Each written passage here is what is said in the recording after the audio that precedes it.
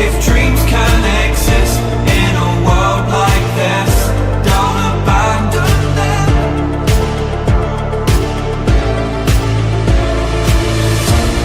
You need to embrace all that you are. Stare fear in the face to reach for the stars. Been waiting for this moment, so let it begin. You're unbreakable. Feeling powerful. Nothing's getting in the way. You're unbreakable. You're invincible. Be unbreakable again.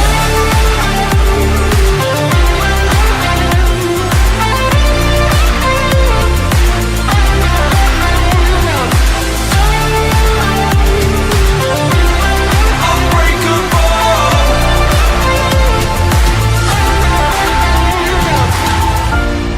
You need to embrace all that you are. Stare fear in the face to reach for the stars.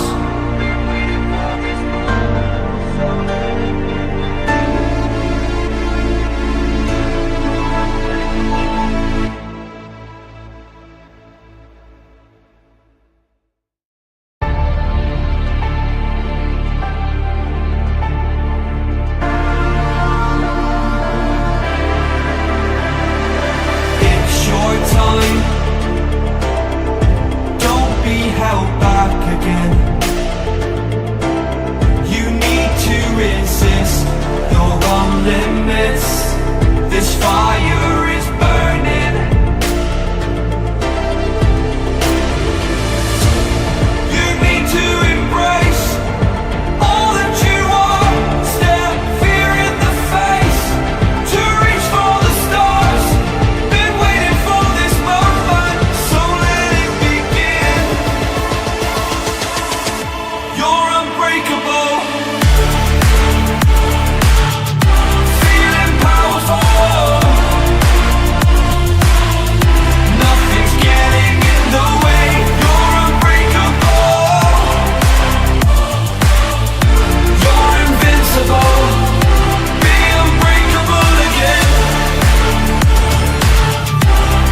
Unbreakable.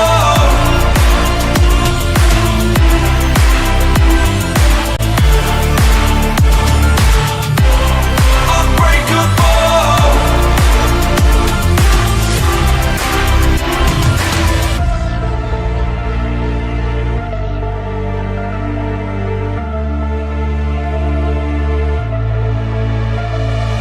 Make your name.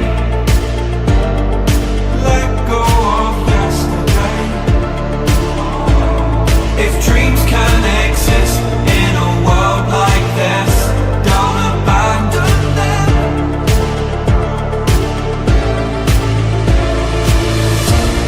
You need to embrace all that you are. Stare fear in the face to reach for the stars. Been waiting for this moment, so let it begin. You're unbreakable. Feeling powerful. Nothing's getting in the way. You're unbreakable. You're invincible. Be unbreakable again.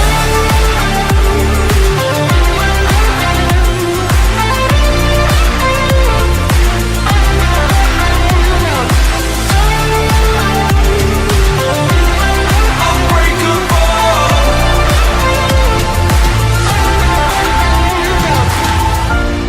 You need to embrace all that you are. Stare fear in the face to reach for the stars.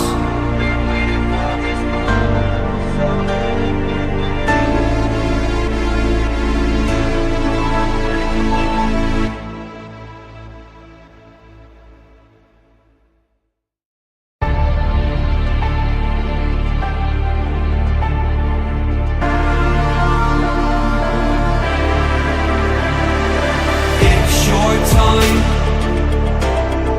Don't be held back again. You need to resist. You're on limits. This fire is burning. You need to embrace all that you are.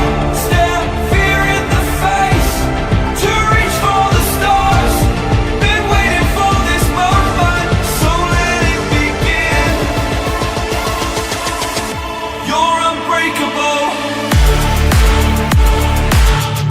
Feeling powerful.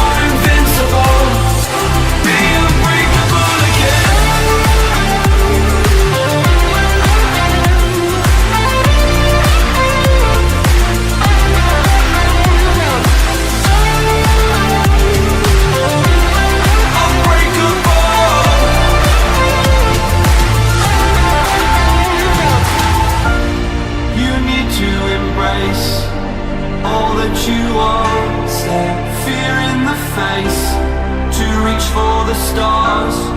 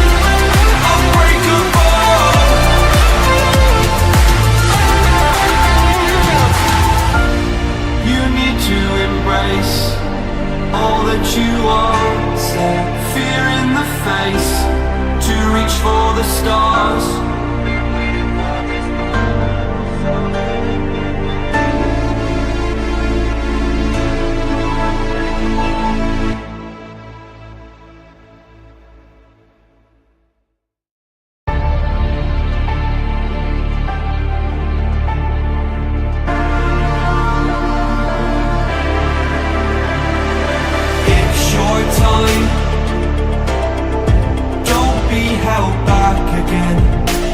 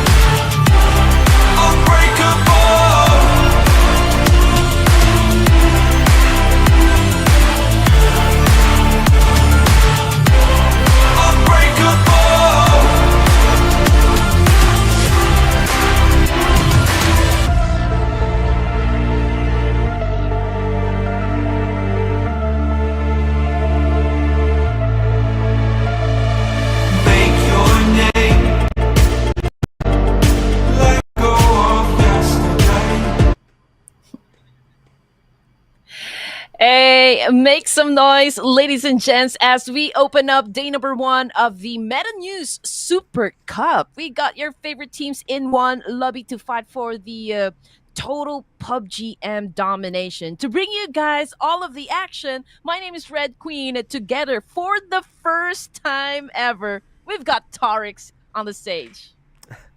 Thank you so much, Red Queen, for the welcome, for the warm welcome. And once again, yes, it is the first day of the Meta News Super Cup. And the prize that's at stake is high. It's a total of $70,000 prize pool in total. And the teams will be competing for the glory, for the prize pool, and for each and every single thing that's going to be going for the next 4 days. It's going to be awesome. Remember this one thing. That's exactly right. I mean, we still don't know just yet what is about to unravel this evening, right, Torix? But we all know is that we are all Definitely. excited for this one. I mean, it is going to be the same build-up, right? Getting into action right off the bat, setting up the pace, gain the momentum, and basically just really putting up the numbers there up on the Yeah. board. Yeah, that's true, but there's still that factor that the teams have to be really cautious because it's just 4 days. The prize, the conclusion on the prize pool, it's $70,000, and for the play time, it's only 4 days that the teams are going to play for that, and a single day mistake might lead up to the point where you're not able to get that the huge chunk of that prize pool. So really have to be so Yeah. careful in every single match and every single day. In a total of 6 matches that's going to happen per day, you have to make sure at least 4 of your matches every day goes good. Otherwise you might not be able to compete for that glory. Yeah, and PUBG Mobile, as we all know, has always prioritized risks. So I am expecting really these teams to put off such big energy, right inside the battlefield and get those elimination points that they need. Because after all, I mean, placement points, not so much. What do you think about this whole setup now when it comes to the point system? The new point system.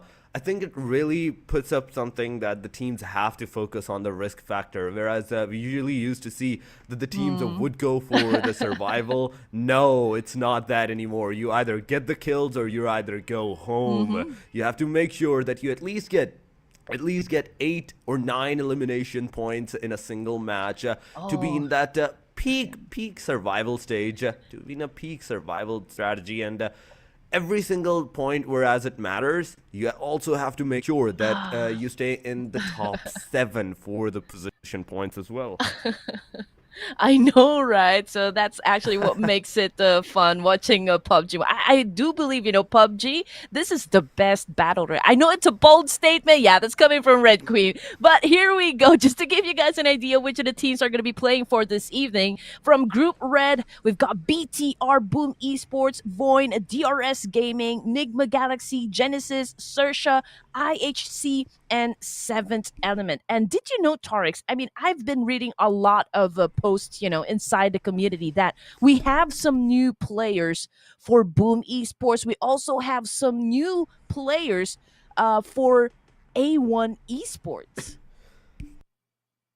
Oh, really? And judging from that, I do believe so. There will be some new strategies regarding that for the teams. The old strategies that the teams used to play with, we might not be able to see that. But on the group green, we are seeing Talon Esports, Vampire, Sem9, HORAA Esports, ZC, GSM, STALWART UAE, Leo Esports, MORPH GPX, and Hail Esports as well. That leaves us just with just one more group, and that group will reveal the last 9 teams that will be competing. So I do believe it's a round robin format, whereas some teams, some groups will not be playing some matches, and a total of 4 matches will be concluded for every single team. And so my previous statement, whereas the teams have to play like 4 matches in total day, really good. That goes completely out the window because the 4 matches are what the teams are going to play.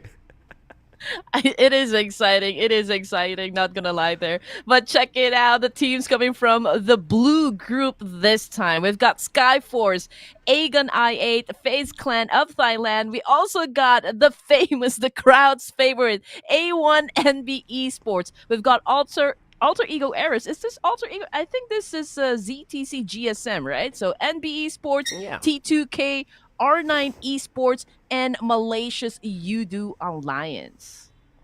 Oh, the final group blue has been revealed, everyone, and what will be the round robin format? Which groups will be playing the first 4 matches? Who will be concluding their day first, and giving the chance for the other groups to play for themselves is the bigger question, is the bigger thing on how the teams are going to achieve this complete momentum for themselves, because it's the first day, and if you're not able to like get the momentum for yourself, you have to be in a pickle. First day, I always say that it's go do or die situation for the teams. You have to test the waters on what you're gonna do and how you're gonna perform the next 2 or 3 days for yourself. And if you're not able to like even compete on the first day, I don't think that you might be able to compete for the next 3s.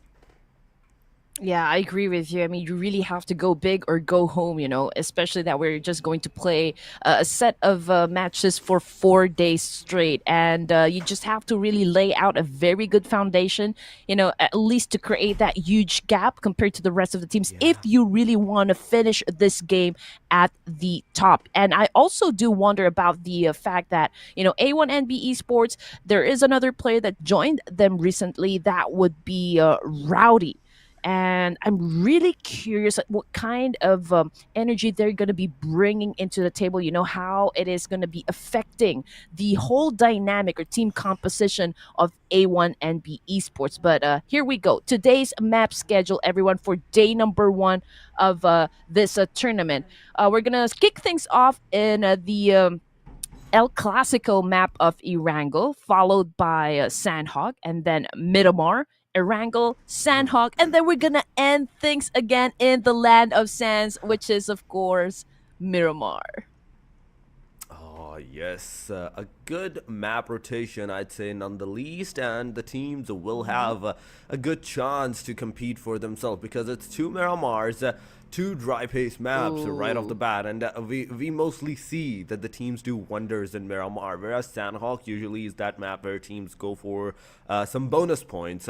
I call that map the map of bonus points. The teams goes for the clash, they make sure that they get the bonus points, the elimination, the early clashes of third parties for themselves. But Miramar is where the teams have to shine. Miramar is where you have to test your own mind, your strategies, your ridges.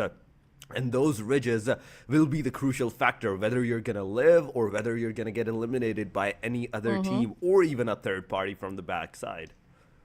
Yes, you're right. I mean, usually it's always about like a slow paced game when it comes to Miramar. But since we only have like 4 days of pure action here, I do believe we're going to be seeing a lot of clashes happen right off the bat. I mean, that's exactly what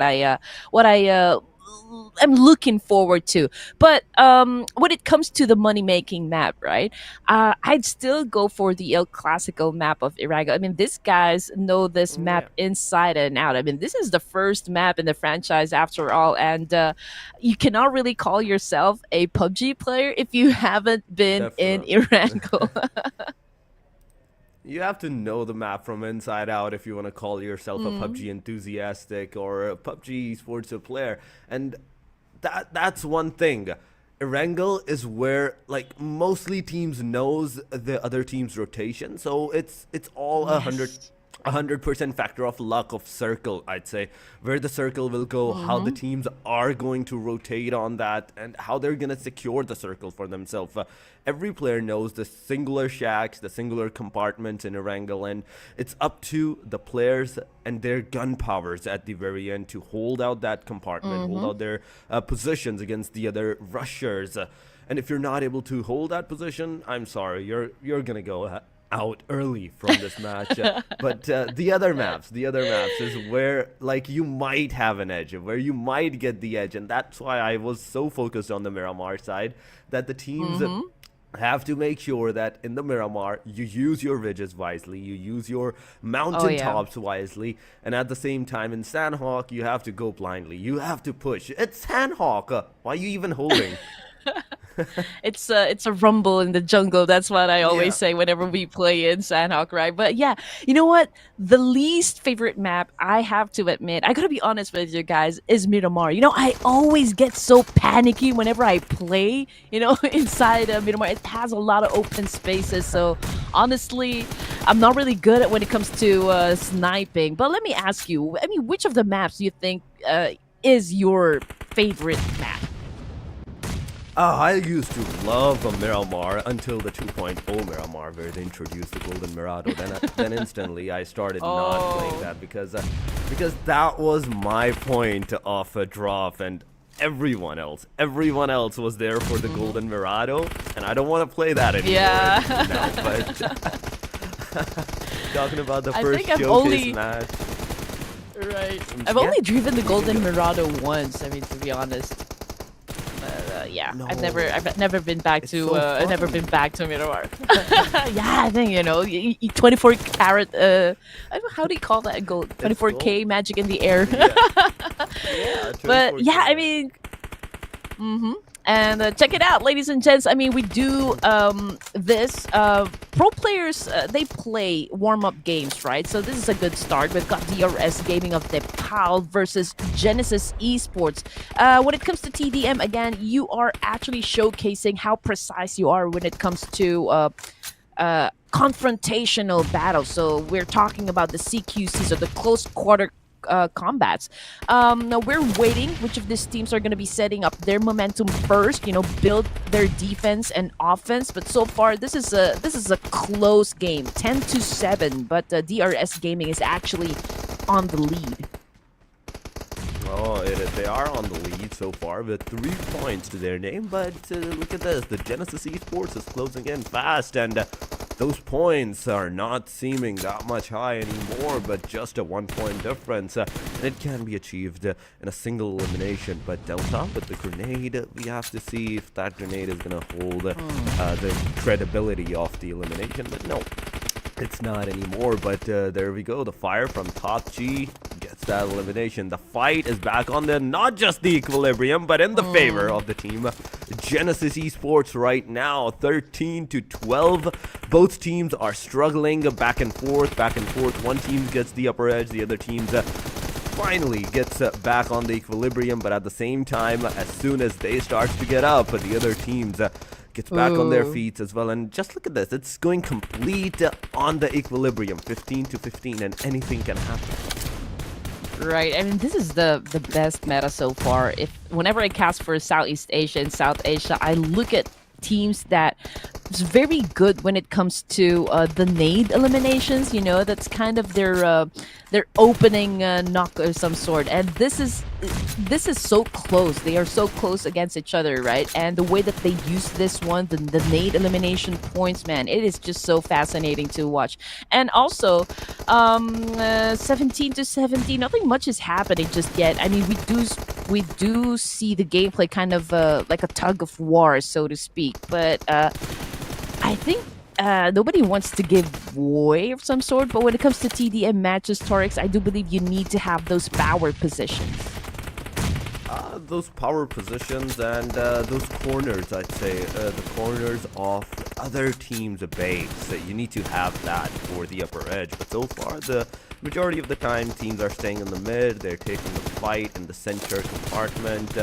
And that's what we're seeing. The long ranges fights that we usually don't see in the TDMs are actually happening. Look at that. Genesis Esports, a player 3. Oh my god, with the fire from the 3-time scope, he gets not just 1 but 2 players down. That's a big thing. Yeah, I mean, Genesis Esports player number 3, we don't exactly know who this player is, but he has the most eliminations. Just check it out, 10 eliminations. So at this point, I can already say he's very accurate. The consistency is there. He's got this killer instinct, and so far it's been working out, not just for him, but for the whole team. We are already looking at 27-23, still in favor of DRS Gaming. Yeah, definitely. DRS Gaming once again is back on the upper edge on the winning side so far, but the difference is not that high. It's not that high of a difference that the players can't catch up right now, and it's 15 points Genesis has to take for the win, and it's only 12 points that the team DRS has to take for the win. So a total of 3 points difference, but both of them don't have that much time. Only 5 minutes are remaining, and in the 5 minutes you have to either get the 15 eliminations or the 12 elimination, and that's what the teams are going. That's what the teams are gonna rush for right now. 29 to 28. The fight is back somewhat on the equilibrium side, and finally on the equilibrium side. But look at that, Giante, this guy, he gets 1 down, 2 down right off the bat. He is the only one of his team that has 12 eliminations solo right now.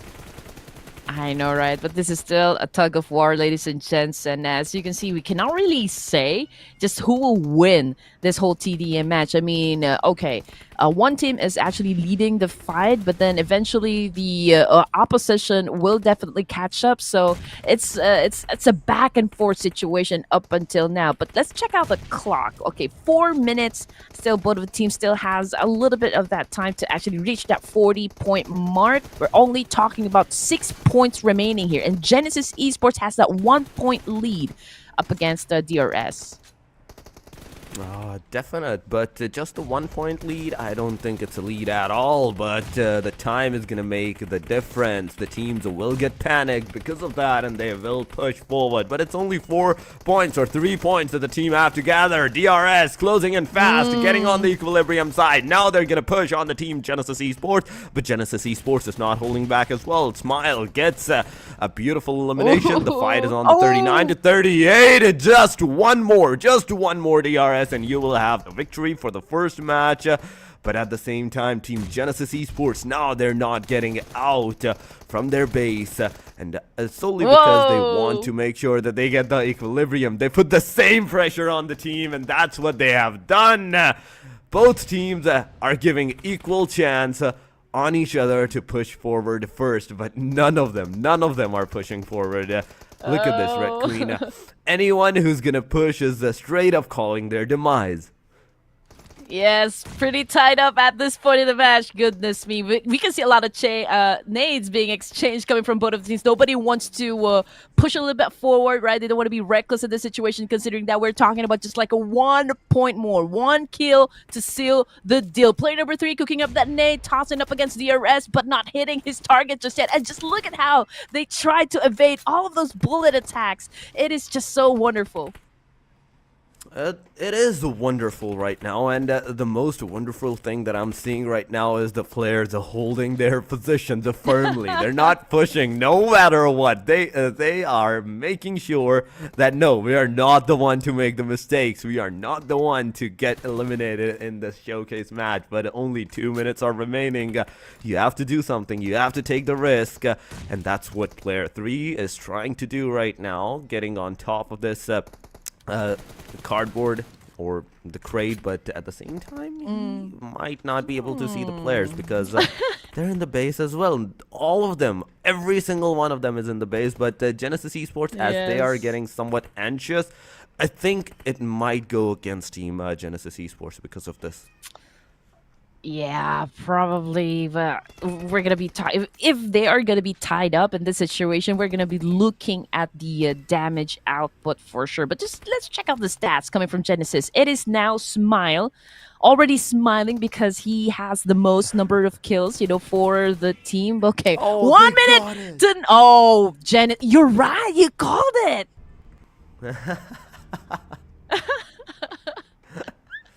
I told you, those anxious moves that they were getting on top of those crates were gonna be their demise. They were trying to peek it out, but not realizing that they're the ones that were giving out the heads up to the other team off their own location.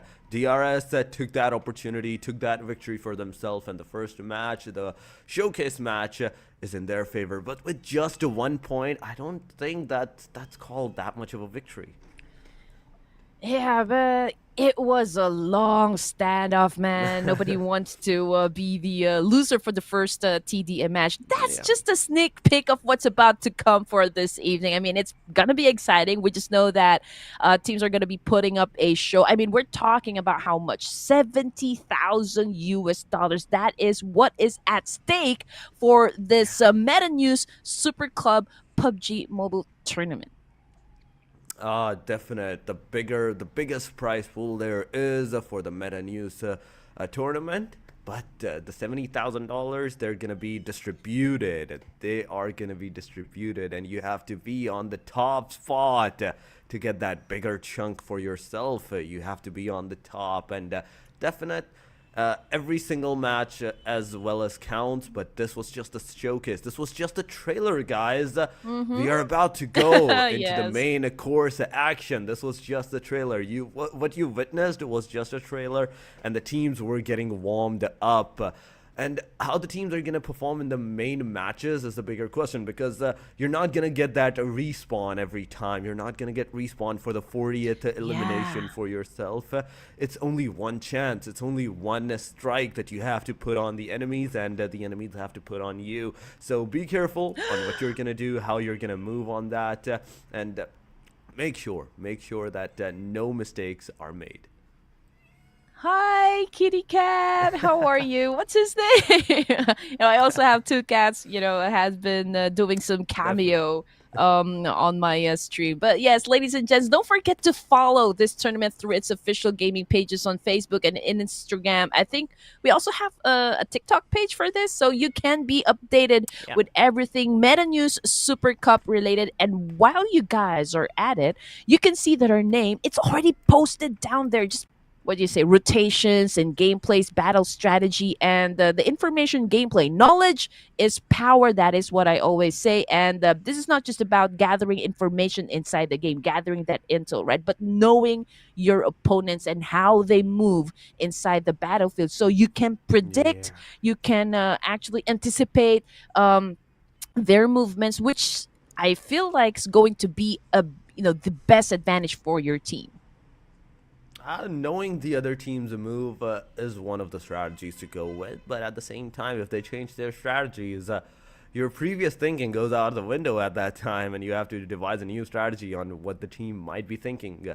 So it might work, it might not work at the same time. So I'd say focus on what your moves, what your strategy is throughout till the very end, and you can be strong on that.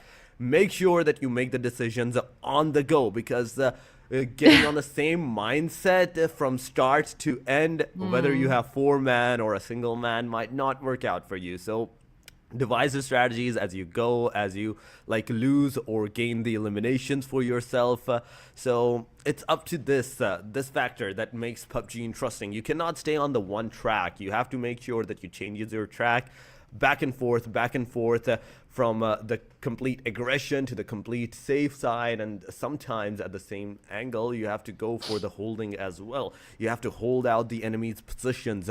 You have to give them from a back a head start for yourself, and a surprise is always good. I'd say surprise is always good, no matter what the situation is, because whether you give out the surprise to the enemy, that will determine how good you can give out that surprise factor on the enemy side and win out the situation for yourself. Right. You have to make a series of a good decision if you would want to get that winner chicken dinner, right? You have to again know what kind of tactics you're going to be bringing into the game, that kind of energy, and of course mental fortitude. I mean, it can be exhausting, right? Playing a lot of matches in the day. And let's not talk about, the teams that do not play just one tournament in a day. Sometimes they really play from Yeah, morning till evening, or like in the wee hours in the morning. mentally. Hopefully these guys have been getting the right enough sleep, enough rest as well. So please do be kind to your favorite teams. It's not as easy as you can see on the screen. They just make it look like it's easy. They make it look like it's a walk in the park, but honestly it's really not. You need to be able to handle the huge pressure inside the game, the adrenaline and whatever random elements in the battlefield, and it's not, again, always easy for our players. So just go ahead and cheer them up, because they will be needing your energy. It's always a gamble, Yes. right? Whenever you get inside into every match, you need to be able to have a clear mind, especially coming off of a bad game. I mean, if you let that bad game affect you, it is going to show in your gameplay, definitely. Oh yes, that's a big thing that you have said for the teams. That I'd say that's a bold a move that the teams will have to choose for them. They have to stay calm and composed, and at the Mm-hmm. same time, there's always that. Pressure factor that the teams will be facing from the audience and Yes. at the same time from their opponents as well. Uh, and whether you can stay like calm and composed during that phase is gonna determine you're gonna survive or not at that point. You have to Mm. make sure that in that factor, as you already said, stay calm and stay composed. The audience will always be going back and forth. There will always be some Uh-huh. cheerings and there will always be some boos for you guys. But you don't have to take it on the heart. You have to make sure that you show it through your gameplay, through your determination on what you're capable to do, what you're about to do in the next matches. Show them the sneak peek. Make Mm-hmm. the fans out of those boohoos for yourself. And that's, I'd say, what's called the true gaining. I'd say that's what I call the true sportsmanship at that time. Right. Even though you are already on the losing end, even if you find your team at the bottom of the page, the fact that you are still showing up in those matches and just really racking up those points, that's already, something that I would say a good kind of attitude towards the Yeah. game, like sportsmanship, camaraderie, and just doing a big fan service. So that's already something to be proud of, I can say. One of the things that I'm actually looking forward in this competition is the fact that we have HORAA Esports from Nepal. We also Yeah. got DRS inside this tournament, and of course, again, we have A1NB Esports. And as you all know, A1, they're, I believe, playing with a new roster, and I am excited to see what kind of energy they're going to be bringing in the table. Are they going to go big? Are they going to go very much aggressive in getting those elimination points?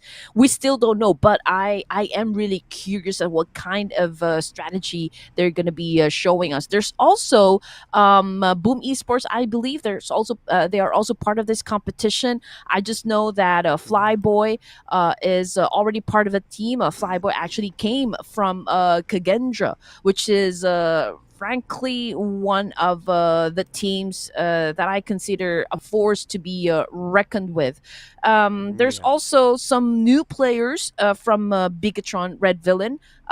They haven't really exposed the player just yet. They've been using Yeah. pseudonames, so it's there has been a lot of disruption in the force, so to speak. A lot of players being exchanged Agreed. and teams being switched up. So this is gonna be an exciting 2024. That's all I'm going to say, because we have a lot of official tournaments lined up for this year, and I know this is like your prepping ground, right? This is where you try to see whether you guys have a very good synchronization, very good chemistry, and team dynamics. So, I'm excited to have or to begin our first set of matches for this day.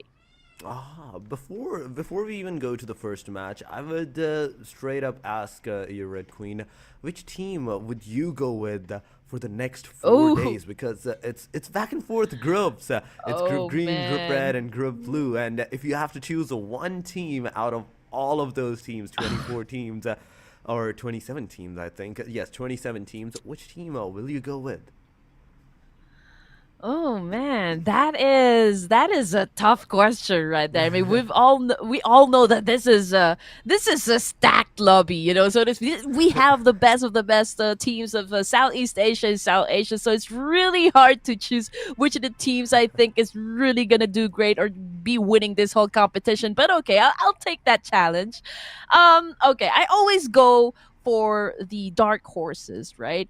And I think Ooh, production yes. already asked me that one if I could give my team prediction also, like an overview, right? Expectation coming off of this tournament, and I Yeah. actually chose HORAA Esports, just because Mm. I know that these boys are kill hungry. They're eager to prove Oh themselves. yeah. They're young bloods. They're new in the scene, and right now they're slowly making a name. Right? They are proving that they are one of the teams that you need to watch out for in the PUBG or like in the pro scene. So I will have to go with HORAA Esports, but we're gonna be putting up at least our top five teams. So why do you Uh-huh. go ahead first? You start with your favorite team and maybe your top five Oh. teams for this tournament. Uh, the one that I actually chose, I didn't know at that time which Stalwart was playing, so I actually chose Stalwarts. But now that we have seen the complete roster on which Oh team they're playing, it's not the yes, Stalwarts that we know. It's the UAE lineup for them, UAE. and it's completely changed. The things have completely changed because of that. I'm not sure how they're gonna perform. I'm really Exactly. hoping that they do wonders for themselves. But Stalwarts, it is for me. And as you already asked me, like top five teams that might get into the top five, Mm. one is at least IHC. Not only because Yes. they were the one that did the GC, they were the victorious ones. And after that, I would go with the Genesis Esports. I will Mm-hmm. choose. I will go with a slight different country name, my country name, Seventh Element as well, and alongside of Oh yeah. Avionics I8. These two I'm definitely gonna choose in the top five. So with that, top four is there, and Hmm. the last but not the least, I will go with the MORPH GPX. Morph GPX. Oh man, fascinating. Yes. You did mention a lot of great names there. I see they are the PMGC champions, right? So Yeah. that's a very good team to actually pick. Okay, so top five. Oh, this is tough. Okay. Well, there's Vampire Esports. I mean, they won a PMWI back-to-back championship. So they're definitely one of the formidable teams that we have. Yeah. Okay, what teams? There's also, I'm curious about how Rowdy is going to be affecting the gameplay for A1NB Esports. So I am going to choose A1NB as well. I mean, not because Ooh. it has been very controversial for this team. They're always the crowd's favorite. They do bring in a lot of audience in every tournament, and this is one of the I can say great fandoms that we have. Yeah. For the PUBG mobile scene, right? Win or lose, their fans they stick with them. A1NB Esports. So yeah, that's one of my teams. So, what else? What else? What else? Okay, there's also yeah, Nigma Galaxy. Nigma Galaxy is Oh yeah. also a team that I would consider a heavy hitter inside the game. Oh yes. And then what A else? lot of I've given skills. four, right? I've given four. So last Yeah. one. Um, Yes, I will agree with you. I will go with Stalwarts UAE. I mean, if you guys still don't know, if you have been hiding in your cave, Stalwart Esports UAE, formerly known as 4 Miracle Vibes. So these are the players of 4MV, the rising Yeah. stars of South Asia, so to speak, right? And now they're playing for UAE.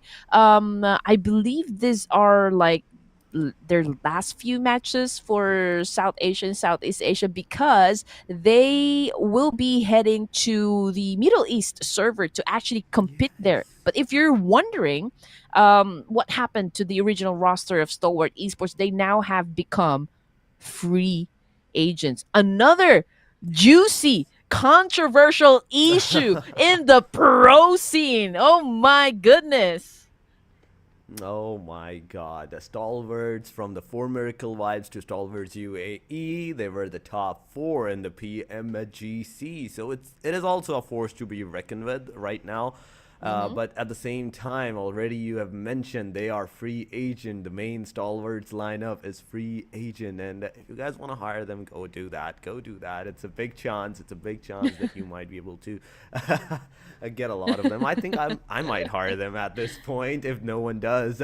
But Yes, as we draw closer, the first match may begin in some moments. Guys, you have to stick with us for some more time, some more moments. Don't worry, the match is getting ready. The players are getting ready. This thing Yes. sometimes happens. But don't you worry, as the first match will begin, the action will continue. Once again, it will go out of the expectation. I think I'm expecting more action now because of how much time we have waited so far, and the teams have to be really, really into it in the first match. They will be ready. I'd say teams will be ready to take some courses of action, to take some courses of early fights for themselves, and I want to see those early Yes. fights. I want to see those early flashes in the Erangel, those Milta power cities areas, those Novorupnoi, those military bases, and at the same time Pochinki. You cannot forget the Pochinki fights. Back to Oh back, there yeah. might be some teams that might be dropping there, but it all depends on the circle. It all depends on the playing line first and foremost, and then Yes. it will depend on the circle where it will head and where it will take the teams. Yeah, it's always going to be the rules of survival, right? I mean, if you want something, you just really have to fight for it. And when it comes to having the best loots or like best resources, you always have to go to the big areas, right? Pochinki is one of them. It is always considered a hot drop. Military base. Oh man, you'll find a lot of high level gears there. So if you want to have that kind of advantage compared to the rest of the players or the rest of the teams inside the map, you will drop there. But you always have to consider that there will be another team challenging you for that specific area. So what do you do first? I will always say that, okay, if there is a team that will contest you, you have to be accurate when it comes to gauging your jumps distance, right? You have to get to the guns Yeah. first. That is one major thing that you have to do, because if you go down and you do not have anything to defend yourself, Ooh, uh that is doomsday for you. You're doomed. doomsday. Doom. At that point, there is nothing you can do at that time but to surrender to the other team. But yes, guns are the crucial factor in the early drop stages. If you get the gun, if you go for that aggression right off the bat, you might be able to secure some points. But you have to be really careful on the factor that the other player might have a shotgun, because there's a shotgun meta as well. But Oh guys, man. ladies and gentlemen, the first match finally has begun. We are on the plane, and the plane is going from the Novorupnoi towards the STALWART, an eastern side favored plane line, but where the circle will head, where the circle will take the team. And as we are talking about the first match, it is also group red versus green. Right, you are. So, as you can see, the flight pad, you can already know which of these areas are going to be highly populated. So, definitely, there's going to be teams dropping around Yasnaya, Razov, Pachinki. I can already see Stalwart's UAE dropping around military base together with the boys of IHC. And they're the guys coming from Genesis as well, dropping around Novorupnoi. So, we'll probably see these three teams on the southern part of Erangel clash in probably just a while. But for now, we are waiting where the initial circle will land, as it will dictate the tempo of the game. But look at the mini screen. The fight has already begun. The early stages. It's happening. Team Hale right now taking the fight with a shotgun, but the player is low on the HP. He gets the shot done. He gets the knockout right there with the shotgun. Not even a good gun, but now he's gonna go for the confirmation. He confirms his first elimination, and the first blood already has been drawn. Team Hale with one elimination point to their name, but in the closest vicinity, I'm not seeing many of the players anymore.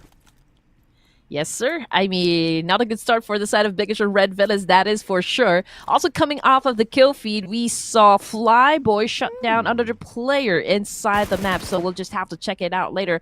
But yes, they are going up against GSM, but check it out. I mean, we are only looking at 3 players coming from this team, so that automatically puts them at a disadvantage.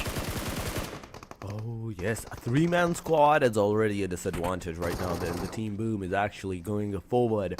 One player, Gray, is also down. The shotgun is out on the 043. He gets taken down as well. The shotgun did hit, but it was not enough to take down the player.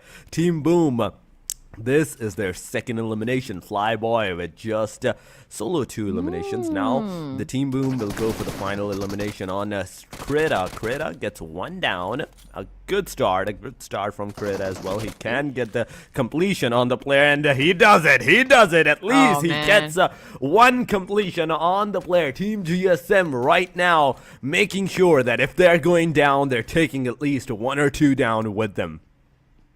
Not in the best shape for the guys of GSM, and around the area I do believe there is another player that would want to join into the mix, but let's check it out if Krita can actually pull off a miracle here, shutting down Boom Esports. But oh man, the percentage of Krita actually surviving the situation is pretty low. So there you go, Boom Esports putting up 4 elimination points under their name. Will make that 3 elimination points at the initial stages, so that is a quick aggressive start for the side of Boom. And I'm just checking now the names right here.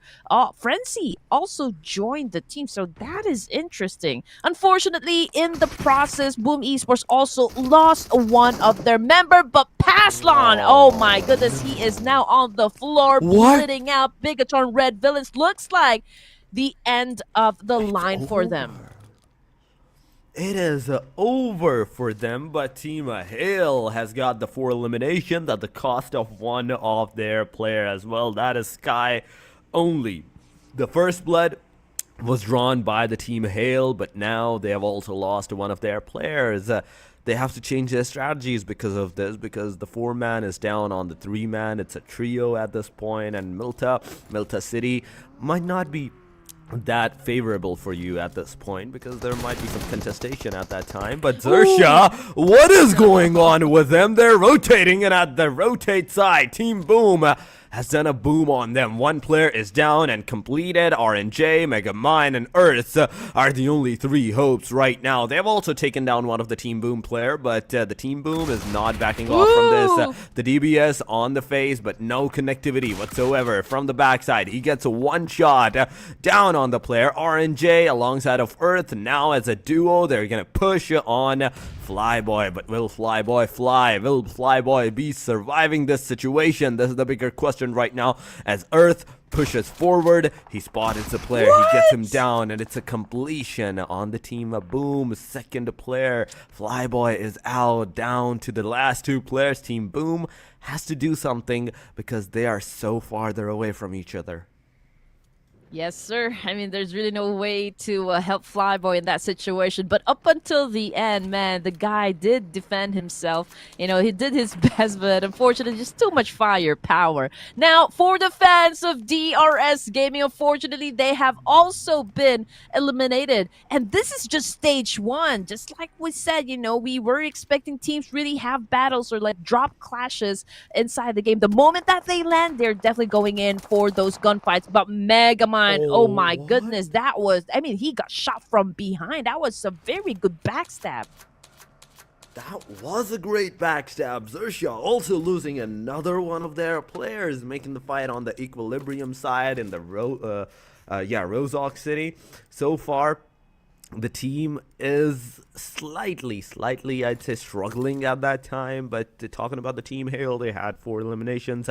Nobody's close by to them, but the third parties coming in close. Talon Esports, they are coming not only for the Team Boom, but at the same time, Team XERXIA as well. Oh, with the Molotov, he's not going to be able to get any connectivity on the players because he's so far away. He has to get closer. He has to first get closer, but that's where this monster truck comes in. Go rush with the monster truck. Make sure that you take out the players from their hiding spot, and the other 3 players take the shot. Earth is waiting out at the broken wall at that time, but Talon Esports, they're not actually pushing. They're not over aggressively pushing, as they know that it also might come back to bite at them. Exactly. I mean, you have to gather information first just to make sure whether it is safe to crash and actually take control of this building. I mean, after all, XERXIA Esports, again, one of the formidable teams here, and Talon probably know that XERXIA, okay, they don't have any problems defending themselves, and you don't want to risk losing members at the beginning of the match, right? But yeah, XERXIA as well as RNJs just sitting pretty there inside that building. But let's check out Seventh Element. Okay, current situation, they already have 2 elimination points under their belts, and right now they are just checking this boxes right here and replenishing their stacks. But check it out, coming off the kill feed, I think they went in an engagement. Mangyalu already on the floor, Nyantu now doing a massive spray up against XERXIA, but still not connecting. But at the end of this all, Talon Esports emerging victorious from that clash. Oh, 3 eliminations to their name, but there's also Team Boom waiting out in the Rozhok. Maybe, and they might be able to get some eliminations to themselves as well. But this is just 8 minutes into the match, and already, I know, right? 4 teams have been eliminated, have been shown the way back to the lobby.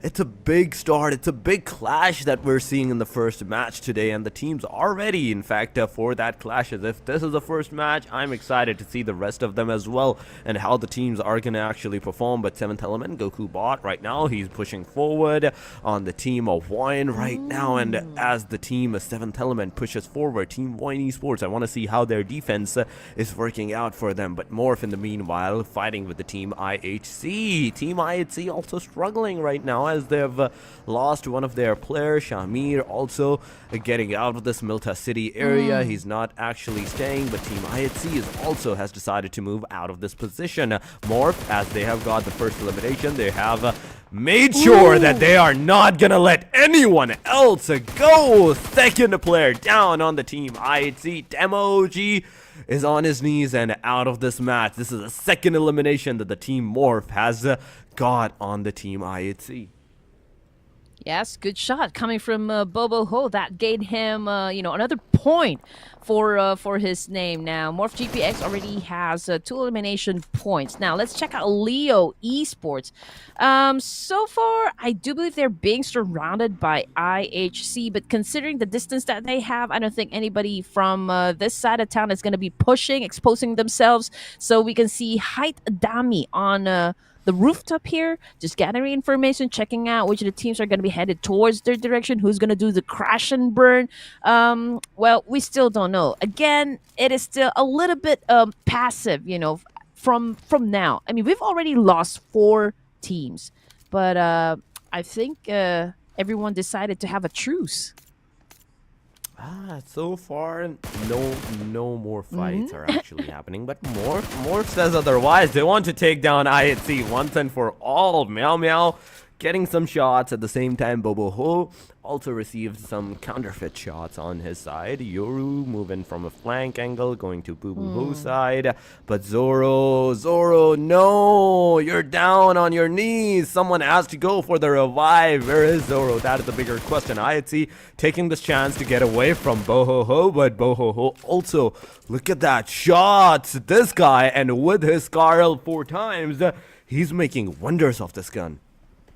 I'd still pick M416 though over Scarlight, but yeah, different taste, I guess. Meow Meow coming from IHC, very low on HP. Vampire Esports coming off the kill fit is actually fighting it up against the MORPH GPX as well. So I believe this is like a 3-way battle happening right now. But Meow Meow, okay. This is just, he just finished healing himself up. So let's see what is going to happen as Yoru now tries to find an angle to shut down players coming from Leo this time. But look at Buzz. Buzz is already close by. He's cooking up the grenade and throwing it on Meow Meow's side. It might be the end, but no. The second grenade from Yoru's side is going to go in. It will not hit the player, but Buzz is going to get down. Yoru, you have to do something. You have to make sure that your player at least survive. In this particular situation, the grenade has been thrown, but the player still survives. Meow Meow is still in the backside in the panic room. The grenade is going to go there, and it will be over for Meow Meow as well. well. The grenade is gonna hit, the player is gonna get down before even the revive. Yoru goes for the confirmation that how could you even kill my even teammate, but Buzz has been revived by Boho Slayer going for the team IHC.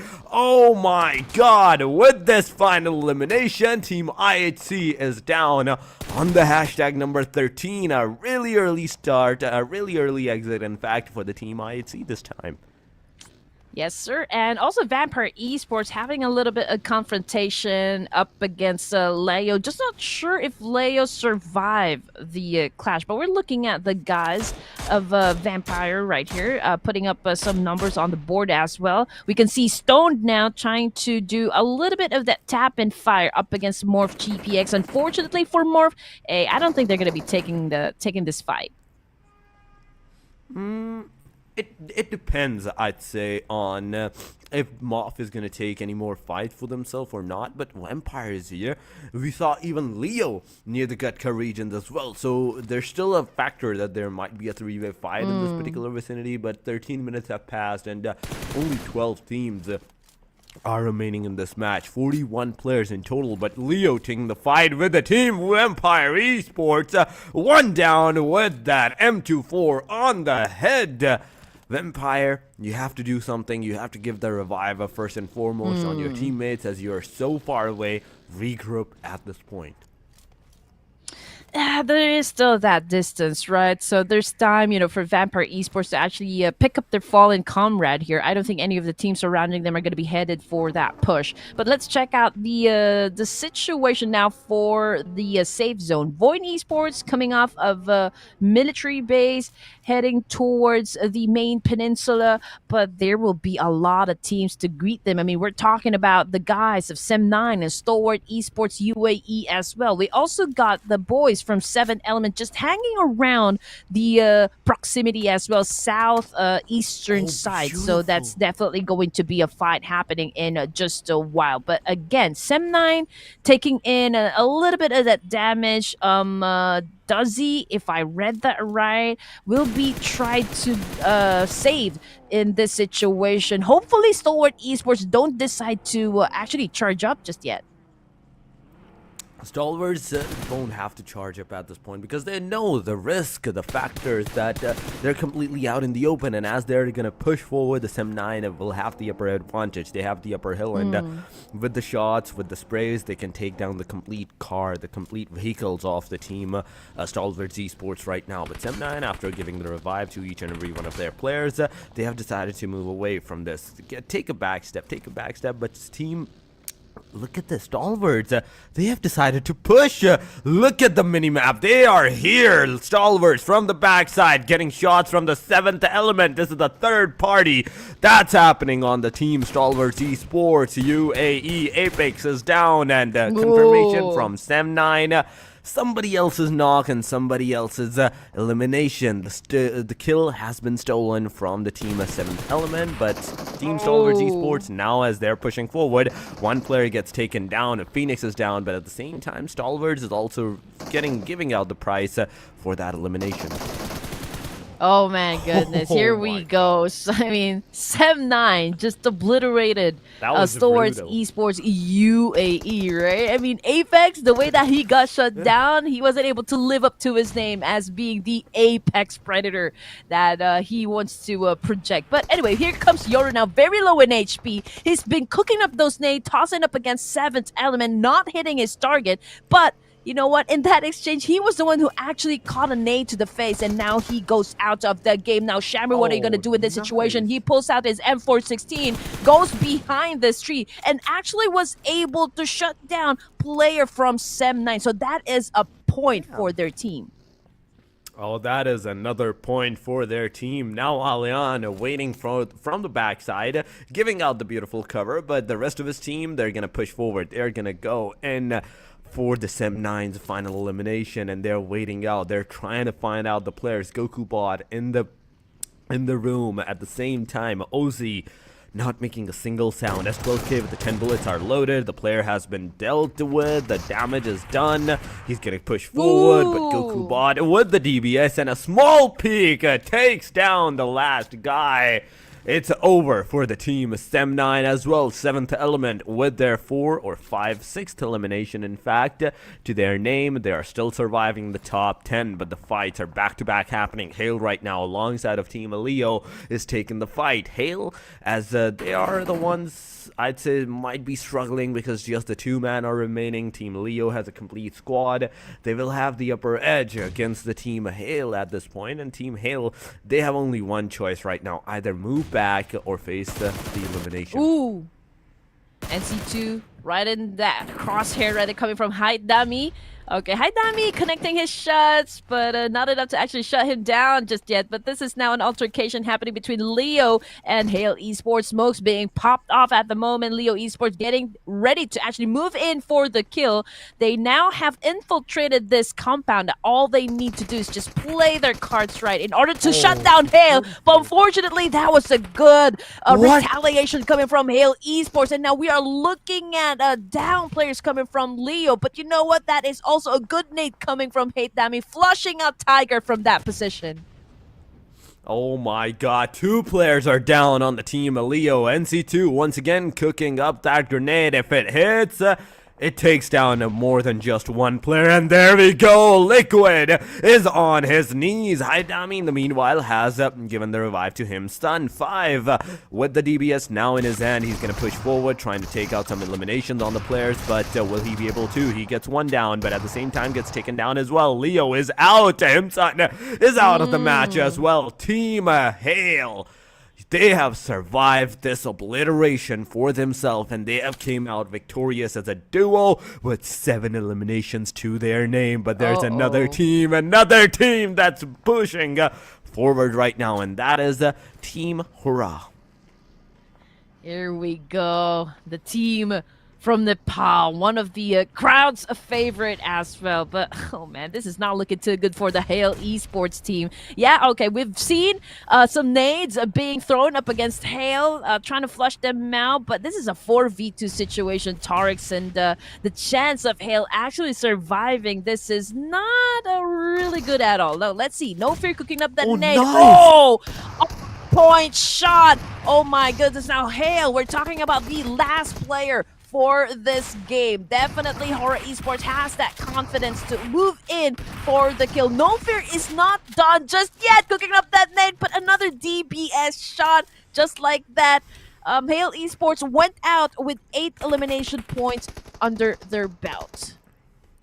They took down at least one of the Team HORAA Esports player as well, so they still made sure that they hit the players hard before getting out of this match. But Team Genesis Esports, and alongside of them is going to be 7th element. Alian is on his knees.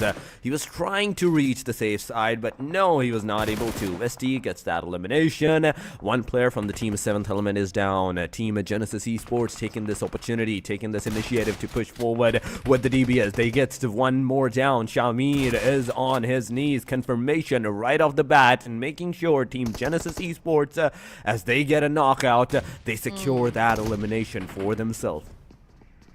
Yeah, good pinch coming from Genesis Esports. Very good execution here. We can see that Smile cooking up that nade, trying to flush out players coming from 7th element, which is the perfect thing to do. But unfortunately, player 3 got shut down with a DBS. Oh, very lethal gun to have. That is an amazing performance coming from Goku, but he did just a 2-piece kill coming from the side of Genesis Esports. Now, Goku, but unfortunately, a little slow on that trigger, and now he gets tagged. 7th element now out of the game. Oh my god. They were so close, yet so far. Goku Bot had 2 on his clutches, the 3rd one almost, but not able to. But HORAA, this compound, I think it's cursed at this point, because anyone that stays here is bound to get so much into the fights. So far, HORAA was a 3-man squad, now they're just a 1-man army. It's all up to Mafia Ninja at this point to make sure that his team thrives in this particular situation, and Team Empire Esports, as they're moving forward, we have to see what's gonna happen. We have to see how Team Vampire is gonna face out this consequences, because there's another team. Look at this. I told you this is a cursed compound. Anyone that stays here is bound to get into the back-to-back fight. HORAA is out. From the backside, there's the team at Talon Esports that's pushing right now with the grenade. Uzi is down. Stoned is also down. Vampire Esports now on the verge of their elimination, as well as Morpheus is the one and only hope. He has to get out of this position. He has to get out of these compounds, and that's exactly what he's doing. He's making sure that his team at least thrives in the top 4, top 3. So far, it's top 6 fight. Yes, sir. I mean, you have to go for the placement points as well. You have to find that balance in getting those eliminations and placement points. That would definitely work for the team. But circle time, ladies and gentlemen, we can see that Talon Esports, they're still at the northern side, outside of the zone. But it's pretty clear from my point of view, right? But MORPH GPX, Yoru gets shut down by Frenzy of Voin Esports. Oh my goodness, this is an exchange. May goes down as well. But who is winning the fight currently? Okay, Voin Esports, we're talking about their last surviving member, which is Frenzy, and Frenzy is just going out Rambo on this one. I don't think he's going to be surviving this, as 2 players of MORPH GPX going in for the pinch, but it looks like, yeah, I think he's doing himself a very good deal right here. He just went in to crash this one player. Fortunately, man, that was an accurate nade coming from Buzz of MORPH GPX. Now we're down to just 4 teams remaining for our first match tonight. Oh, just the 4 teams, and I think it's a complete squad because there's 12 players. In fact, okay, 4 for 16, so I'm clearly bad at math. Forgive me for that. But MORPH right now with the 2-man, Voin with the 2-man, Talon and GE with the complete squads. But look at that total elimination that the teams have. Voin with 4, 5 for Talon, 5 for Team Genesis Esports, and MORPH has 6 eliminations to their name.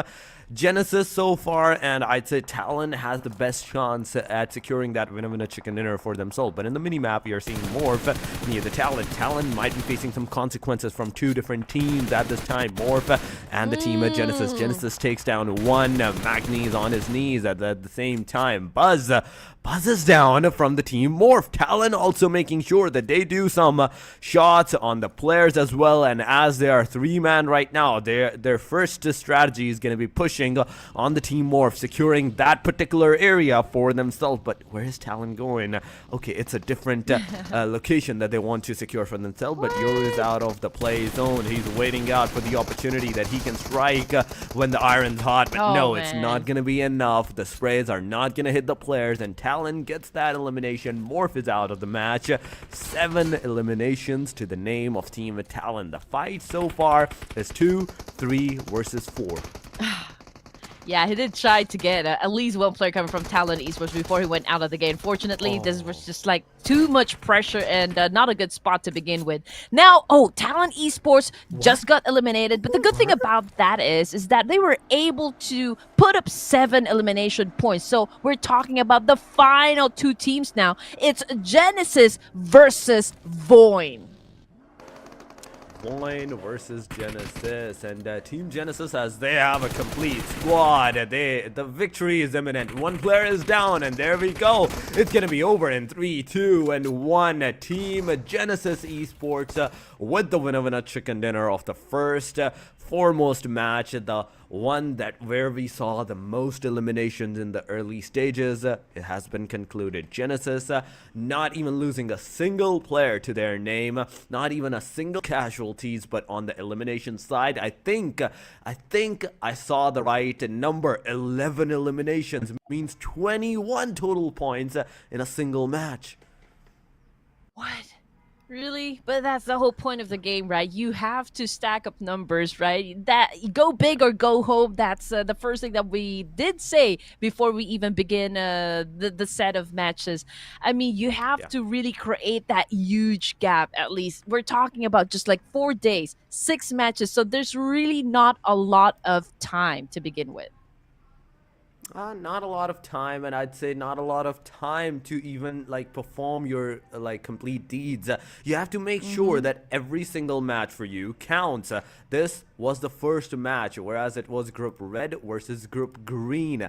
Next one is going to be Red on the benches and Green versus Blue. So Green will have a chance to redeem themselves in the next match and try to take over the Green Team Blue for themselves, try to get some more elimination points for themselves at this time. But so far, things are looking grim for those teams that got eliminated at the early stages, and they have to do something. They have to devise a new strategy for themselves. Erangel was not good for them. The first match was not good for them. But what about the next matches? The rest 5 matches that you still have, and in total 4 matches that you're still gonna play, that your group is still gonna play. How you're gonna do good in that is the bigger question, and that's what matters. That if you even do 3 matches in total days, good, you will have a chance to stay on the first slide of the points table. Exactly. Again, if there's something wrong with the how everything went for you for the game, at least, right? You need to be able to identify, like, okay, is there a need for us to change the strategy? You need to go back to the drawing board and just talk to the rest of the teams, because you need to have that alteration, so to speak. You don't want to be predictable in the game, right? So if you have a plan A, you need to have a plan Z. You need to have those contingencies, right? Definitely, you need to have more than one plan at your disposal at that time. And if you don't have that, then you're gonna stick with the one plan, and that might not work out for you. Yes, it might work for 1 game, 2 game, but it's not always gonna work. You need to have a new fresh plans for yourself, so you can make sure that you use that singular plan for the game, for the situation, and make sure that in the matches, in the complete game scenarios, you try to hold out your forts. Do not make over aggressive mistake. Do not make sure that your team makes those small mistakes, because those are the small mistakes that conjures up the bigger mistake at that time. Those small mistakes are the reason that the team do a big mistake, and you cannot avoid them. It's not, I always say that it's not where you get flushed out, but how you get flushed out, because the position is what matters. The location is what's that matter. If you're in the open, it's going to be over for you. But if you're in the cover, there might be some chances that your team might win. But the winner chicken dinner stats, the team, the total eliminations is on our screen, Queen. Well, yes, here we go, ladies and gents. And again, you're looking at the first WWCD winners. We've got Smile, Westy, player number 3, and Myrna Boy. So it looks like Smile, as always, he has been, running for the MVP all the time. I mean, it is always no surprise that this guy is really one of the best fraggers, one of the best guys to get those elimination points. I mean, 6 elimination points for this match. It is a total of 54.55%. That was a team contribution, if I'm not mistaken, right? So it is kind of a carry, if you're going to ask me, at least for this round. But again, at the end of the day, what makes it work is really the team work that you do. For the match summary over here, longest elimination distance comes from Newsy of Vampire Esports, 370 meters in total. Now, this is what gets me excited, Torix, is the number of throwables that we see in a game. That a big number, more than 100, is definitely there. Even 150 has been crossed over. So a total of 163 is a big number. But out of all the 9 stages, only 3 airdrops have been looted, and a total of headshots that has been dealt with is 2 in this match from this player. So not a lot of things that's going on, but the match ranking is on our screen. Genesis with the 21 total points. Finally, my math is correct right there. 21 points. Talon Esports right behind them with a complete, I'd say, half point difference. 12 points to their name. 9 points difference is still there. You need to have a winner in a chicken dinner to cross that points. But Voin Esports, 10 points. MORPH GPX, 10 points to their name as well. So the double-digit marker Oscar has been crossed over. Voin Esports after that, 8 points. Hail 8. Seventh Element with 7 as their name suggests. Vampire Esports with 6. HORAA with 5. But on the second screen, on the second page, the number drops even immensely. What? Right. Well, I mean, this is just the first game, so we have to give them a little bit of space, right? There's 5 more matches to go for this evening, so there are 5 more chance technically, right, to improve your position in the overall rankings. But definitely we'll be looking at Sem9, BTR, XERXIA. We've got ZC, GSM, Stalwart UAE, Leo Esports, DRS Gaming Nepal, and IHC. We've always known these teams. They can deliver, right? They can be they may just have a bad game for match number 1, but we are not shutting down the possibility, of course, of them having an explosive gameplay in the next rounds to come. Oh, the next rounds are what's gonna matter the most, because you tested the waters. Now you know what the teams are playing, the Group Red and Group Green, how they are in fact playing, and you have to devise your strategy according to them in their groups. But overall MVP is the top G, like the name, and he is on the top with 6 elimination. After that, it drops on like number 2, that's 3, but I'm not seeing that. 4 eliminations to the team like Talon as well. There's Shamir with the 3 as well, but it's the contribution, I think, that's what matters, and the damage that what matters the most. 734 damage on Tiger X, 417 on Honu Abe, but Shamir has 383 damage as well. This was the first match, everyone.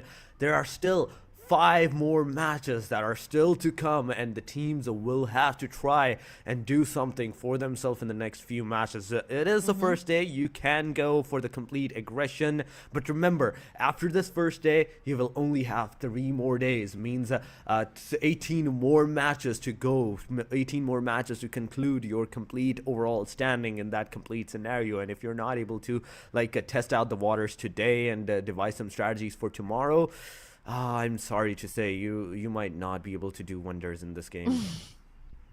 Well, the beauty of it is that they could actually review the first day live broadcast and just probably take some notes, get back to the drawing board and just maybe assess, okay, this is what we can do in this situation. This is where we can have that rotation, and we'll always have that information about, okay, which of the drop areas is best to actually challenge a team, right?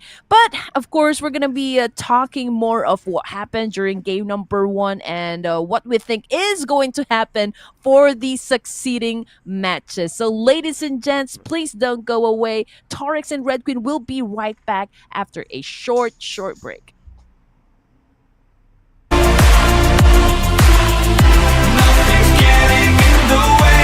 You're unbreakable. You're invincible.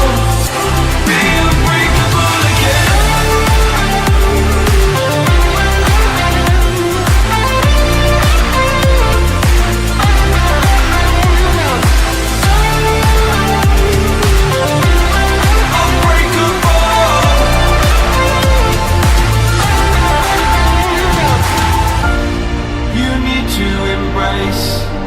all that you are, set fear in the face to reach for the stars.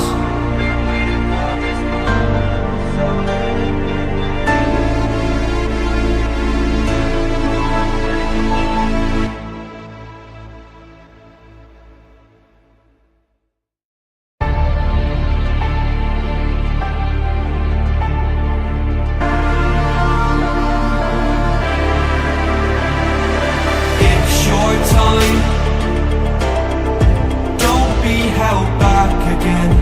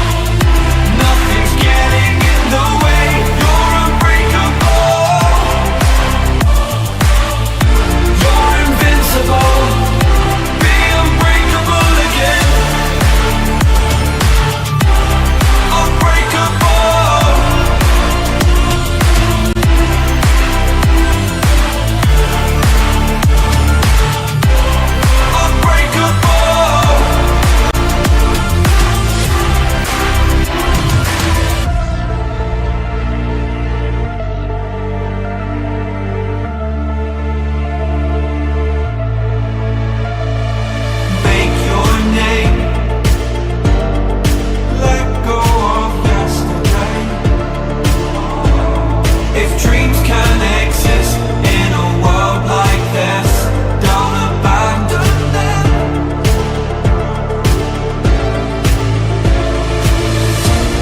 You need to embrace all that you are. Stare fear in the face to reach for the stars. Been waiting for this moment, so let it begin. You're unbreakable. Feeling powerful. Nothing's getting in the way. You're unbreakable. You're invincible. Be unbreakable again.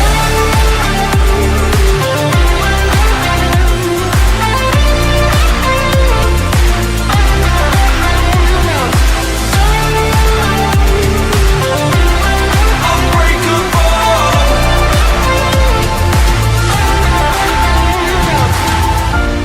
You need to embrace all that you are. Stare fear in the face to reach for the stars.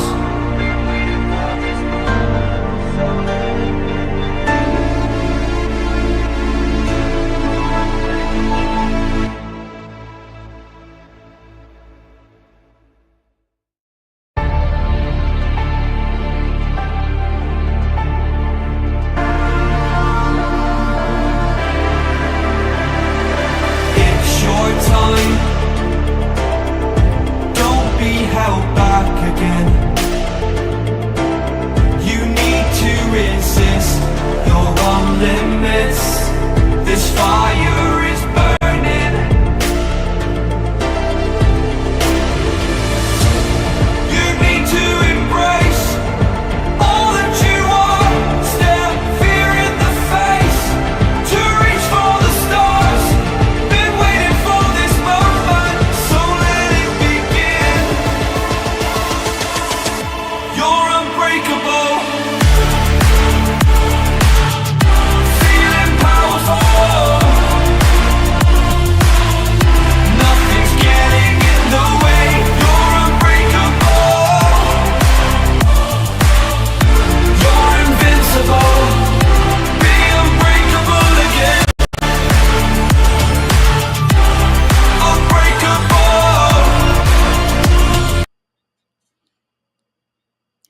Yo, we are back. This is day number 1 of the Meta News Super Cup, ladies and gents. Again, 70,000 US dollars prize pool is up for grabs for these amazing teams. And if you have tuned in just now, it was a great finish by Genesis Esports in Erangel. And we are definitely thirsty for more action. Again, here on the caster's desk, it is still Red Queen, joined now by another amazing pretty caster from PH, Wasabi. Yep, I'm actually very excited to be working with you here in this tournament. Now, actually, I was able to catch that game number 1, and it was an absolutely crazy one. I mean, Smile, with that 6 kills and the MVP title, really, really stepping up for his team and bringing home that first win. Now, the question is, will they be able to duplicate the same thing as we head into game number 2? And this time, it's a little different because it's going to be in Sanhok. Oh yeah, it's going to be a rumble in the jungle, so to speak. But yeah, I do agree with you. We always wonder if the same team can carry the same kind of energy back into game number 2. We've had not witnessed just yet if there will be teams will have a winner or like back-to-back winner chicken dinners. But we're gonna jump into Sanhok, so probably just maybe Genesis Esports can pull off another win, ladies and gents. But for those teams that are part of the second page, we know that they didn't really do particularly well. So we are also excited to see if they'll be doing some major comebacks. Yep, that is the big question right now. But actually, I think I'm mistaken actually. I think Genesis Esports won't be playing for game number 2 because the groups that are going Oh, to yeah. be playing is going to be green and blue. And so that means since they are part of group red, they are going to be playing in game number 3. So a little bit of a change here. Different teams that are going to be playing. And Red Queen, since you're more familiar with these teams, I want to know who are you watching out for? Oh, oh man. Okay, another interview. I did say I always go for the dark horses in any competition, right? So I'm really looking forward what kind of strategy HORAA Esports will be bringing into this Super Cup tournament. HORAA Esports is I can say a rising star in Nepal. They're actually rivaling with DRS Gaming. So this guy's one of the formidable teams, I can say. So it's interesting because these are young bloods and they have a lot to offer. So yeah, I would gun for them. But if you're going to ask me, like, okay, which of the teams I think, or like veteran teams I think is has the highest chance of actually winning this tournament, really hard to say because we never really know what kind of or what intention they have of really finishing at the top. Because considering that this is not really say an official event, this is an off-season tournament, so to speak. So I would go with this is tough. Okay, I think I would go with man, Vampire Esports. Vampire Esports is a very interesting choice. You know, last tournament that I've seen them or I've casted with them, they have some times where they perform so well, but there's also some times where you tend to question what they were thinking, and sometimes they're just not as consistent as you'd like them to see. So hopefully, you know, it's been Mm-hmm. a couple months since I've seen them play. Hopefully, they've improved and stepped up their game. Hopefully, we can see them win maybe the second match and go up against, you know, there's some giants up in this group. I mean, green and blue has some big names here. I know you were talking about a while ago how the players from the side of Stalwart UAE is actually formerly Mm-hmm. known as for Miracle Vibes, and that team is another team that everyone has to watch out for because they are also one of the big giants here in PUBG. Oh, definitely. For Miracle Vibes, I mean, Doc, right? This guy is one of the best fraggers in every tournament. I mean, you can just imagine the number of elimination points that he puts up on the board every match. He is actually averaging 2 to 3 kill points, or at least even higher. If I get my math right, yes, I do believe that Doc is definitely one of the best players that you need to watch out for. They have been dubbed as the rising stars before. But unfortunately, I'm gonna give you a little trivia here. Um, Stalwarts UAE. This will probably one of their few matches left in the Southeast Asia in South Asia because they will be headed to, or they will be heading rather to the Middle East. So that's where they will compete. So this is their last couple of chances to really claim titles here in Southeast Asia. So they better make it worth it while they're still here, right? Um, Aside from, let's say, Vampire Esports and Stalwart Esports, those are Mhm. two teams that we're watching out for, right? When it comes to the underdogs, we're looking at HORAA, but who aside from HORAA are we supposed to watch out for the underdogs of the competition? Hmm. Underdogs. Oh man. Not Okay, exactly what is sure. your opinion? What is your opinion on Yoodo Alliance? Oh, Yoodo Alliance. Okay, this team is one of the biggest name. In the PUBG mobile scene, is coming from Malaysia. But as okay, when it in terms of performance, they haven't been really consistent. In the past years. So I do know that they have been making some rectifications when it comes to their strategies. So I'm also looking forward if they will be they will be performing at least for this Super Cup because every time I cast a tournament and Yoodo Alliance is actually part of the teams there, I always find them at the bottom of the page. So when it comes to performance, yes, I am expecting them to really go big this time. We're talking about just like 4 days of pure action, right? So time is not really on anyone's side here, Sabby. But okay, let me ask you, since you have a lot of fans down there in the comment section saying hi to you. Guys, Oh, she's pretty, right? And she talks eloquently. So you have to follow this girl on Facebook, Instagram, and do you have TikTok? I don't think you have TikTok, but Twitter. You have Twitter, I do right? have TikTok. I have all of Oh, she them. has Twitter, Majority everyone. of my social Oh, medias are dead though. Yeah, because she's very busy with schoolwork. Okay, calm down, people. But yes, which of the teams you think you're gonna go for? Like, if I'm gonna ask you to give me at least top 5 of your favorite teams, who will it be? That's hard. Okay, are we talking in general or just for match number 2? No, I mean in general for this whole competition. Who are your top 5? Okay, in general, I'm just gonna go with the most crazy picks. I'm going to go with Stalwart UAE. I mean, we already know they're already such a big team, but we are gonna change it up a little bit. I think this is another opportunity for Yoodo Alliance to prove themselves. So I'd like to see them Mm-hmm. within that top 5. Um, DRS Gaming has actually done Ooh. some surprising things, you know. I mean, let's say they still have a lot of things to prove for themselves, but there is of course always a chance in this tournament, and there's always a time in wherein you have to start stepping up, and I think this tournament is a perfect opportunity for them to do so. So I think they will be one of my votes as well. uh okay, now this one I'm kind of iffy about. Now, Sem9 is a big brand. We know Sem9 from different game titles all over. They are everywhere. But last time I saw the players from Sem9, I'm not quite sure if they've had roster changes recently, but last time I saw them, they weren't necessarily part of, let's say, the top teams. I mean, I think they were part of top 7, maybe top 5, but they were not really able to really place themselves within the top 3. And I Mm-hmm. would really like them to step up because I think it's definitely possible for them to do so, knowing the possibilities of their players and the potential that each of the players on the side of Sam9 has. That's how many is that? 4? I think that's 4. Mm-hmm. Yep. That So complete I 5. think my Okay. All last right. one is gonna be Vampire Esports. Oh yeah, not a bad pick.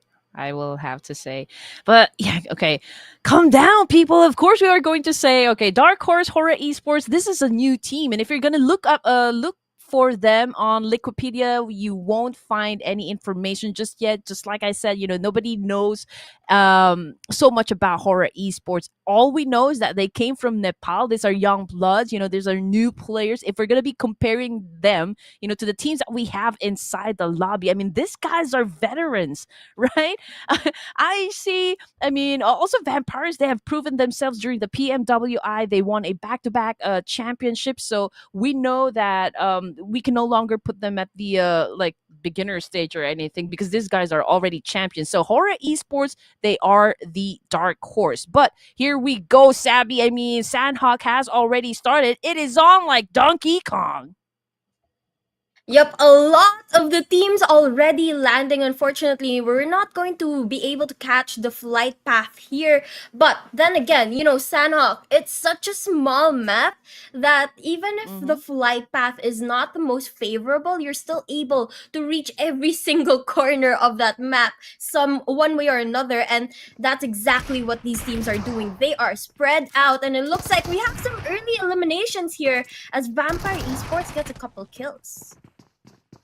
Yeah, and I think it's happening around bootcamp area, if I'm not mistaken. But I can also see players coming from FaZe Clan, STALWART Esports UAE. If you guys are wondering, they are around Bainan, but most of the teams are actually up there onto the northern side. Coming off the kill feed, it is Vampire Esports actually getting a lot of punishment from Leo Esports this time. And on your screen, we've got a Talon. I think they just survived the clash in here, but I don't see any points, but I can see a lot of buddies, but no points. So how did that happen? Hmm, I'm not quite sure either. Maybe it is just an error that needs to be fixed later on. Hopefully, we'll be able to see that fixed. But, again, it's such a small map, and so we've already had some early eliminations here for several of the teams. And Red Queen, since we are still waiting for more action to go on, I want a tip from you. What tip can you give to these players when they are playing here in Sanhok specifically? Oh man. you have to master your DBS shotgun gaming. I mean, CQC's this map is very confrontational, so lots of ambush is definitely going to be happening. But okay, let's discuss more on that one as soon as we finish this fight between Stalwart UAE and Talon Esports. Now, I can see two of the players already on the ground, so it looks like Stalwart UAE has the upper hand advantage. It's a 4v2 situation, Wasabi. Ooh! Ooh, but an early knockdown. One of the players on the side of Stalwart Esports gonna be beaten here. And it looks like the rest of the players from Talon's going to go in there as well. But East going for the revenge, gets one! And he's gonna be able to get his revenge onto his teammate. Now, the rest of the team is back away. Great execution coming from the side of Stalwart UAE. As expected, they didn't really have a very good game number one, so they will be making up for the points. And the best thing about this situation is that they survived this with a complete squad still. So it's a great start for Stalwart UAE. But coming off the kill feed as well, it's MORPH GPX that has gotten the first boot out of Sanhok. And it looks like, actually, now that the graphics are fixed, Red Queen, we can see that a lot of teams have been eliminated very, very early in the game. Unfortunately, FaZe, Vampire Esports, MORPH, and Talon going to be eliminated, and we're not going to be able to see any more of them for this match. But then again, there's still a lot of action waiting for us. And now, taking a look at the overview of the map, you can see some of these teams still waiting outside that circle, not wanting to go in too aggressively, and we have the rest of the teams pretty spread out from one another. None of them really too close, except for the players of, I think that is Stalwart Esports, that's quite close to some of the other teams. Yeah, they are scattered around the map, and considering the distance that I have, or like that we see from this teams, I don't think we'll be having any clashes just yet. But if we're gonna be checking out the position, it's A1NB Esports around Camp Charlie. We've got a couple of players from Hale around Dockside. We've got let's see here. There is a team playing for the ruins area. Just couldn't see exactly what the name is, but ooh, Krita on the other side of town. I think they are having an altercation again with another team, and this time they are playing up against Aegon I8.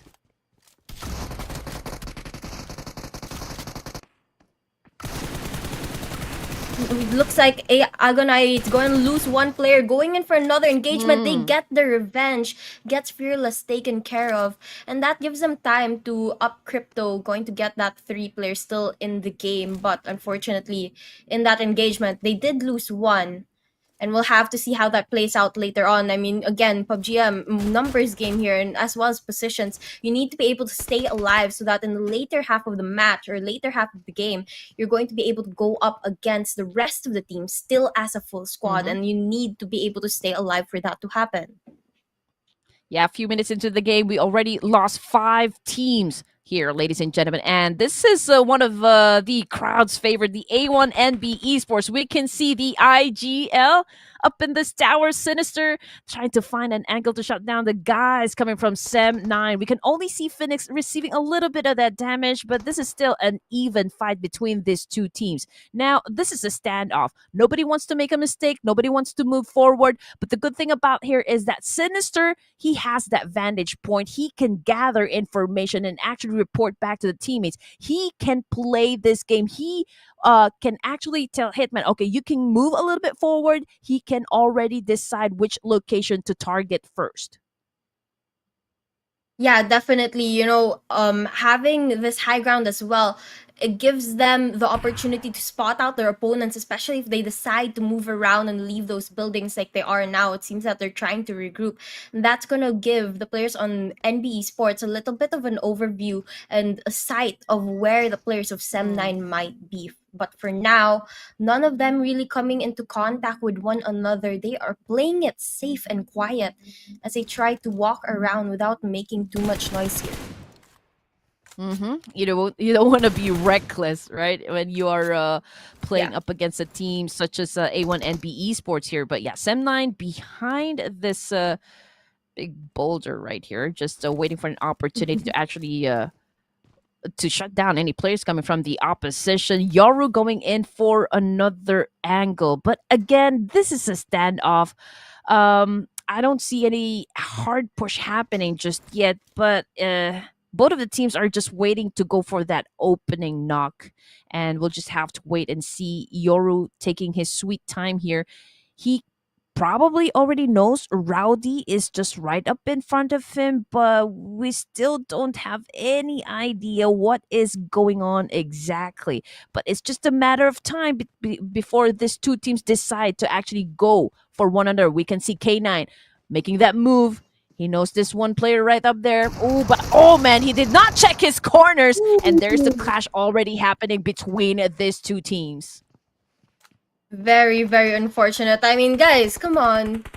FPS game basics, check your corners. But, that is going to be an elimination done, dealt with. And Sem9, they are still having 3 players here. Still enough to go up against their opponents, but they have to be able to play this very carefully because the opponents are right around the corner, still have a full squad, which again, numbers is not in their favor unless they're able to somehow pick one off each other. But now we're gonna move on to HORAA Esports. These are the underdogs, the newbies of the tournament, and it looks like they are just chilling here on this and by these rocks and by the buildings as well, trying to scope out the surrounding areas for some opponents, but they haven't been able to spot anyone just yet. They have to wait though because Hail is right around the corner. Yeah, and talking about the first time seeing guys play from A1 NB Esports, again, we have new players. It's a new roster. Rowdy getting into the game for A1, so we will be checking out how effective their strategy can be, at least for this set of matches, ladies and gents. Now, coming back to R9 Esports, okay. 4-man strong. They have spotted players coming from Leo Gaming and just really, really trying to find that opportunity to catch them off guard. But so far, no move is happening just yet. Both of teams are passive at this point, so we'll just have to wait and see. But yeah, I mean, this is information gameplay for now, Sabi.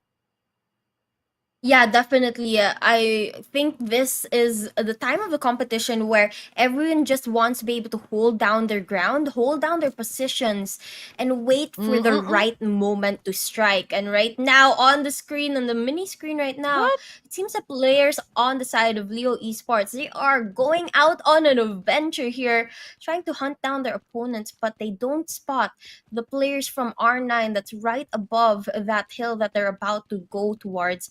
And if they do come into contact with one another, this is going to be an engagement to watch out for. Oh yeah, I mean, if you're not good with your game sense and game IQ, it's gonna be catastrophic for your team. But you're right. I mean, Himson right there, okay, very close with one of the players coming from R9, and that would be Ghost. I think it's the perfect name right now since he is incognito, at this point. In Leo Esports, I'm afraid if they're gonna be surviving. Oh, okay, so we got the information wrong. Himson very well knows that Ghost is just right there. He caught him sleeping, and now he is suffering with that pan kill right there. Ooh, brutally done. Has to sleep forever now, or at least till game number 2 is done.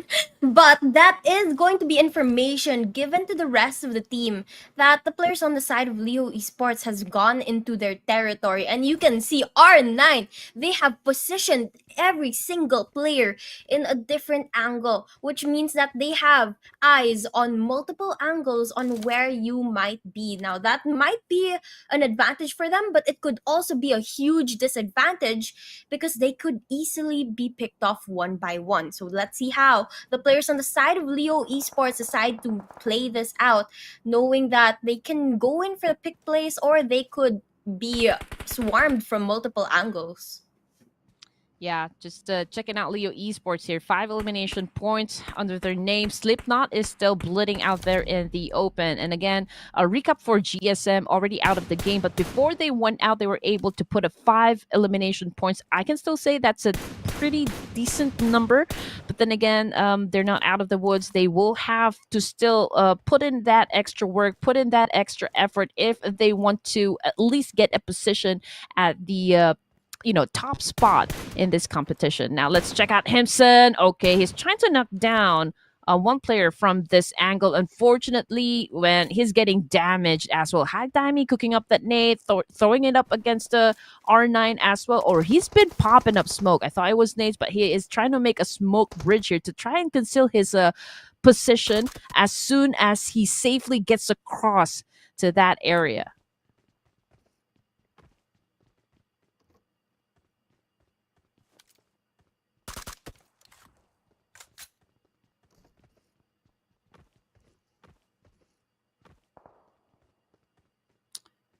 Not sure if Savvy is actually picking up the feed, but okay. Getting back into the game, Stalwart UAE with the 4 elimination points, if I got that right. And Naki now, Sleepnot with a retaliation shutdown, was able to pick him up, or like shut that player down rather. But not sure if they were able to translate that into an elimination point just yet, because Nock, well, he is crawling desperately back to the rest of the team, and it's all up to Leo Esports if they're going to be allowing a resuscitation happen for R9.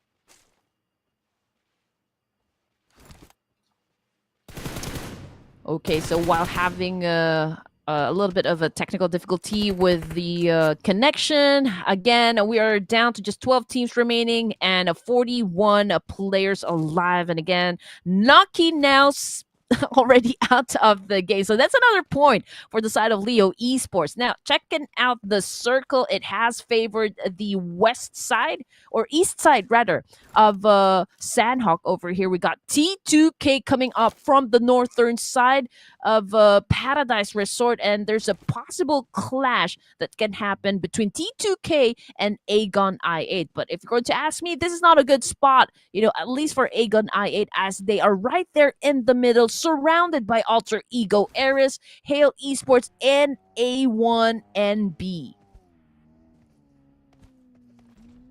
Leo Esports seems to be dominating Sanhok here with a total of 6 elimination points, followed by Stalwart UAE with 4. It's the same thing goes for SF and Aegon I8. A1NB Esports, well, they already have 1 elimination point, but it's already a good thing that they managed to get to this stage, right? They still have a big chance of scoring that winner chicken dinner, everyone. We can see them with a complete squad. Same thing goes with NB Esports. We've got Sek, Fistboy, Kaz, and Furious over here. But again, I don't see any teams that are close to them just yet. But not exactly sure what happened, as R9 Esports now gets eliminated with only 1 elimination point. Now, overview, we've got Stalwart Doc over there, very far from the rest of the team, trying to make an off-angle work here up against Sem9. Ray's getting some damage. We've got Nerd Said pointing his gun up against Alva of Alter Ego Eris. Now, at this point in the competition, ladies and gents, everyone is already getting that knowledge that they need, of course, to consider whether or not it is safe to move forward or backwards, or just like maybe check their corners, as Wasabi mentioned just a while ago. But when it comes to kills, it looks like Stalwart UAE has been picking enough members coming from the side of Sem9. Now again, Doc with a rapid fire. East now cooking up that nade, getting ready to throw up against Phoenix over here. Phoenix very low in HP. One shot can actually shut him down completely. Now East cooking up that nade as well, tossing it up against Phoenix still. And Apex with a wonderful DBS kill. Team Sem9 has now been eliminated, and it's just a matter of time before Stalwarts UAE actually finds their momentum and be like the juggernauts in this competition, which brings us down to just 10 teams remaining, ladies and gents, with 35 players still inside the game. And the circle has shifted again, and now it's a little bit onto the south west this time. We still see a little bit of a corner from a boot camp area, and Alter Ego Airs making sure that they take a hold of this compound. So, which is actually a very good strategy. That would be a very good spot considering that it is surrounded by a lot of walls. So you can actually use this one or make this one as your refuge. But from the side of Stalwart UAE, 7 elimination points. We've got Apex holding the most number of kills, and they have their guns pointed at Alter Ego Ares. And oh my goodness, they are successful at actually putting down some of them on the ground. But considering the distance that we have, I do believe Alter Ego Ares has the potential to still pick up their teammates. But I cannot say the same, right, for the integrity of their vests and armors, as they have been shut down, quite a number of times already. Now, Rosemary, oh no.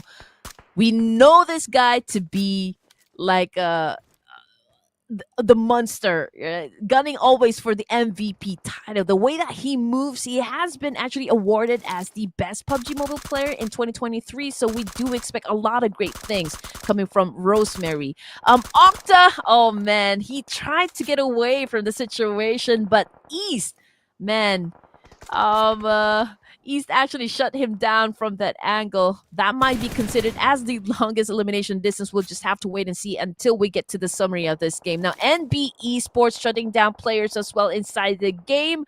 2 elimination points. Alter Ego Ares Badru shut down a player coming from Aegon I8. So it is all around chaos right now, starting between these teams. Now he's still doing a massive spray. He gets Alva. Now we're talking about the last player remaining, which is Badru of Alter Ego Ares. But unfortunately, oh man, he has been receiving a lot of damage. But it looks like it can the point can actually go to Aegon I8.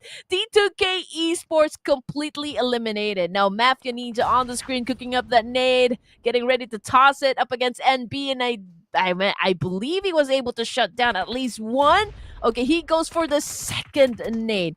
But, ooh, Mafia Ninja gets a tag from behind. Where is the rest of HORAA Esports? Malik again for the follow-up, cooking up that nade, getting ready to toss, looking for that opening knockdown. Again, these are the few steps that you need to do before you can actually crash a compound. You need to try and flush out the players right now. Action on your screen. Ooh, is this the action of Stalwart Esports before? We'll just have to wait and see. But Hitman takes Malik down. Slipknot coming from Leo was also able to shut down another player inside the game. But in terms of translating that into elimination point, we are not sure just yet. But it is sure now for the side of Hitman, as he puts Malik on the ground and sent him back to the lobby. Now action playing with East here, coming from Stalwart UAE. Now, if this is the same action that we're talking about, man, oh, that is a Stalwarts versus Stalwarts right there. Now, Hail Esports on your screen, ladies and gents, with 3 elimination points. They already lost a Tiger in one of the clashes that they have experienced. But yes, we can see a lot of nades still being thrown, especially coming from East. Now action already on the ground, and probably will be headed to the lobby in just a while. Ladies and gents, final 6 teams remaining for match number 2 for the Super Cup.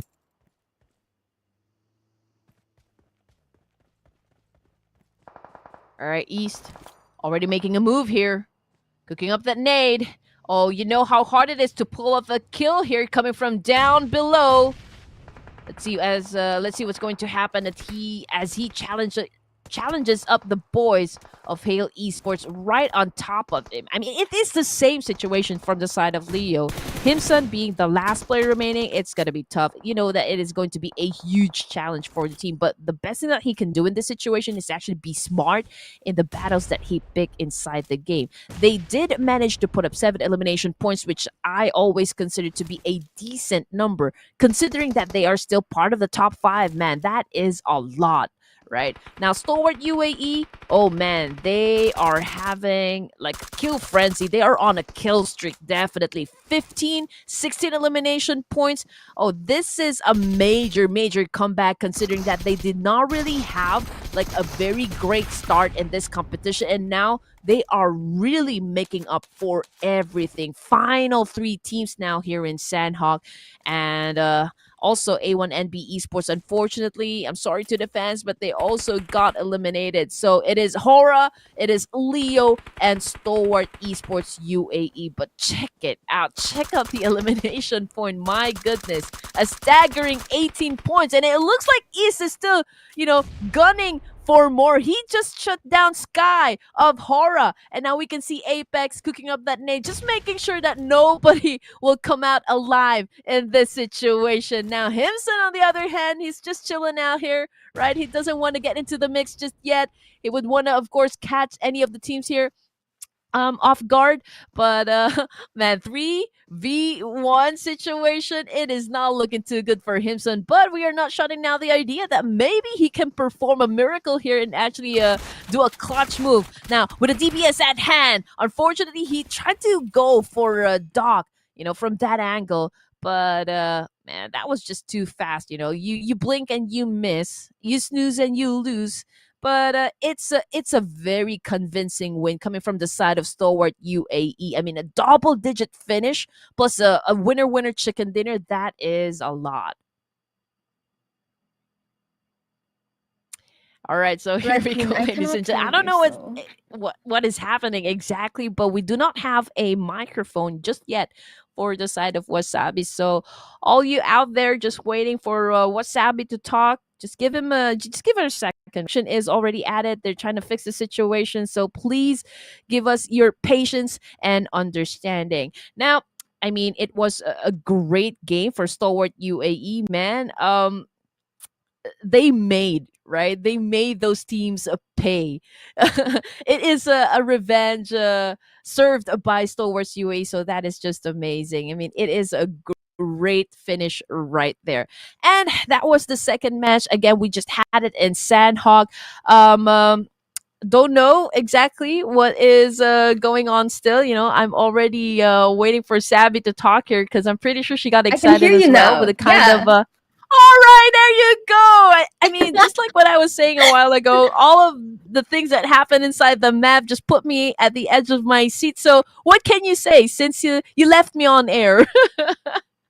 Well, honestly, I was on the edge of my seat of whether or not my audio would come back. But, I did see some of those gunfights, some of those engagements was absolutely crazy. And it was amazing that Stalwart Esports Mhm. was able to get into the top three with all four of their members. If I'm not mistaken, they still were able to stay as a complete squad. And they were able to get a lot of eliminations throughout the whole match.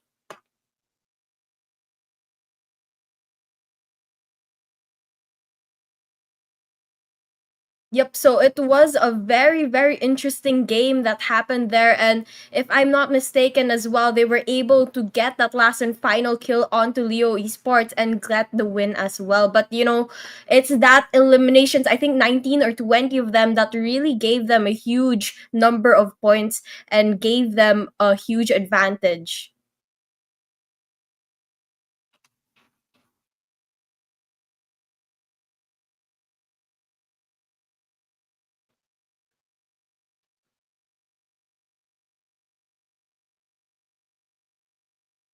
And right now, we are going to be seeing the statistics of the overall matches. Of course, Stalwart Esports UAE is going to be the top team, and with their MVP, it's going to be East with that 9 eliminations. But don't count out the rest of the players because Apex got 6 and Doc got 5 as well. But Baron is the one that actually got not too many contributions here and didn't survive for the longest time. But nonetheless, there's other things or other aspects in the game that you can help out with even if you're not really getting those eliminations. And here is going to be the match summary. Now, surprisingly, not too many throwables were used here. here, only about 96 that were thrown by East here. And what we can our MVP is also going to be East here. You know already that he got a lot of those kills, but what is quite surprising is the longest distance traveled would be 328 meters. Considering that Sanhok is a very, very small map, that means they were definitely moving around that map quite a lot to be able to get better positions on where their opponents might be and more information on how to get those eliminations.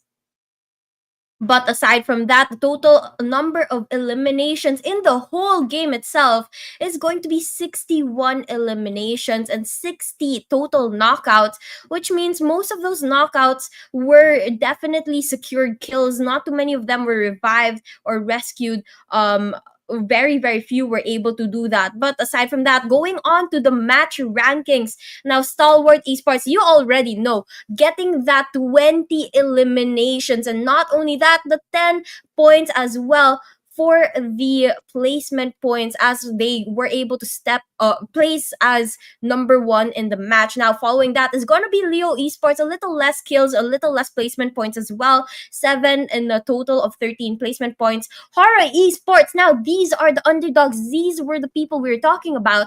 They got 3 eliminations. Now not too many, not too bad, but they were able to get that top 3 spot, meaning they got an additional points for placements, putting them on the 3rd spot in the overall match rankings. Now after them is going to be Hale Esports, a little bit of a difference there, only 1 point for placement, and followed by that is Skyforce. Now they didn't get that many placement points, but the 5 kills definitely made up for that. And of course, rest of the teams is going to be A1 NB Esports following them, followed by NB Esports, their counterpart, ZC GSM at 5 points for their eliminations, Agon I8 with 4, Alter Egos, Aries, FaZe Clan, Vampire Esports, 2 T2K Esports, R9 Esports, Talon Esports, and Sem9 Esports, as well as MORPH GPX on that second page. And of course, these are the people we need to see step up.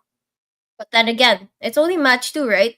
There are maybe I think 4 more matches of the night, and of course way more matches coming in the next couple of days, as this tournament is still about the 3-day tournament here for them to make up for the points that they weren't able to get now. But look at this. This is where you can really see the difference between the teams, because Stalwart Esports was able to put way more damage and more eliminations than any of the teams. I'm sure even if you combine some of these teams, it will still not add up to the amount of damage and elimination Stalwart Esports was able to put up.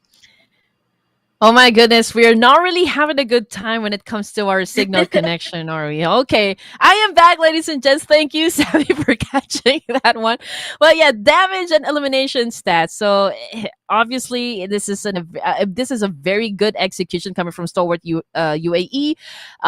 It's right, pretty balanced right there.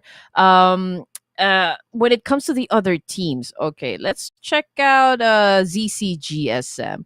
Okay, I'm having a little bit of a confusion which color actually represents the damage output and the elimination point. But yeah, it was again a convincing win coming from Stalwarts UAE. I mean, if they want to dominate, if they are in the mood to dominate, they're gonna do exactly just that. And with one game, right, Sabby? With just one game, they were able to put themselves up at the top spot, and they just came from the second page. They were at the bottom just a while ago, but with an amazing strong double-digit score and also a chicken dinner, they were able to put up 31 in total, now followed by Genesis Esports with 21, so that's a 10-point lead. Hale Esports coming in at 3rd, Leo at 4th. We got HORAA Esports of Nepal with 13 points.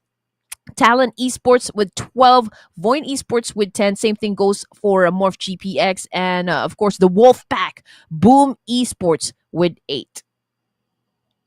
Yep, and on the second page, again, the players we need to, or the teams we need to see step up is going to be Vampire Esports, Skyforce at 7, and the rest of the teams as well.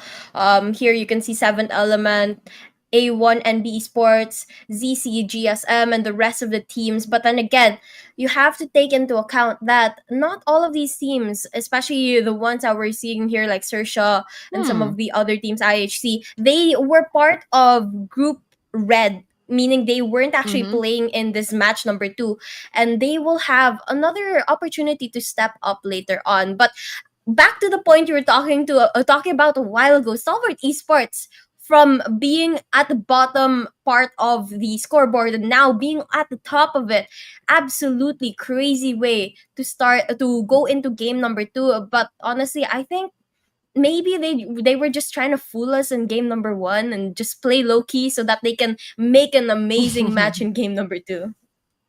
Oh, well, that could be the case. But let's check out the overall MVP race. Oh, so I think we're going to be giving a special prize, individual prize in this tournament. That's part of the prize pool. We've got 3 representatives coming from Stalwarts UAE. Talk about an explosive performance, right? So the only thing different here from the MVP would be NC2 coming from HORAA Esports.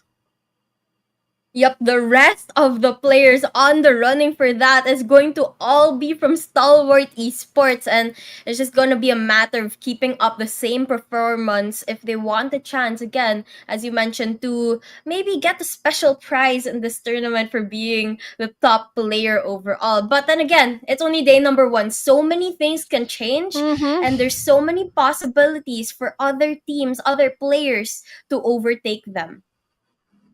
Yeah, consistency will always be the name of the game, right? So if you've had a bad game, you can always do a major comeback. And if you had a good game, hopefully you can bring in the same energy back into the next rounds to come. But of course, we would always love for you guys to join into the conversation as well. We would love to know which of the teams you guys are supporting, you guys are rooting for, or perhaps rooting against, right? It's always going to be a very good discussion. So type it down there all in the comment section and just make some noise. Show us what you got, or like which of the players you think is gonna win that MVP title. But more of that action, ladies and gents. Again, we're done with 2 games already that fast. So don't go away. Wasabi and Red Queen, we'll be right back. Feeling powerful. Nothing's getting in the way. You're unbreakable. You're invincible. Be unbreakable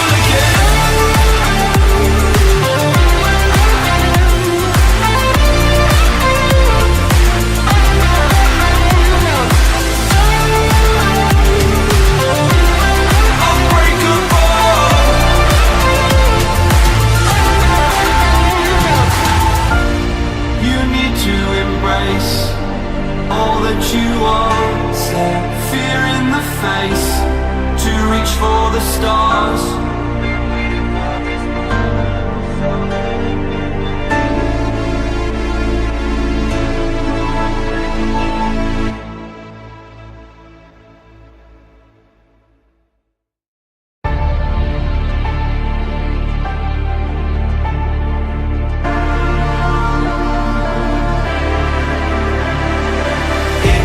Time. Don't be held back again.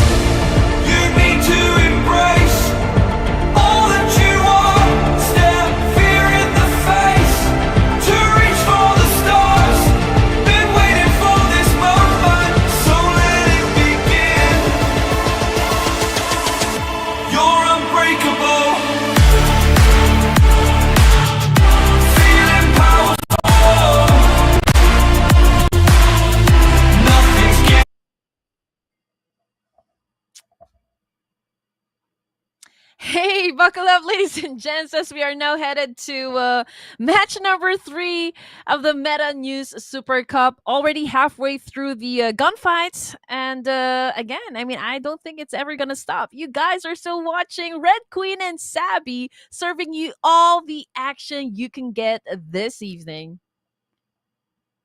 Yep, and we're actually done with 2 matches already, though we had a couple of difficulties going through them. We still made it out alive, but this time we are going to be seeing Group Red and Group B battle it out, and that means our players, some of the teams from game number 1 are going to be coming back into the scene, and we're going to be seeing them come up against the players from Group B. Oh yeah, definitely. But again, if you missed the fight just a while ago, it was an all-you-can-kill buffet. For the side of Stalwart Esports UAE. Man, that was amazing, and I think that's the record to beat now, since this is only just game number 2. And if I'm not mistaken, Sabi, I think we are headed to Miramar this Miramar. time. Are we gonna do Miramar, or is it going to be Erangel? Production, is it going to be Erangel or Miramar? Miramar. Miramar. Okay, Miramar. so this is a safe haven, for the snipers that we have. So, have you been playing PUBG, Sabi? Yes, I actually, Mm. when they messaged me to cast this tournament, I was like, back to playing. Yeah, definitely. So, And if I'm going to it ask you, was, uh, go ahead, go ahead. okay, go ahead. There's really a lagging This is situation, when it why, comes to the audio. this is why they call us sisters, guys, because we talk at exactly the same time. Yeah. Oh man. But yeah. Okay. I'm gonna go ahead and ask you, since you've been playing PUBG, and Miramar is the biggest map that we have in the competitive scene, right? So this is mostly mid to long range fights. So you're definitely going to see a lot of snipers. So if I'm going to ask you, what is your favorite sniper gun? Favorite sniper gun? Weirdly enough, I do not snipe in PUBG. I think I do not have the aim for that. I'm also, hence the glasses, a very blind person that I cannot Oh. see people. So, unfortunately, I don't really snipe in this game in general, but I think if I were going to choose one, I think I would like to say AWM, maybe. Ooh, the one shot kill. But yeah, you have to be That's very the accurate only when it comes to reason. your nade. Yeah. But I'm gonna tell you something. So if you consider to actually play in Miramar, and you're kind of thinking, okay, what would be the best sniper gun to use? I will have to suggest you try out the Mini 14. This is actually the meta gun that you can find in Miramar, because it's a DMR, right? So the bullets are Yeah. actually automatic. So it's very easy for the players to shut down their opposition, even from a really long range. It's very effective, rather than getting the bolt action rifle, which it takes a little bit of time when it comes to the reload. So yeah, Yeah. you need to try out the Mini 14. The Mini 14 is definitely a good contender, but the reason why I don't use it is because it's not one hit kill. I'm already as blind as it is. Ooh, I have there you bad aim go. as it is. If I hit my shot, I wanted to kill the person already. So you're more of a Quick and rusher. easy, quick. Yeah, yeah. So Savvy is actually more of a rusher, I can say. Is that safe to assume? Yeah, go Ooh, straight in there okay, and then all I die. I die, not the opponent. I die. right. So I bet, all of you watching, you're probably thinking, okay, what would be what's Savvy's favorite combo gun? So what would you go for? Like your primary and your secondary gun, if you're going to be playing in the Uh, other maps. Okay, you're not so big when it comes to the sniping. Going, okay, let's talk about Erangel and Sanhok. what guns will you be choosing? Erangel and Sanhok. Okay. I think I would grab maybe an that's kind of hard. I'll probably get a Graza and then an Ooh. M16 maybe. I don't know. Oh I think it man. really depends on the situation because sometimes I also like to use shotguns because Yeah. Right. again, I just yes. Just go in there and then shoot them in the face. Oh, you just know based on what Sabi is actually telling us. She loves a good battle royale game. She knows her gun. She knows what she's saying. So she knows. You guys know that she's perfect for this, right? But yeah, I'm a big Uzi girl. I love the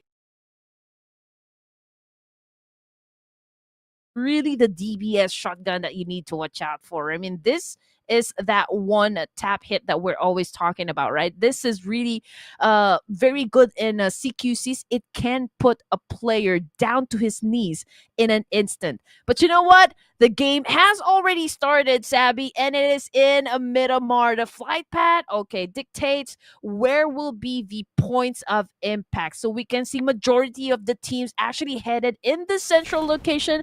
We've got 2 or 3 teams headed towards Los Leones. Now, Los Leones, this is one of the big areas that we have in Miramar. Good when it comes to resources, and you can actually fit 2 to 3 squads inside this area without having to engage right off the bat. Yeah, and that's due to the fact that Los Leones actually has so many buildings that you can hide in that you definitely have a lot of chances where you can literally walk around, you can make noise, but your opponent won't find you because there's so many spots to hide in. And that's exactly the benefit of Los Leones, aside from the fact that you're able to get so much loot in that area as well. Definitely. And you know how it is in Miramar, limited resources. So you need to go to the prominent cities right here just to make sure that you have enough, right? And also, if you would want to go for the higher ground advantage, you know how steep the mountains are here. You actually need a vehicle to go really at the top of the mountains here. So you need to pack up a lot of stuff because you won't be able to get a chance to actually replenish everything inside your backpacks or actually pillage through towns once you get to the top. But here comes the attack now coming from Voin. Key now on the ground. Dr. K still trying to do a little bit of dance up against the opposing team. But it looks like Voin will come out on top from this clash. It's Yoodo Alliance that is in big trouble right now. Now, Yoodo Alliance, we were actually talking about them a while ago. We were saying that we really want to see them step up, but unfortunately, it looks like they're struggling with the early engagements here against Voin Esports, who's already knocked 2 of their players down and have placed a lot of damage onto their 2 remaining players as well. And if they don't find a way to regroup, to find a way to go away from the players of Voin Esports right now, they are unfortunately going to be forced into a very, very tough situation, considering that there's so many teams in the surrounding areas as well. Mm-hmm. All right. Here we go, guys. Voin Esports, okay, they're trying to find an angle here. They're trying to hunt for this last remaining coming from the side of Yoodo Alliance. Or not really the last player, but 2 more players, right? Now here comes Dr. K again, trying to do a massive spray. And that is a very good follow-through coming from the side of PMRN. But Max's, okay, getting tagged, getting some damage. PRMN, actually very low in HC. And it looks like we have A-Gun I8 joining into the mix. So this is a third-party opportunity for A-Gun I8.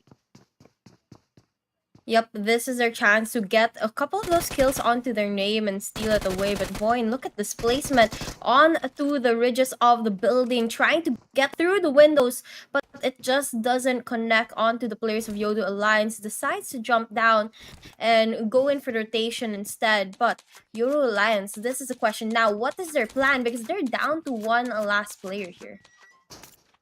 Again, this is a 3-way battle here, ladies and gents. It's a Mexican standoff, so to speak. Voin Esports now already has 3 eliminations, right? So far, they are doing great.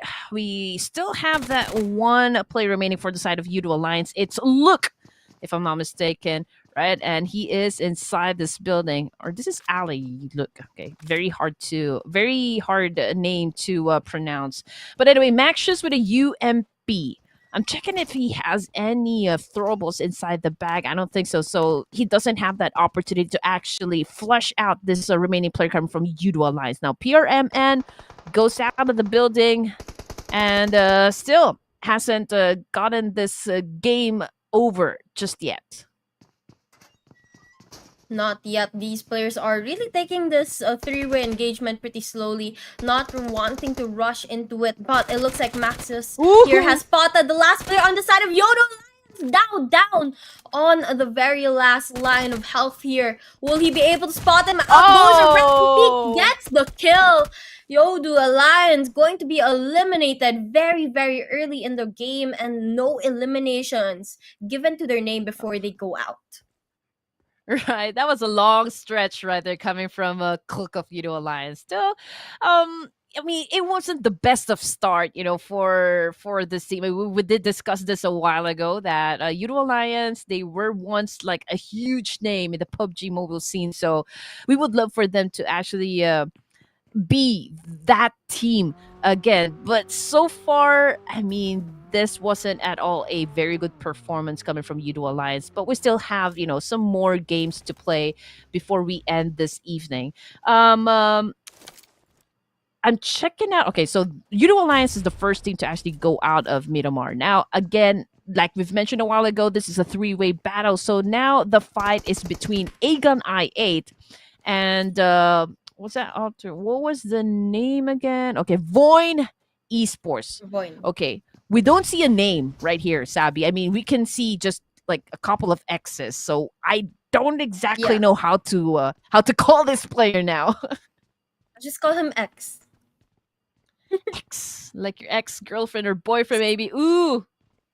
Oh. But definitely, this player is actually just sneaking around very close to the players on the side of Voin. He spots two of them, but decides not to go in for the engagement just yet. Not wanting to give off his location. He's just gonna try and stay quiet for now. Here we go. Trades still happening between these two teams. We can see Cheesecake and Crypto now, the dynamic duo coming from Aegon I8. Obviously, I8, IQQ, very far away from the team. He is actually doing that mid-man roll up against Voin. It's very hard to actually pursue your opponents inside the building because, as you can see, the buildings in Miramar sadly has a lot of blind corners. Yeah. There's a lot of blind corners and a lot of sneaky angles that you can actually use to your advantage. And there's also the windows that your opponents can peek through. And considering that there's so many buildings surrounding one another, there's so many ways to get onto higher grounds and align yourself with those windows, giving you the angle to knock down your opponent. That's something that you have to watch out for as well. And it makes the game even just way more harder here in Los Leones with these teams who are just trying to stay away from each other while also trying to make sure that they are the ones who get the kill and not the ones who get killed. Yes, you were right. I mean, a great explosive performance coming from the side of Voin. They were able to put up 6 elimination points, initial stages of the game, ladies and gents. And now we are looking at Boom Esports. Again, this is a new roster. We've got boys coming from Kagendra transferring to Boom Esports. So let's see what kind of gameplay they're going to show us for this tournament. Now, Maxius, on the other hand, was able to shut down Crypto, but that was a very good teamwork with the PMRN. Now, I don't know what IQQ is going to do in this situation, but he is obviously lacking in firepower. Now, here comes the attack coming from the PMGC 2023 champions, IHC. Going in for that spray, but Demo was the one who actually received that punishment and goes down on the ground. Yummy cooking up that nade up against Meow Meow over here. By the way, Meow Meow is actually Erangel playing for IHC. Now, ooh, that was a great nade. He's very low in HP, but Yummy going in for another nade attack. A Bell with a DBS going in for that shot gets the job done.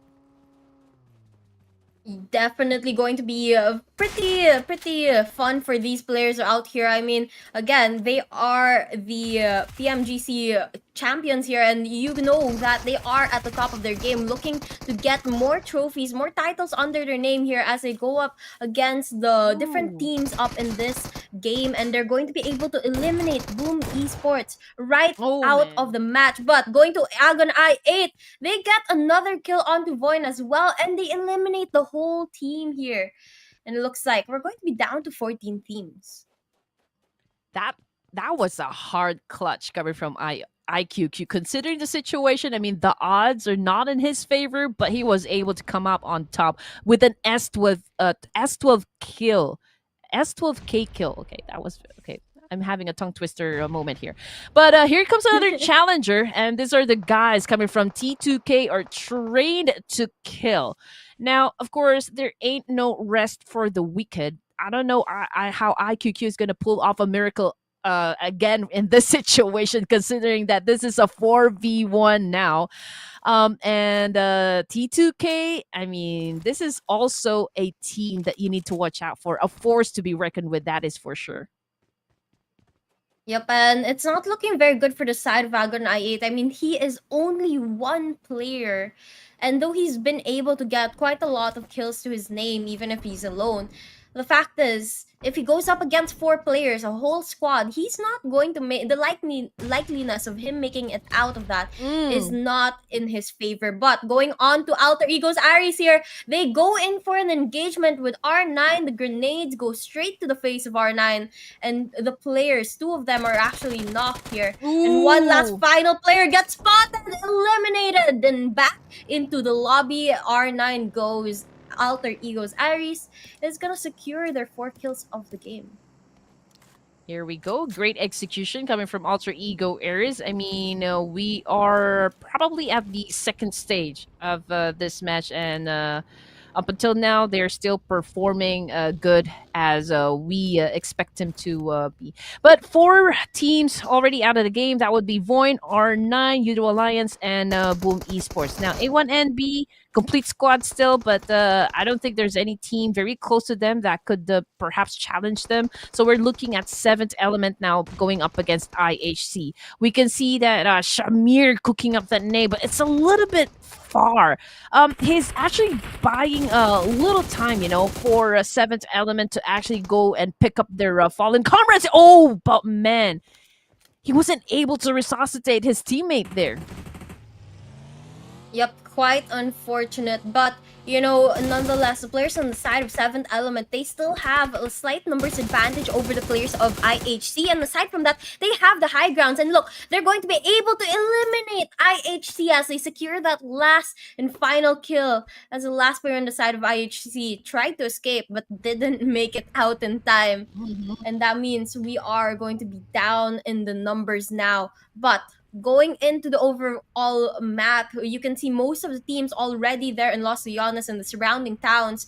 But 7th Element, they are still out of that circle. They have to start the rotation and try to claim a spot in there to be able to position themselves well for the later half of the match.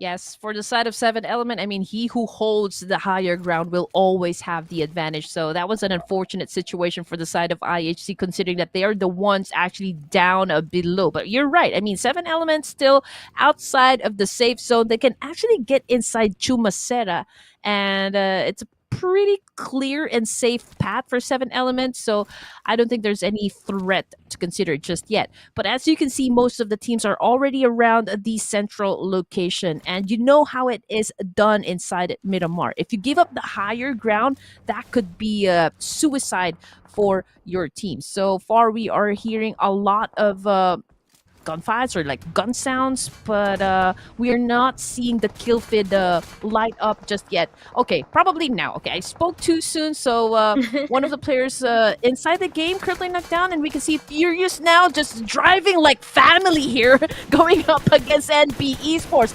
It's the same thing for Alter Ego Ares. I mean, two players getting a little bit of punishment coming from Fist Boy, but it was actually Sek that was able to shut him down from that angle. Absolutely crazy place here, but this area now, there's going to be a lot of players in the surrounding areas of NB Sports, and it's just, again, as Red Queen said, the matter of getting the high ground and the angle that allows you to scope out your opponents. The question is which among these teams are going to have the advantage over one another, and it looks like FaZe is just gonna chill here right around the corner. Is going to be the players from Skyforce trying to go for an engagement. It looks like some throw balls heading their way, but FaZe still staying in that building for now.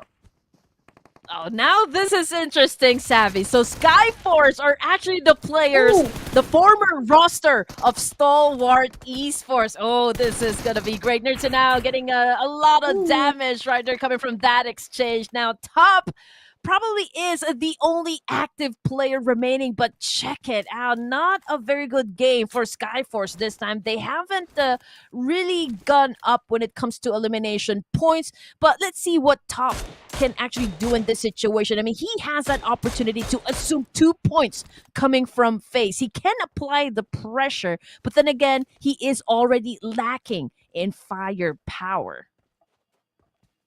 Definitely, this player, we already know Tops is such a good and consistent player, but again, one versus a squad is just not a situation anyone would want to be in, and it's always such a difficult thing to do. Maybe you're going to be able to get a couple eliminations before you go down, but the chances of you staying alive and getting both the eliminations and the placement points are quite low. It's either you hide out, you camp, you go for the placement points, or you go straight in for the engagements and eliminations. But it looks like Tops is gonna decide to stay away from all of those engagements and just wait it out for now. But going to XERXIA, they have the high grounds here, and they are looking for a kill right around the corner. Is going to be an engagement of FaZe. Yes, sir. Here we go. Genesis Esports now up against NB Smile with a Scarlet and an M249. So that is a machine gun right there. Smile trying to find an effective angle. But Genesis Esports, okay, we can see them looting up the carcasses over here. Ooh, Smile almost gets shut down. It's a good thing he has a very good set of reflexes there. Was able to evade those shots. But Furious, oh man, a little bit of health. And now he's cooking up that nade. Can he get the job done? There you go, player. 2 players from Genesis Esports now has been shut out. It's just Westy now, Sabi. Yep, just a couple more, or maybe 2 more players that's up and moving. But NB Esports, very relentless, going to throw those Molotovs, incendiaries into the buildings, trying to get that last kill secured. And it looks like they haven't spotted the players from Genesis Esports out just yet. This boy gets shot from behind, but they're still able to get that elimination on Genesis Esports. And it looks like 10 teams remain here. Circle still are relatively big, but we have to watch if the players on the side of Genesis Esports are ready, because Bigetron Red Villains are coming close. Well, yeah. We will definitely have a lot of third partying, and of course we will have simultaneous gunfights happening inside the game, as all of these teams are really gunning for a huge gap here, laying out their foundation inside this tournament. And now we can see Sek and B Esports now getting ready to attack, getting ready to respond up against Bigetron Red Villains. And you just know that BTR, when they set their eyes on the prize, man, these guys are pretty unstoppable. But yeah, this is a 4v3 situation. Obviously, NB Esports a little bit on the disadvantage, but we've always seen these guys perform great, even though they are lacking one member of their team. But so far, BTR flushing them out from inside this building, and let's see what happens from there. Yeah, for now, I think the players on the side of NB Esports, they just want to be able to find a source of cover here and find a way to not go up against Bigetron Red Villains face to face just yet. They want to prolong it a little bit longer, but I'm not quite sure how long they can wait, as the players on the side of Bigetron Red Villains, they've already occupied the second floor of the building here, and it's just a matter of them starting one Oof. engagement for the rest to begin. Oh man. Oh man. Which of the teams do you think is going to be making the first mistake? We'll just have to find out. But so far, Bigetron Red Villains doing an amazing performance, trying to flush out NB here, but one of the players already got shut down. And Seg, oh man, that's a good response, right? They're coming from BTR. And obviously, man, with a kind of performance, kind of execution, Bigetron Red Villains performed or showed to us, obviously they're going to be coming out on top. But again, there's another challenger.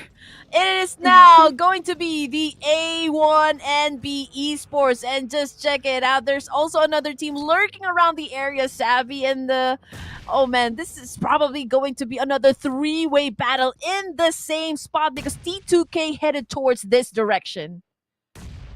Yup, a lot of things are just about to happen, and now we can see the start of it as the players on the side of A1 and B Sports start shooting towards the players of BTR. Now, the shots don't connect just yet, but T2K is really, really close by, and with the angle that they have, they're going to be able to get a couple shots landed into that engagement as well, and we'll just have to find out which among these teams make it out alive, because for now, they are just trying their best to slow things down. Yep, it is going to be high pressure at this point in the competition, considering that these teams are playing right at the edge of the circle. I mean, T2K, they would want to go for those lucky shots, considering the distance that they have, from BTR and A1NB. I mean, we can see Bud at least, moving around the map. I mean, he's probably trying to go for that off angle right there to just try and shut them down and gain some elimination points for the team. I mean, Hitman on the screen. Obviously, A1, they haven't put up any scores just yet. But if they win this fight up against BTR, then we're talking about 4 points up there on the board. An additional 4 points onto the board right now, and also to the overall leaderboards, which of course you definitely want to get those additional points. But for now, taking a look at XERXIA, look at Megamind, the way he's positioning the grenades, trying to get it landed on DRS without even being seen. Let's see if he's able to connect those shots, but for now I think it's just more of a defensive mechanism to keep the players, their opponents, out of the way and not anywhere close from them that they'll have an angle to start shooting. But right around the corner is also going to be the players of Alter Ego's Ares, and they have to watch out for that, because if they have a sniper, that's an easy shot for them. Here we go! Rowdy now! Putting up a great show for each and every one of us. Trying to slay the boys of Bigetron Red Villains. Rowdy just making sure that his presence is felt with a kind of execution that is actually showing on the screen. Rowdy a little bit low on the HP, considering that they're fighting right outside of the zone. Now, this is critical between A1 and NB Esports and Bigetron Red Villains. Unfortunately, I think he lost his footing there, Sabby, and now he is on the ground. And Bigetron Red Villains once again emerge victorious from that clash, therefore getting 7 elimination points. But in that process, they already have 2 casualties. Yep, they are down in the numbers now. They do have a lot of those eliminations already, so they've set themselves up for a pretty good game here. But they need to find a way to somehow be able to use those numbers in their favor, or just wait for the rest of the teams to kill each other off. It looks like FaZe is going to be eliminated as well by T2K here. And XERXIA, they are in another fight. Now, this is a little bit of a cool situation because DRS hiding in the vehicle, but XERXIA still spots them out despite the very, very sneaky hiding place. And they get eliminated as well. It looks like only 6 teams are going to remain here. He almost got away with it, not gonna lie. Almost.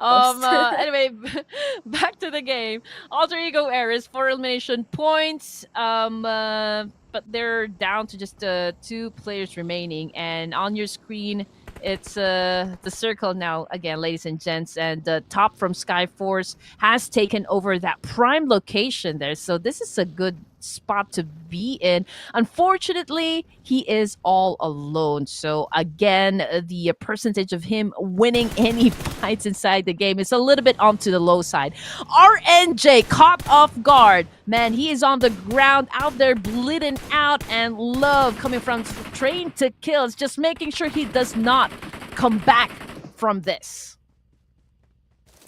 Love is just a love of guns right now as he tries to shoot down his opponents even in a very, very long range combat. He's still able to land a couple of his shots, not able to secure the kill just yet, but enough to deal some damage. And Bigetron Red Villains gets eliminated by an explosion of that grenade from T2K. Only 5 teams remain now, and they're all so close to one another. It's a matter of getting that high grounds now. And XERXIA trying to position themselves, knowing that they have 4 players still in this match. They have the most kills. They want to be able to get those last couple ones as well.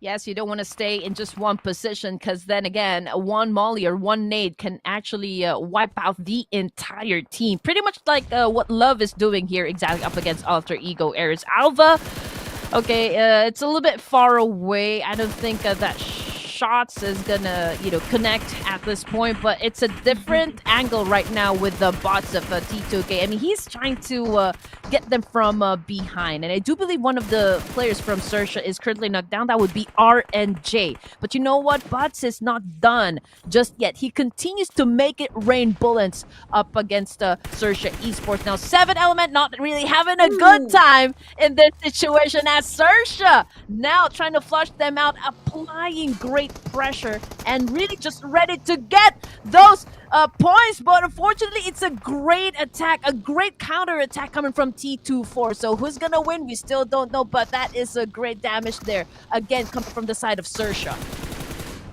And look at this. It's gonna be a 1v1, XERXIA and the players from 7th Element, but 7th Wow. Element going to be the one sent out. XERXIA is going to be down to their last final player, but unfortunately doesn't make it, gets killed by the play zone, and only 2 teams remain. Now, we are talking about this a while ago. The players from SF, they were down to 1 player. Skyforce Tops was the last one for a long time, but he just played it so strategically that he stayed alive for the placement points, and now he's going to up against T2K and gets eliminated immediately. I mean, you have to give him a cut him some slack there. 4 versus 1, there was really no chance, but nonetheless, T2K going to get that winner chicken dinner. I mean, yeah, you still have to give props to Top there, as he was the only player remaining for Skyforce, right? So they actually went for the placement points instead. I mean, Skyforce finished at 2nd place, so it is really not bad at all, considering they don't really have that firepower. For the side of T2K, okay, I will have to give it to them. I mean, WWCD, okay, you received some 10 points, right? But we still would want to see more action coming from the side of T2K. I mean, yeah, they probably just played with 60% of what they can really do inside the battlefield. So it's going to be an exciting set of matches, just like we always say. I mean, for this evening, this is just day number 1 of the Meta News Super Cup, and you just know that a lot of things are definitely going to be epic. Yep, there are still a lot of opportunities for all of these teams to step up their game. And just as you said, it's only day number 1. That means there's still matches for day number 2, day number 3, day number 4. And every single day, if I'm not mistaken, we're gonna have about 5 or 6 matches. And so that gives them the opportunity to play around with different strategies and find what works for them. But of course, again, you don't want to wait that long, because if you give too much time, too much points to your opponents, it's gonna be a harder climb up that ladder of the leaderboards to be able to get part of that prize pool. I mean, it's gonna be hard to get those elimination points considering the kind of teams that we have inside the lobby. I mean, these are all high caliber players. These are the best of the Southeast Asia and South Asia. So it's gonna be an interesting set of battles. Not gonna lie, there. I mean, it's gonna be great exchange, great trades of gunfights. So we are really in it. In for a treat, for this Super Cup. But there are teams that we still expect, to go big, considering that we have 4 days for this tournament. So again, time it's not really on our side, and we would expect, especially those teams that are part of the bottom page to actually um, just be big on their kind of strategy and gameplay and actually catapult themselves back at the page number one to give us a very, very good show. Yeah, definitely something that we would really, really enjoy and love to see. I mean, it's always an amazing comeback story if you can talk about a team that, at first was struggling, was trying to find their footing, but then at the end of the day, they're able to rise up and really give us a good show. And that's something that we hope for all of the teams on that second game, so or in that second page of the leaderboards. But right now, taking a look at the Mm. team statistics of course, our winning team T2K. Looks like it's going to be love here with the 5 eliminations, and really a lot of eliminations and contribution damage dealt as well that really helped the rest of the team. Yeah. And I don't understand really, guys. Why do you have to change your names? Like Jana over here. This is T2K Jane, all right? And T2K Love, supposedly. But you're just really making our job harder, guys. But these are the WWCD team statistics. Again, 7 elimination points, 1,505 damage output. And Love obviously has the biggest contribution for the team, and we do expect them to still kind of give us the same kind of level playing, right, in the next rounds to come. Yeah, definitely. We would like to see that. But for the overall match summary, you can see here there's 36 eliminations, 190 throwables used. I think this is the most that we've seen so far for tonight, at least. And you can see here that two airdrops were looted as well. Not too many. We'd actually like to see a lot more, considering that those loot boxes have a lot of valuable equipment for the Mm. teams to use. But for this match, only two were open. Honestly, if you're going to ask me, the airdrops not worth risking your life for. I mean, if you get to the loot drops, right, you're going to see a FAMAS, which is actually have been buffed up, a couple of times. It is the best AR to have, but I don't see this trend happening. I mean, most of the teams here, most of the players would always go for the M416. This is the best gun to have when it comes to how you can handle and control the recoil. The bullets easier to find. Also AKM. I mean, if you're good at controlling the gun, some of the players here always go for that AKM, considering the damage output. It is the highest, and the least favorite for me would be the Scarlight. Yeah, I think that would be a little bit of depending on the play style of the teams, but for the overall match ranking, again, it's going to be T2K getting the winner chicken dinner, and along with that is the 7 eliminations.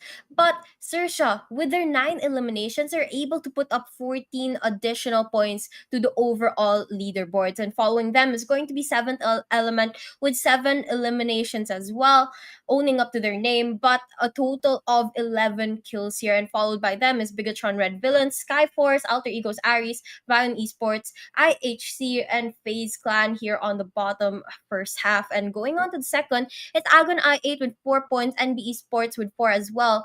NBE Sports. Now, we wanted to see them step up, but unfortunately, we didn't see it here. DRS Gaming, Genesis Esports, R9 Esports, Yoodo Alliance, and Boom Esports on the bottom half of the match. And hopefully, going into match 4, going into match 5. I hope they improve their placements and the number of Mhm. eliminations that they have later on. Out of the three teams that are part of the bottom here, I do have a great expectation coming from the side of Boom Esports. This is the first time that I see them play with a new roster. Again, I've already mentioned this a while ago. Two of their players, or perhaps three of their players, actually came from Kagendra. Probably they're still trying to figure out the whole dynamics of it, their team composition and whatnot. And I would love for them to, really do good in the next rounds to come. But when it comes to the leaderboards, the overall leaderboards, it is still Stalwart UAE with 31 points, sitting at the top of the charts, followed by Genesis Esports with 22.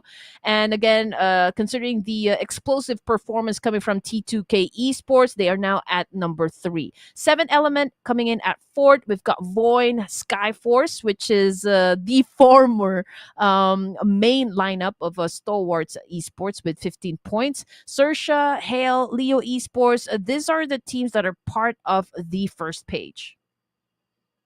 Yep, and of course the rest of the teams from second page and third page later on, they are the teams that are, trying to still find their footing. I mean, this is something we also have to talk about here. On the top of the second page, HORAA Esports. Now, they are relatively new. We haven't seen too much from them, but the fact that they're able to cling on to the top rank or 10th rank on that second page and has a chance to step up their game later on. I mean, look at their difference with Skyforce, with XERXIA, with Hale. It's only about 1-2 points. That's easy enough for them to catch up to. And that's something that we definitely have to watch out for. If they're going to be able to pull that off, it's definitely going to be a story that we will enjoy watching and seeing Mm-hmm. unfold. Yes, and I'm also looking to see um, uh, how good of a performance A1 NB Esports is going to show us, considering that they also have some new players inside the team. So I'm still curious at the chemistry, the synchronization, as this are the the best ingredients to have in getting that winner chicken dinner. Which are the teams I still think that they're gonna be performing great? There's also IHC, ZCGSM. There's also the Vampire Esports and Bigetron Red Villains. I mean, these are hard knocking teams, right? These are the wrecking balls most of the time in any tournaments. And to see them really at the, like not really bottom of the page. Some of the teams here have had did not play during the previous matches, right? Since we have 3 groups in Yeah. total, so I mean, there's still that big expectation coming from the fans and coming from casters as well. Now, when it comes to the MVP, nothing has changed just yet, other than the fact that we have the 4th player now coming from 7th Element, which is Shami. Yep, Shamir here is going to be taking that 4th spot. But again, on the first 3, it's still the players of Stalwart Esports. They remain up on that scoreboard. And it's all thanks to that one good game that they had where they got 20 eliminations. And individually, they pulled their own weight respectively, earning their spots here in the MVP race. So it's quite an interesting placement that we have right now because only 3 matches have gone so far. And Mm-hmm. there's some teams, as you were saying, there's some teams that haven't played just yet. And they have to play their second game in match number. We'll have to see if they're going to be able to change up the scoreboard a little bit or will Stalwart remain on top because I think it was about a 10-point difference between them and Genesis Esports for the overall ranking, which is a lot. That is why I love the new point system in PUBG. I mean, this is some the discussion that's always part of the tournament, right? Because it has now become kill centric. I mean, okay, chicken dinner, it's bonus points. I mean, you got to be on. We got to be honest there. It is really those elimination points that you need to get to make sure that you maintain a position in the top spot. No chicken dinner, no problem for most of the hard knocking teams. So that's probably what we will be looking for. But anyway, ladies and gents, again, we are down to 3 matches remaining. We are already halfway through, so don't you dare change the channel. We will be back after this.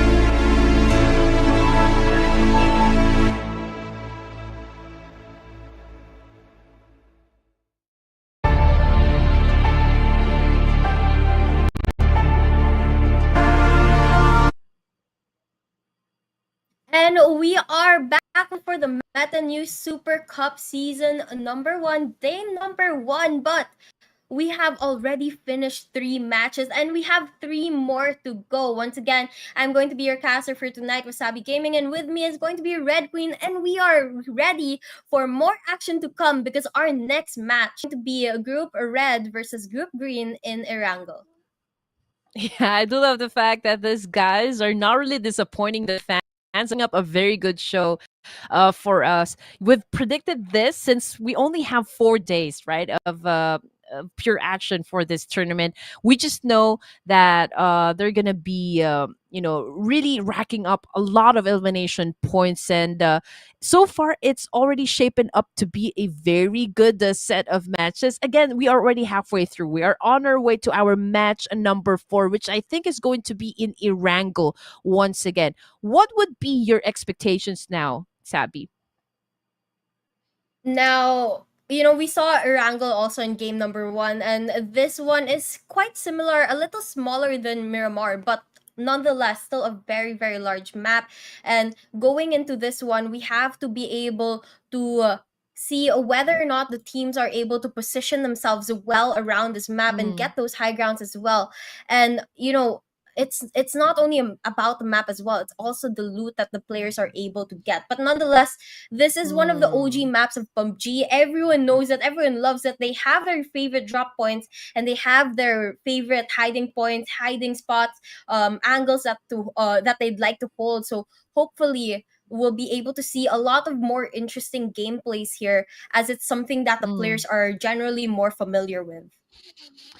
If I'm not mistaken, okay, I've seen the map rotation just a while ago. I think we're gonna head back to Sanhok.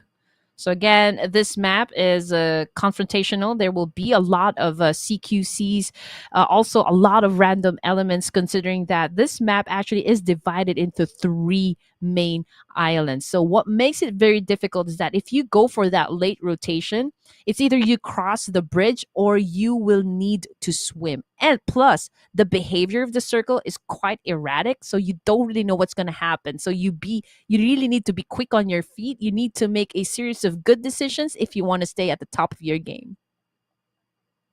I'm not quite sure actually. Now I'm quite confused if it's going to be Sanhok or Erangel. But yeah, either way, we'll have to see which map comes up. If it's Sanhok, now that's actually, you're quite right there. It's a smaller map and it's way different in comparison to Erangel. So this one you have to be very strategic with the way you use the jungles in this map to your advantage. I mean, there's so many trees and bushes to Mhm. hide around in, but that also means that there's a lot of trees and bushes to check when you're entering a new area because your opponents can be hiding there. Oh, this is actually the map of the black mambas. They always say that because there's a lot of snakes, right? There'll be a lot of players on prone.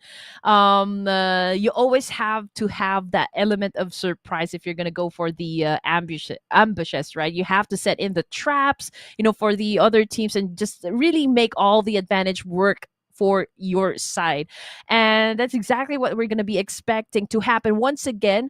Once we drop into Sanhok, it's probably going to be the same drop clashes. We're going to expect the same suspects. We've got the boot camp area, we've got the Paradise Resort, and of course the other camps now, like Camp Charlie, Bravo, and Camp Alpha. So Alpha, those yeah. are some of the areas that we need to always watch out for. But then again, we've already talked about this with the Torix just a while ago. The best things, okay, one of the best things that you need to do when you guys are playing in Battle Royale is not to be too predictable inside the game. Because if your opponents actually can read you like a book, then it's easier for them to actually anticipate every move that you do inside the game.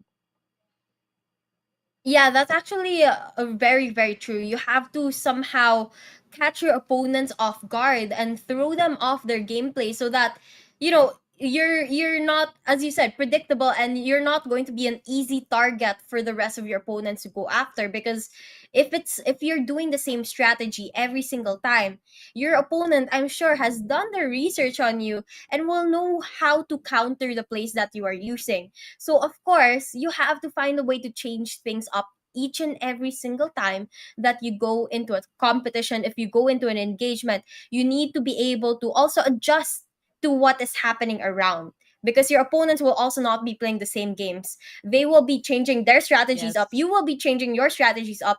And I think adaptability is just like so important here, to know how to handle the engagements that you're faced with.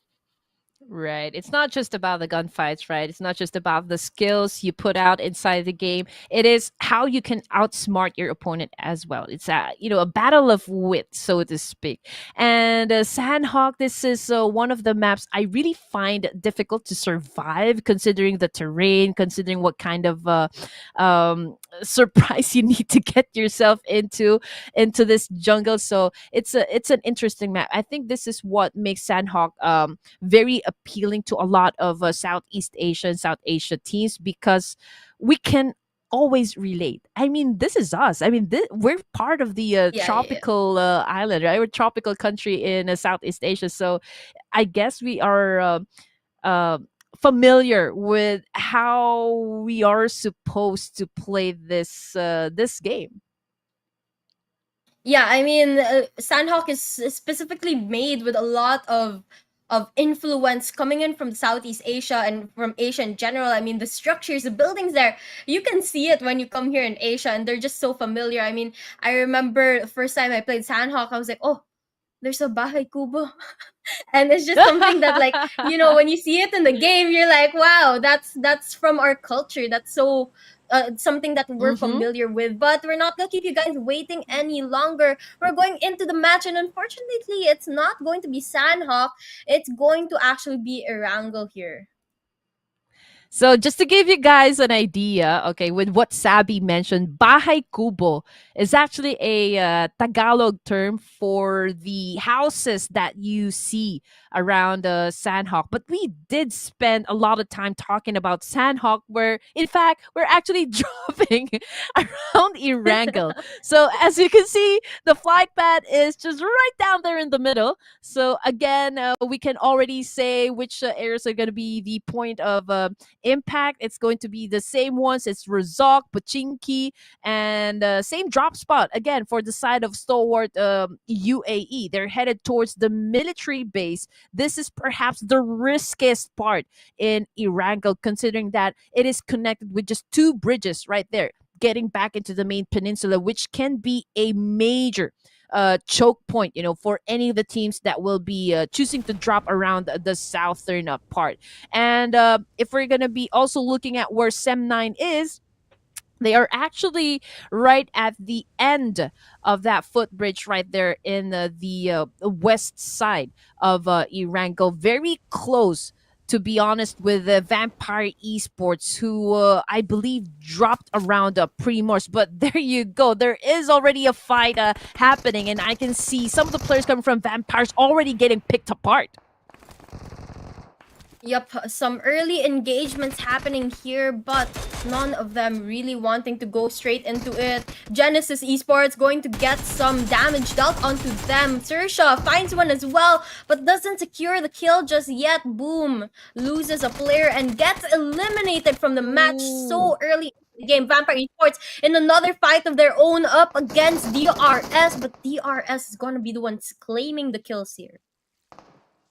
Yes, obviously Vampire Esports now going in for the pinch. Both of the teams was able to get some guns to defend themselves with. Morpheus getting a lot of damage, but most of the teammates also already on the ground. Morpheus, even though with the low HP, he's cooking up that nade, looking to find an opening to knock down players coming from the side of DRS, but it is not looking too good for the side of the blood-sucking players that we have in this tournament, Sabby. Yeah, definitely. I mean, Vampire Sports, they are a team that, again, they have some good plays. Sometimes they aren't as consistent, but when they have something in their eyes, something that they really, really want, they will go straight in for it. But right now, it's not looking very good for them. One of their players is going to be down, and only two are up and going, and they have to find a way to get that revive, because DRS is still watching the surrounding areas of Mm. their teammate, and they're not going to be able to go in for that revive right away. So, okay, checking out the numbers. Okay, this is a 4v2 situation now, ladies and gents, as Vampire Esports already lost two of their members. And yeah, Newsy just got shut down by Delta right there. So, not quite sure how Vampire is going to be, surviving. This clash, considering that DRS is a little bit on the aggressive side, but in terms of their position, okay, players of DRS actually right down there in the middle. So if Vampire Esports actually execute this properly, they do stand a chance a little bit to win the fight. But again, it all boils down to execution. Yeah, that is something that we'll have to see if they're going to be able to pull off, because again, it's not a easy feat if you're going up against more players than the number of teammates that you have, and that's exactly the situation they're in. So they'll have to find a way to either deal some damage from afar or pick them off one by one. Now, that can be done with throwables, maybe some snipers who would come into handy, but they can't go straight into the engagement. They can't rush it too much. And Genesis Esports, despite having a winner chicken dinner under their belt, they're a little bit off when it comes to their game. I mean, during the previous match, I do believe there were one of the teams that actually went out with little to no elimination points. We'll just have to confirm that one in just a while. But yeah, this is already the fourth round here in Erangel, ladies and gents. And we're looking to see again if they can bring in the same action that they've had during game number one. So far, they are on the way to another compound. But coming off of the kill feed, I guess two of their members already having a fight up against 2A. Yep, it seems that they were able to get a couple knocks to their name, and hopefully they're going to be able to secure those kills. But 2A right now, we have to see if they are going to be able to go up against the players on the side of Genesis Esports, because they still have a full squad. And we already saw Genesis get a couple of eliminations earlier, and it seems that they are hungry for more right now, trying to go on for the hunt for 2A, but they haven't spotted them out yet. Yeah, information gameplay at this point, that would the best thing to start your engagement with your opponents, right? And this clash actually happening inside Sanhok area. But you know what? We're gonna go back to DRS Gaming, ladies and gents, as they still go up against Vampire Esports to try and settle the score. Nate still being thrown, coming from the side of Vampire. As you can see on the screen, Killer YT is actually trying to bandage himself up, to kind of let his wounds heal at this point. Okay, not high when it comes to HP, but he is still going at it. He is still hunting down Morpheus from this side of town.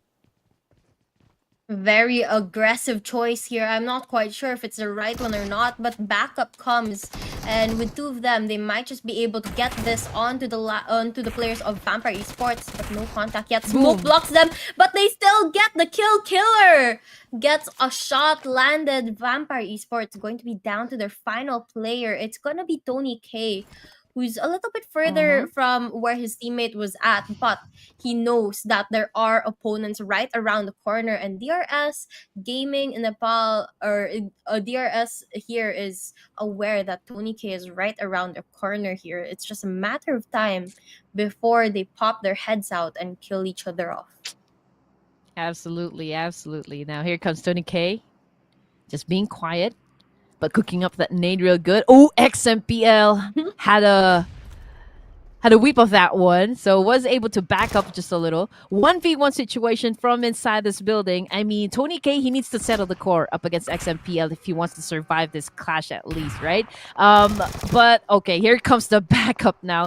Tony K just doing a ring around the rosy right here. XMPL going in for the shot. Tony K was able to shut him down, but if he's gonna survive the fight, man, I don't think so, because Delta right from the back doing a little bit of a sneaking attack. Wasn't able to land his shots just yet. Oh man, Tony K not really making it easy, for him to be sent back to the lobby, which is absolutely amazing. I mean, he is still fighting up against DRS. He is not giving up, but it looks like the play zone is starting to eat him up, so that means he's gonna use up those bandages quite quickly. And now he goes and spots another player, gets both of them knocked down. It looks like DRS is going to be eliminated by Tony K alone. This man is absolutely crazy, able to clutch up a 1v4 situation and make it out alive as well. And he looks like he is going to be able to get out of this one if he has enough bandages and first aid kits to heal up. Insane moves coming from Tony K. Vampire Esports, your back-to-back PMWI champions right there, ladies and gents, putting up a very good show. I mean, the way that he went up against DRS, despite not having all the advantages, not having that firepower, was able to come up on top still. So that will probably go in my best move so far, at least highlights for this competition.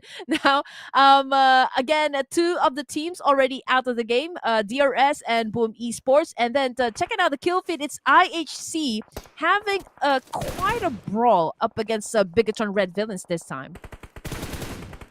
Yep, and now we can see IHC trying to land a couple of long-range shots there, but not able to connect the dots just yet. At least they have the information of where the opponents are located at, but godless. He wants some shots of his own as well. Spot out Bigetron Red Villains.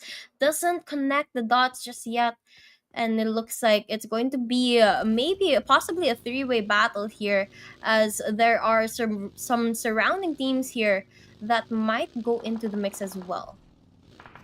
I do believe they are on a 2-2 split for the side of IHC. Unfortunately, a bell goes down, so that is one opening knock from the side of Bigetron Red Villains. That could be, a potential turning point, for the side of BTR. They can assume this points up against IHC. Satar, as you can see on the screen, already making a move headed towards these two players. Of course, they wouldn't want to let go of this advantage right here, but Damo, okay, goes in for that spray, but he is also getting some damage from Lapar. This is the Satar-Lapar tandem that we are seeing, and oh, what a nade right there coming from Bigetron Red Villains, and Godless, man, he cannot do anything because he is so far away, but oh my goodness, he tries to peek, but Satar is looking to pop some heads, so it is not looking too good for their side. Satar being very, very deadly here. Is going to be able to deal up a lot of damage to the players of IHC. And unfortunately, that puts him in a situation where it's up to Godless to revive that one teammate that's still alive. And it seems that it's going to be a very, very difficult feat. But going into Genesis Esports right now, because there is going to be the players of XERXIA Esports right around the corner. And it looks like it's just a matter of peeking that corner for them to get that elimination. And it's just waiting game here. They finally go in, gets knocked down, but another one right outside a window that they have to deal with. It looks like IHC is going to be eliminated as well. Oh, good shot coming from RNJ. That was a beautiful drop shot right there. Fortunately, oh man, Megamind was the first one to get shut down, so it was like domino effect from there.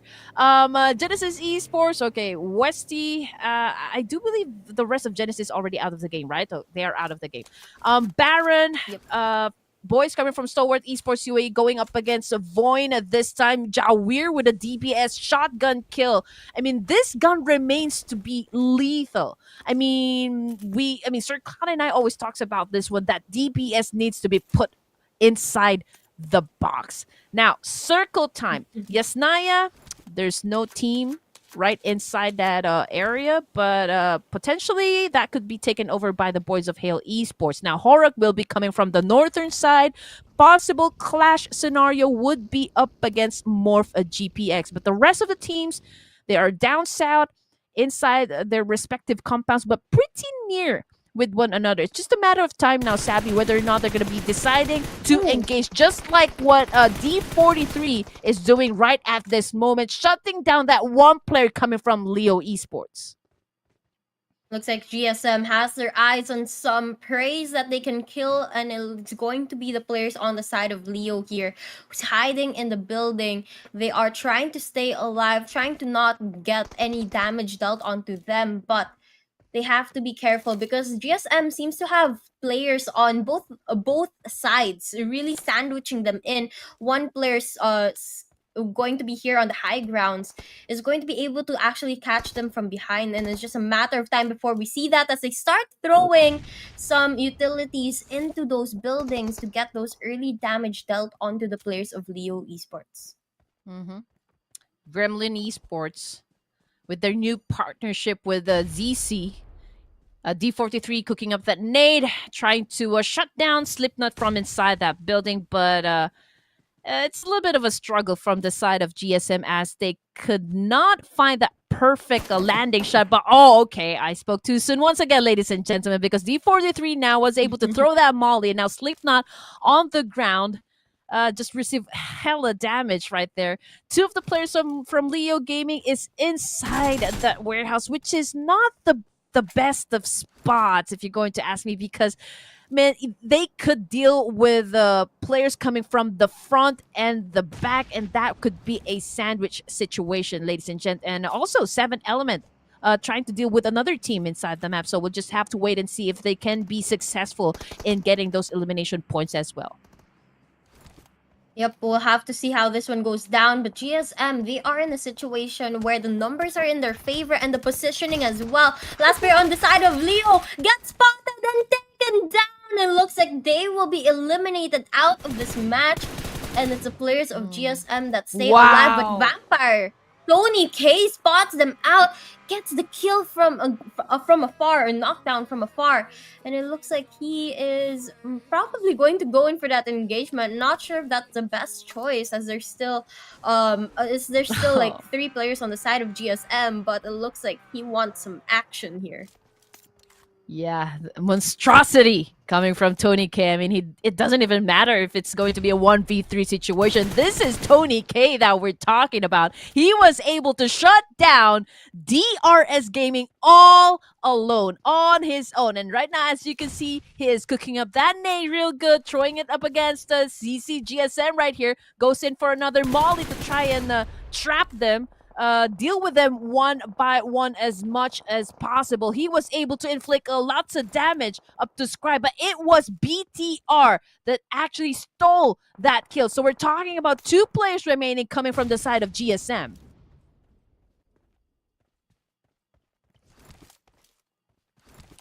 Okay, now, ladies and gents, it's indirect help coming from BTR, the way that Vampire Esports, Tony K here, was able to deal with the remaining players coming from GSM. So this is now a 3-way battle. But just look at the aggression coming in from Tony K. Man, this guy... Yep.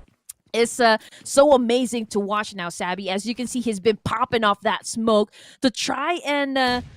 conceal his position, not let it be compromised just yet. But Bigetron Red Villains is just really taking that advantage, capitalizing on the fact that, you know, ZC GSM is quite busy dealing with Vampire Esports. Yep, definitely time for them to go into the mix right now. But Tony K, the aggression, just as you were saying, he is such a aggressive player, and he's so confident going into every single engagement here, knowing that he has a high chance of securing these kills. Now, even if there's still 2 players on the side of GSM, Tony K is pushing into the warehouse right now, but decides to back away for now, not wanting to risk those placement points that he can possibly get if he stays alive.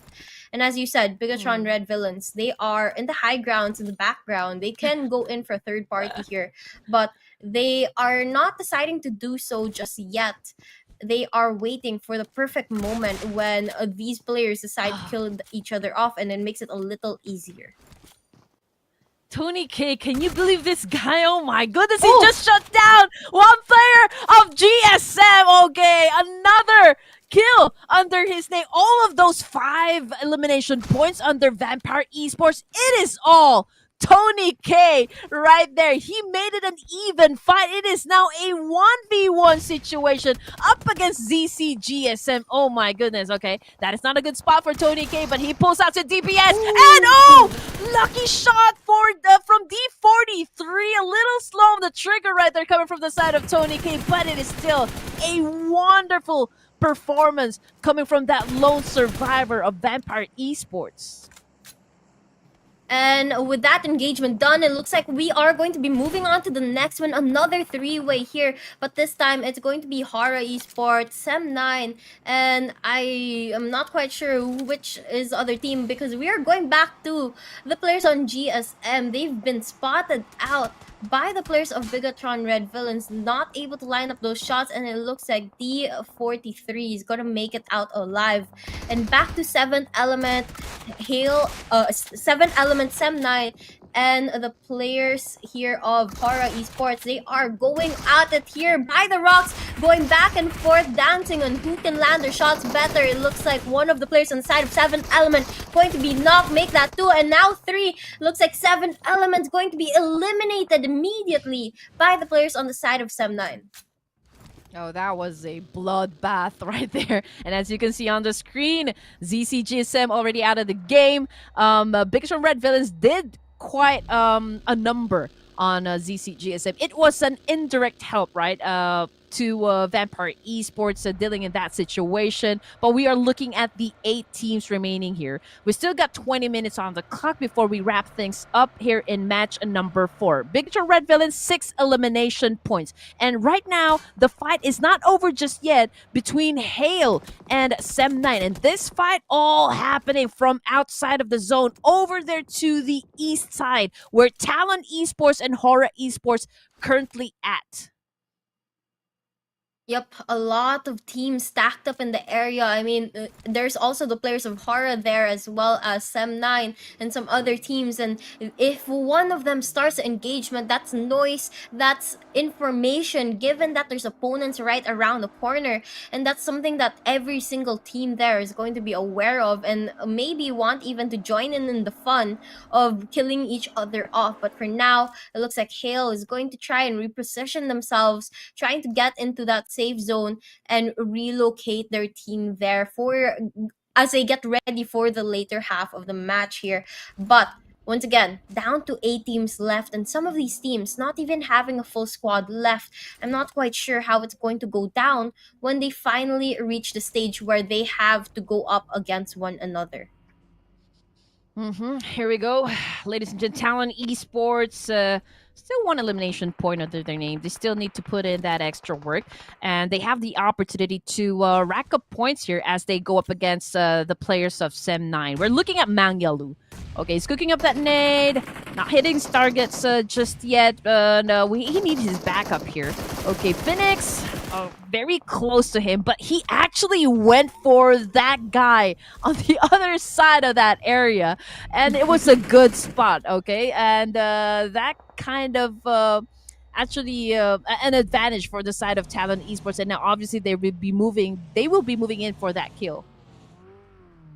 Yep, it looks like most of the teams are starting to relocate themselves or move into that safe zone as we know it, because that blue storm is going to start to hurt them, put and deal damage onto them. But MORPH GPX, they have their eyes onto the opponents of Hale, and they're trying to land a couple shots there, but they don't connect just yet. Right around the corner is going to be the rest of the teams as well, and it's just a matter of which teams are going to join in the fun here. It looks like Talon Esports going to be knocked down. Only one player remains in the mix as they fight up against Sem9 here. And Sem9, they have the advantage when it comes to the numbers, just a little bit, but nonetheless an advantage that they'll need. Oh no, not a good spot for Talon Esports. Tiger now on a pounce, trying to get in for more kills for his team. Now jumping back to MORPH GPX, 1 elimination point. And okay, they have found the guys of HORAA Esports and Sem9. Lots of opportunities right here, Sabby. Lots of opportunities to actually assume points, but that is if he can actually get the rhythm and angle right in this situation, because we are looking at the final 6 teams remaining, and the circle is already shrinking and the circle already getting crowded at this point. It's just a matter of time before these teams actually forced to collide with one another. Now, Morph GPX, the good thing about here is that they still have a complete squad, and they are very near with the guys of Sem9. Sem9 a little bit low on the resources as well. Bigetron Red Villains, man, 6 elimination points. So far, they are on a killing streak, and it looks like Satar has gotten information. The fact that HORAA is actually staying right up in front of him. He did a spray, okay, but those shots did not connect. They are at the top 5 now, or top 6 right now, but they haven't gotten the number of eliminations that you'd like to see from them to be able to really go up that leaderboards. But for now, I think trying to fight for a placement points, a couple kills will really help them a lot, and it's just a matter of how well they play this. But then again, back to that thing that you were saying in the last game, if you're stacked up in one small area like that, one grenade, one Molotov straight into that area, you are done for, and that's something that the players of HORAA has to watch out for. But Hale here up against Bigetron Red Villains. Tiger Egg going straight in for the battle, but gets knocked down instead. Joker is gonna be the one remaining on the side of Hale, but XERXIA gets eliminated by another set of battles happening on the other side of the map. Yeah, Tiger, oh man, I don't think he's going to be surviving this one. But Morph GPX also trying to join into the mix as they go up against the Sem9, coming off from that kill feed. All fights happening all at the same time. Joker now, pretty serious, right, at getting those elimination points. He's been cooking up a lot of nades and just really throwing it front, back, and center. But he caught a nade to himself as well, and now he is healing up. Can there be enough time, though, to still go for that retaliation? Lapar! Oh, man! An on-point nade shuts down Joker from behind that rock. And now it's just a matter of which of these 3 teams remaining is gonna make it out alive. I think it's going to be Bigetron with the most kills here on the scoreboard, but Morph and HORAA has all of their squad members still alive in the match. Now, another thing we have to take into consideration is position, and Morph GPX is the one that has the high grounds here, and the building as well. A lot of cover in their favor, but they're not really having the numbers in their favor as the players on the side of HORAA still has a lot here. But look at this, Bigetron Red Villain just shooting them down, spraying that smoke and lining up those shots perfectly. Even if he's not able to see the players, he's able to put some damage dealt onto them, and it looks like one player remains on each of Morph and HORAA. Bigetron, however, still has all 3. Obviously, Bigetron Red Villains picking up the pace here. They are really doing a number up against HORAA Esports. Malik takes a nade. HORAA Esports is gone, which brings us down to the final 2 teams here. Morph GPX versus Bigetron Red Villains. This is not a good spot for Satar, but he did pop up those nades, or smokes rather. But at the end of it all, it was Bigetron Red Villains who took that winner chicken dinner. And they get get the title to their name, another win for them, and it's going to be quite interesting to see how this changes up the leaderboards later on. Because if I'm not mistaken, a while ago they were if I'm not don't quite remember, but if I'm not mistaken, they were really close to being part of the top teams on that first half. But let's see how this changes it up. Yeah, Bigetron Red Villains, sometimes they don't really show up during the first few matches, but this is the kind of gameplay that we always expect from them. They were obviously on a killing streak. They were pretty committed at the fact that they would want to be at the top of the charts, and they did finish this round with a double-digit score when it comes to those elimination points. So probably we'll be looking at 20 plus points as soon as we get to the overall rankings in just a while. But you know what? I am still over the moon at the fact that the way Tony K actually performed in this round is phenomenal. Yeah, he is an absolutely crazy player. The way he just went into every single engagement, so confident that he's going to be able to get the kill, secure it, and win it for the team is something that every single player needs to find a way to build within themselves. That's something that I definitely find very, very motivating because that is just Mm-hmm. the type of mindset that these players in such a high level have, that they know their capabilities and they know how to play things right. But if I'm not mistaken, correct me if I'm wrong, Tony K was also the one of the MVPs for the PMWI Mm-hmm. tournament, if I'm not mistaken. And Yes. you can see the same thing here as well. He's such a crazy, crazy good player.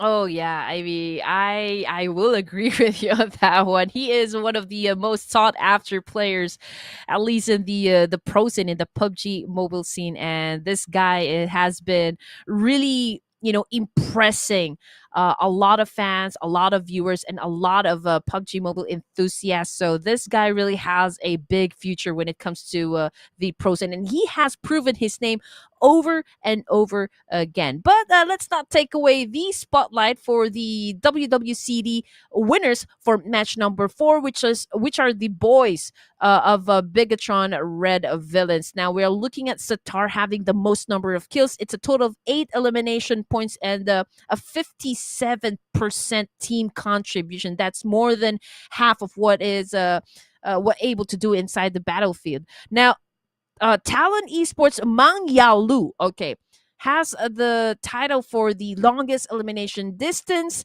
And again, when it comes to the amount of throwables used, it is I can say pretty average, 181, a little bit low during the compared to the previous match, but we do still expect this number to go high.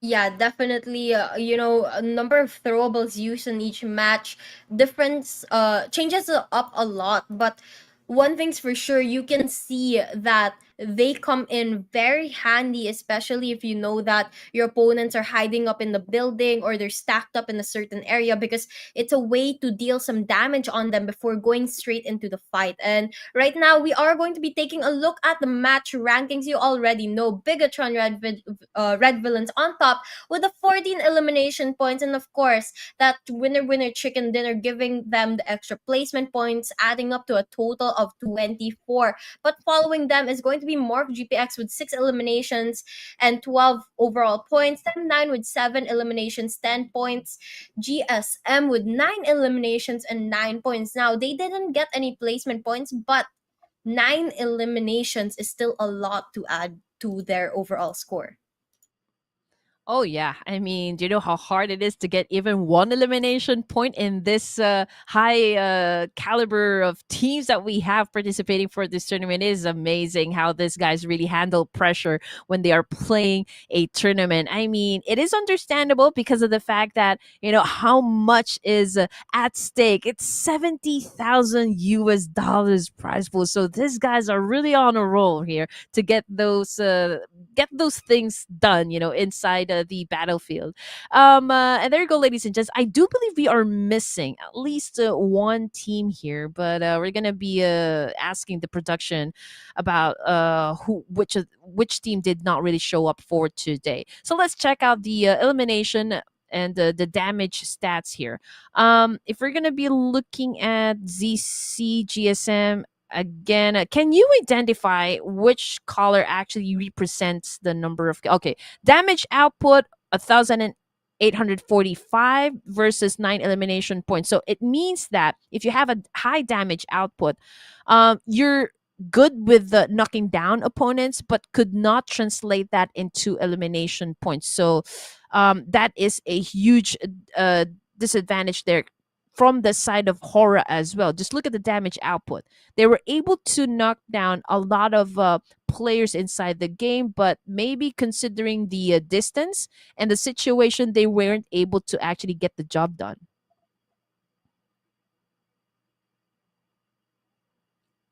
Sappy is gone again, guys. But yeah, overall Or rankings. Okay, I cannot hear your audio. What we is are happening? Yep, for the overall rankings, we are going to be seeing Bigetron Red Villains actually overtake Stalwart Esports here, but only by 2 points. Now, it's very close. They have the same number of eliminations. It's the placement points that make a little bit of a difference there. And following them, it's going to be Genesis Esports with 26, MORPH GPX and Voin Esports with 22, but not far behind is Hill Esports with 21 as well. And HORAA Esports, they've climbed their way into the first list. Yeah, they moved up ranks there, coming from 13th spot, if I'm not mistaken. We also got a ZC GSM, one of the teams that had quite a good boost in the overalls. So far, okay, Vampire Esports with 12 points, followed by Alter Ego Eris with 11. So it's from top 1 to top 17. They already have a double-digit score, but for the rest, 18 down to 27, if I'm not mistaken, probably still has they still have a single digit score in the overall rankings. Yep, and actually, I'm quite surprised with this as well. There's one team, Enigma a Galaxy here, that we haven't actually seen play yet. Not that I remember at least. And right now they are on the bottom, so hopefully we'll be able to see them in day number 2. But for the rest of the teams here, you can see T2K Esports at 18. A lot of these teams, they still have a lot of chances for them to climb up onto that first page once again. But those on page number 3, starting from A1 NB Esports and down, that is where a lot of work is to be done. They have to be able to step up their game, get a lot of eliminations, and way more placement points to catch up. Yeah, usually what we say is that day number 1 is getting the teams acquainted with the kind of gameplay, right? During this part of the tournament, so we'll be seeing a lot more of calculated risk action from the teams definitely as soon as we step into day number 2. Now, overall MVP race. Okay, these are a different set of players now. We are looking at East. Okay, still part of the board. Now we welcome Satar coming from Bigetron Red Villains with a total of 10. 7th element, we've got Shamir still and Lapar. What did I tell you? I mean, this dynamic duo right here coming from Bigetron Red Villains, they're always a force to be reckoned with. Yeah, they absolutely are. Last tournament, I saw them as well. They are always the duo that, people are scared of, and they are definitely someone to watch out for, because if you're met face to face up against these two players, you are in for such an intense battle that will definitely have you on the verge of your very seat. So hopefully we'll be able to see more of them, because the action that they bring into every single game is just so interesting. And with them competing for that MVP title, I'm sure they are going to bring up more action later on. Maybe even we might see these players go up against the players from Stalwart Esports that we know are also in the running for that MVP title. Honestly, I'm looking forward to a clash happen between Skyforce and Stalwart UAE. That could be very interesting to watch. And I do know some of the enthusiasts out there, also the fans, you are also looking forward to this type of engagement right inside the battlefield. But of course, if you also want to know what's going on inside the tournament, don't forget to follow their social media pages. That's where we will be posting the overall rankings, or like how the tournament format is going to be for the Super Cup. So just make sure that you give them a follow, like, and share, and don't forget to subscribe to their YouTube channel. But again, we will be taking a very short break, so please don't go away. You're invincible. Be unbreakable again. Unbreakable.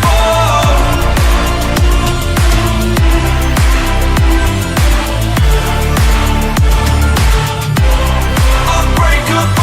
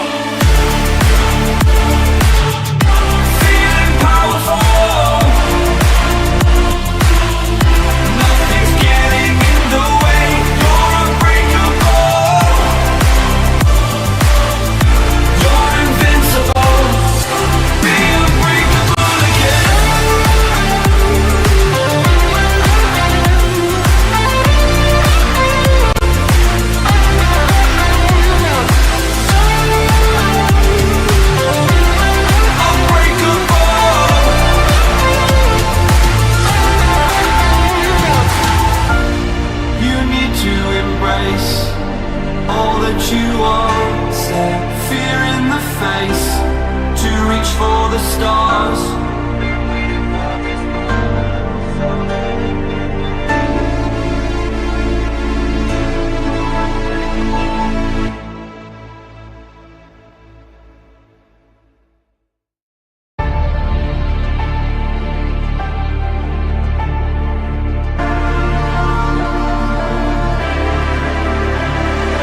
It's your time.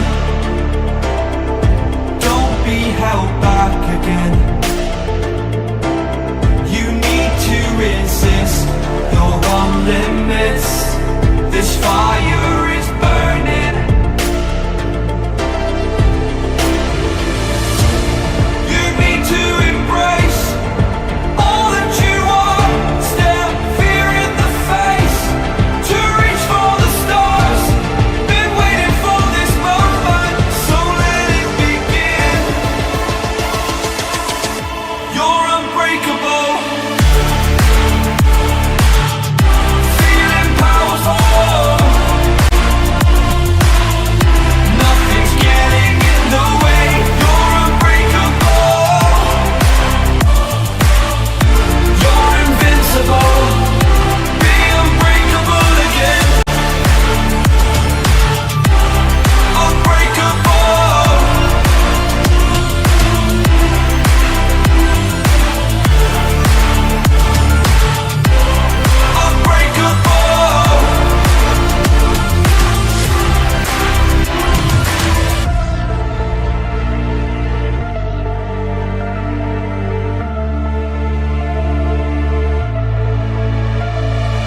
Make your name. Let go of yesterday. If dreams can exist in a world like this, don't abandon them.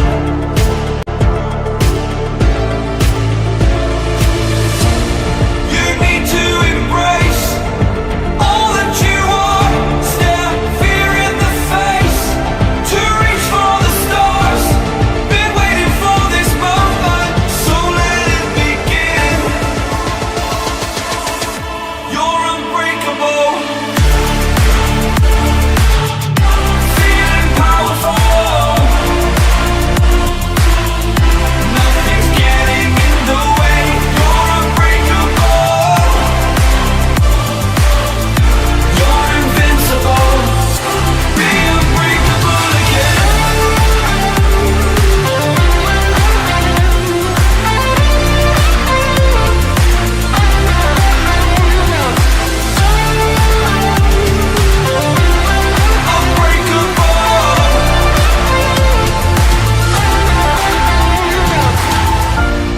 You need to embrace all that you are. Stare fear in the face.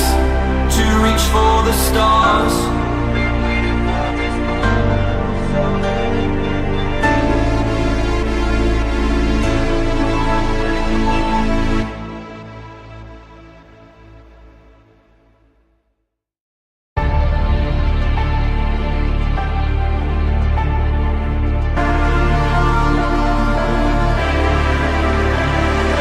It's your time. Don't be held back again.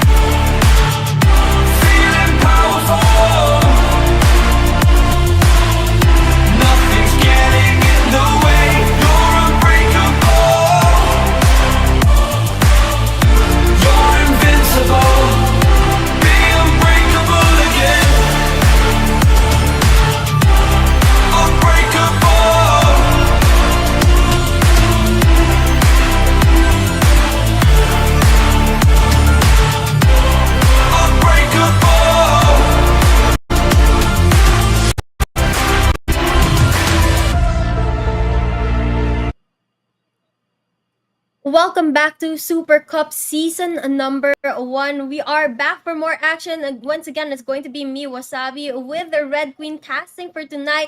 We're done with 4 matches already, but the night is not over just yet because we still have 2 more matches of action. And the one up next is actually going to be Sanhok, which we're actually talking about earlier. And we're talking about a lot of the characteristics in this map.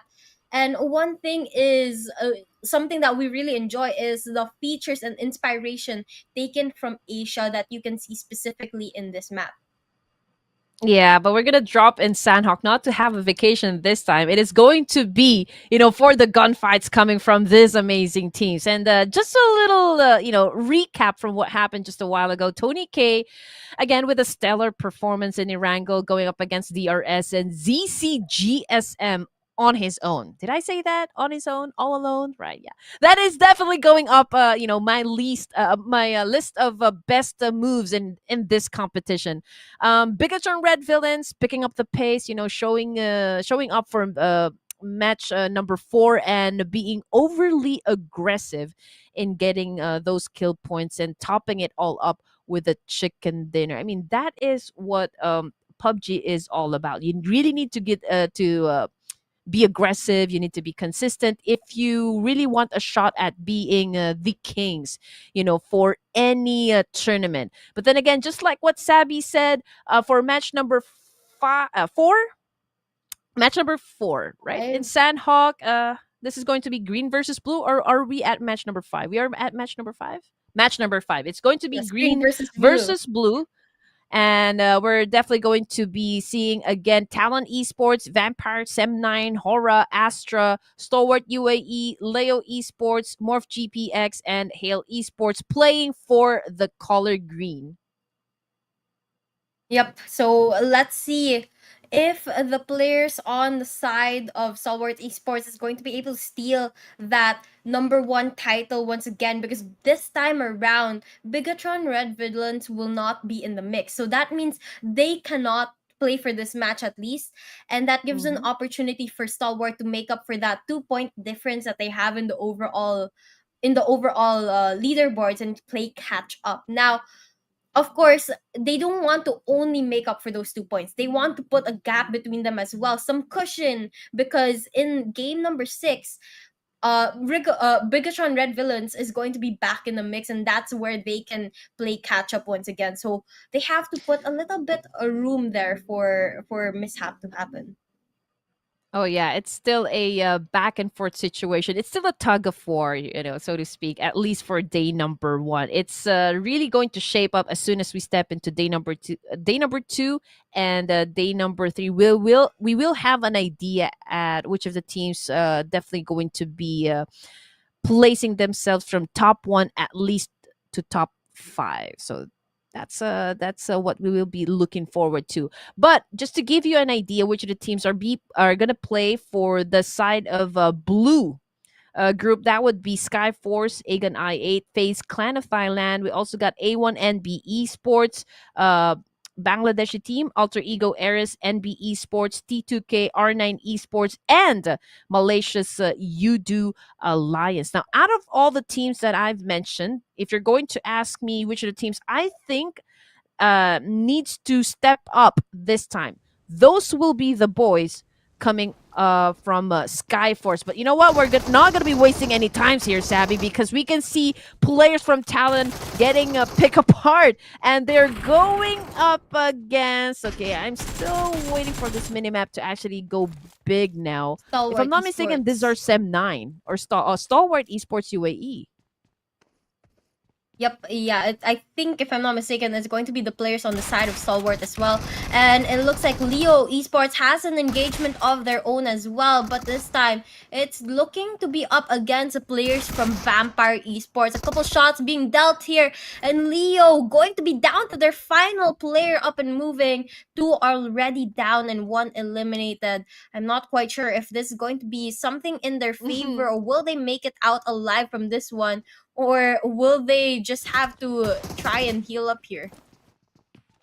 Not a good start for the side of FaZe Clan. I mean, we're looking at their last remaining player as they go up against Skyforce. Oh man, another tough team to beat. But oh, Ooh. nice clutch there coming from Vid. Unfortunately, action gets him from behind. Now we're looking at Vaz coming from R9 Esports. He knows exactly where to point his gun, and he needs to capitalize the fact that the rest of Leo Esports actually very low on HP.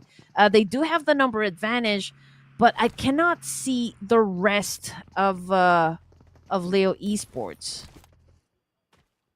Yeah, I think a couple of them were, one or two of them were eliminated earlier on. So we'll have to see if these players on the side of R9 is going to be able to secure that elimination on the team in general, or will they just play it a little bit passively? It looks like they don't want to make such a big decision just yet, so they're going to wait it out. And T2K here goes into a building, gets met by Yoodo, and Yoodo secures that kill. But look at this, the scoreboard's back up. We are down to 13 teams already, and I feel like we just started. Right? Just a few minutes into the game. Well, Sanhok is always a fast-paced match. We always expect, a lot of clashes to happen right off the bat. But we did say this a while ago. I mean, you need to check your corners if you're going inside a building or going inside any of the houses here in Sanhok or in any other map, so to speak.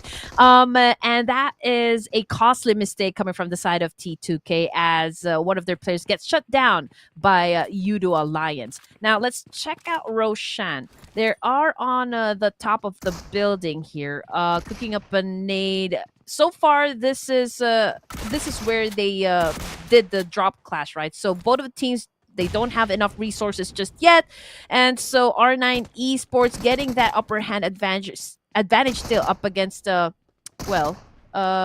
Leo Gaming. Yeah, let's see how this one plays out. I mean, they are in some sort of maze in the building, and they have to be able to find the way out. They spot one of the last players on the side of Leo Gaming, gets the kill, and R9 eliminates them out of the competition. Now, while doing so, they did lose 2 players, but the amount of kills that they were able to get is definitely going to help them a lot. Hopefully, they'll be able to make advantage of those 2 players. But here on the side of Hale, it looks like they are very spread out, far away from one another here. I'm not quite sure if this is the best decision, but they seem to be going on the hunt in separate directions for opponents here. Well, you would want to capitalize or maximize all the towns that you can get your loots from, just to make sure that you have enough resources to get to the latter stages of the game to survive the last few zones that we have, at least for Sanhok. But MORPH GPX, okay, they're having a confrontation up against Alter Ego Airs, and it looks like Alter Ego Airs is the one at the losing end here. STALWART Esports UAE, up against Sem9 still, and man, they're also getting picked off one by one. Baz getting in a lot of damage, but was able to shut down Rosemary. Oh, that is a beautiful shot there. Yep, and a very, very, very clean shot there. But now, let's see if he's going to be able to land another one. Gets a couple of shots landed, gets the damage placed onto the opponent, but not able to secure the kill just yet. Going to revive the teammate, but right around the corner is going to be the players from the Alter Egos, Aries, and they are going in for a very aggressive push here through the windows, not bothering to use the doors, and they just want to go in for that kill and hunt down their opponent here. Warning shots fired, but the opponent's still not found, and finally they get the one taken care of. Vaz going to be knocked down once again, and they just have to look for that last player on the side of R9. Rosemary with the vengeance kill right there. Okay, after getting shut down, he quickly got up and goes in for that kill. Now, the fight is still not done. Okay, they were looking for that last player, perhaps, or not even the last player just yet. But R9 not in the best of shape in this situation. But this particular area right here is getting surrounded by teams. If I'm not mistaken, I saw NB Esports lurking around the area. But let's check out Alter Ego areas. Octa is no longer part of the game. And okay, Mafia Ninja, is there a player lost in one of those teams there? We'll just have to wait it out and see. But Furious, okay, cooking up that nade, but he doesn't seem to know where Yoro is exactly at, Savvy. Yeah, he's missing by a couple inches there. He has to redirect that grenade, but let's see if they're going to be able to connect it. Spots one another, and that's information for Furious on where the opponent's at. He pulls out the Wow. gun, but gets knocked down instead. And the trade there, he's unable to get up anymore, and unfortunately, that's going to be a very difficult situation for him. But Stalwart Esports, they spot out Hale, get a couple shots landed onto Tiger, and the rest of the players on the side of Hale, two of them already knocked, so not a very good situation for them either. Whoa. Not too fast for Ooh. Furious just a while ago. But this boy, man, he took a DBS to the face and now he gets sent back to the lobby. NP Esports already out of the game. Now East already charging forward, making a move up against Hale now. Went for a massive spray up against Tiger, but wasn't enough to actually shut anyone down coming from Hale. But hey, he still has another opportunity to knock down players from Hale with that nade. Amazingly, though, Tiger was able to evade that shot, and right now he is having an exchange with East. East still not getting the job done just yet. East needs to step up his game if he wants to keep that keep in the running for the MVP title. But for now, it looks like he is going to just try and back away, try to heal up, because he is definitely very, very low on health. But of course, there are just too many players from the side of Hale right around the corner, lurking around for him to do so. And Tiger peeks out right now, takes East down, and East is not able to make it out alive. But Tiger gets eliminated as well, and Hale Esports is sent out of the game. Stalwart going to be able to heal East here and get hold of this building as to heal up later on. Oh man, Apex needs to perform here up against Morph GPX. He needs to buy time for his team to actually recuperate in this situation. Now Yoru goes in for the charge. Apex was able to shut him down with a DBS shotgun as well. Oh my goodness. Oh, that was a good performance coming from Apex. A good save nonetheless. I mean, if it wasn't for him, that would be the end of the line for the side of Stalwart UAE. But Morph GPX, Bobo Ho is a little bit far from the rest of the team, so I guess he's safe. He didn't actually experience the same fate, as for the rest of his teammates. Now he has a chance to get into the latter stage of the game and probably win that chicken dinner. But for now, he needs to find a place where he can chill for a bit and not engage in any fights if he wants to make sure to get those placement points. Yeah, definitely. And now we're actually going to be spotting out Agonai 8 and how they are trying to position themselves. Though they are in the lower grounds, they are trying to aim up, trying to get that sniper to line up with their opponents, but unfortunately not able to spot them out. They're going to be forced to relocate. But looking at the overall map, you can see here, T2K, they are outside of that zone, but nonetheless, they are just chilling there, waiting for the right time to go in for the rotation back into that safe zone, safe area where the rest of the teams are. But they have to be careful in doing so, because we have actually a couple of teams kind of watching those pathways or those bridges that connect the other island to the main one, and that's going to be a little bit harder to cross later on. Yeah, if you've seen the circle just a while ago, I'm not sure what T2K is still doing around Cow area. I mean, it is far from the safe zone, but okay, it's gonna be a long journey. I mean, from that spot, and they need to get a move on now if they still want to survive this whole thing. I mean, okay, they can maybe go for that healing game, but I don't believe it's gonna be enough though. Now, checking out Stalwart again. Look at those kill points. Already double digit, 12 elimination points. So if they actually go out of match number 5, I mean, they're still doing pretty okay. Now, the only thing I've noticed when it comes to Stalwart Esports UAE, they're not so fond of actually getting the WWCD, but they are pretty consistent in putting up those elimination points, which is absolutely doing them great. because they maintain their spot in the leaderboards, and it's really no problem for them when it comes to racking up soul kill points. So that makes them very dangerous inside the battlefield. Yeah, a very, very aggressive team. And at the rate that they're actually going right now, they definitely have the opportunity to make that number of kills another 20, maybe even higher, if they play their cards right. I mean, they still have a full squad here, and it looks like they're going to spot out some of the players on the side of Sem9, get those kills to their side as well. And they are going on the hunt for, I think, what is the last player on the side of Sem9. And it looks like on the other side, we also have Man. Skyforce here going in for another engagement as well, but not too much happening just yet. Sem9 gets eliminated, just as I said, Stalwart Esports hunting them down.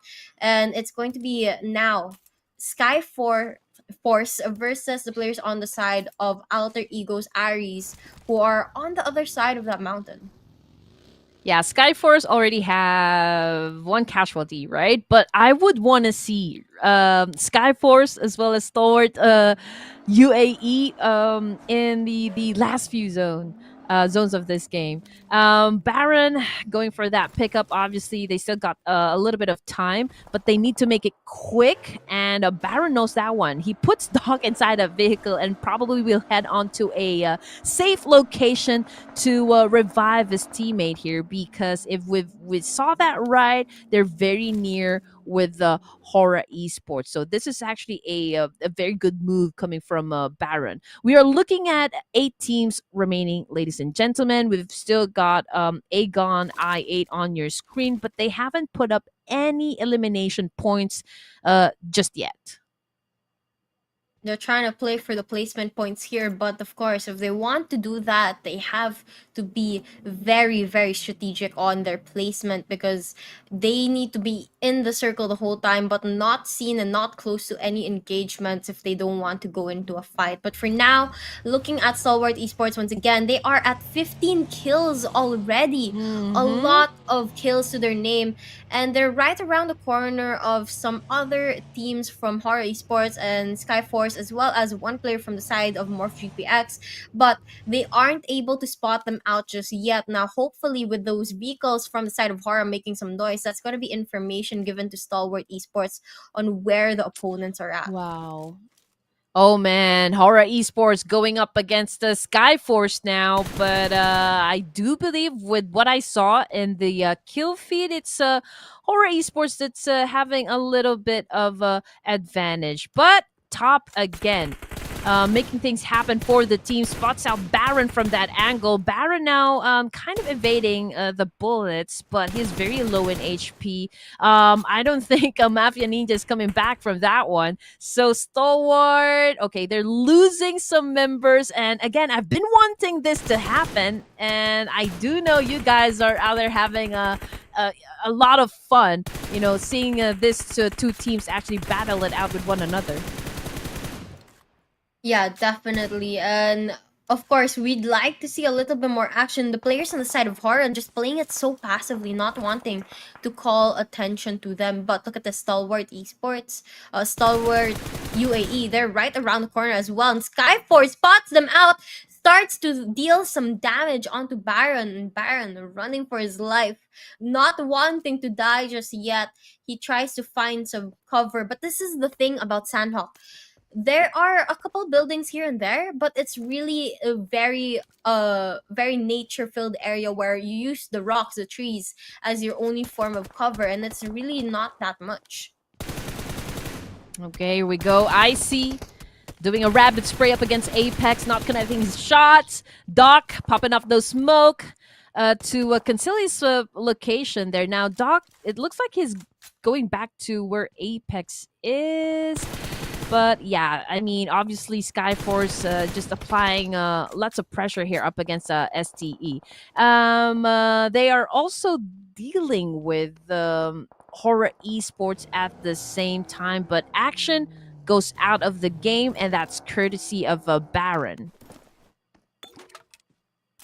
Yeah, Baron here He is trying his best to really help his team out, but with Icy shooting him from afar, it's being a little bit more difficult than he thought it would be. So he's decided to relocate now, and Icy, unable to spot him, he's gonna try and look for another opponent to deal with. But for now, these teams are right around the corner from each other. They're just trying to stay as silent as possible. And HORAA, one of their players, are actually in the that's very close to Skyforce as well, but has never been spotted out by Skyforce because of how silent HORAA was able to stay hiding in those buildings that we have here.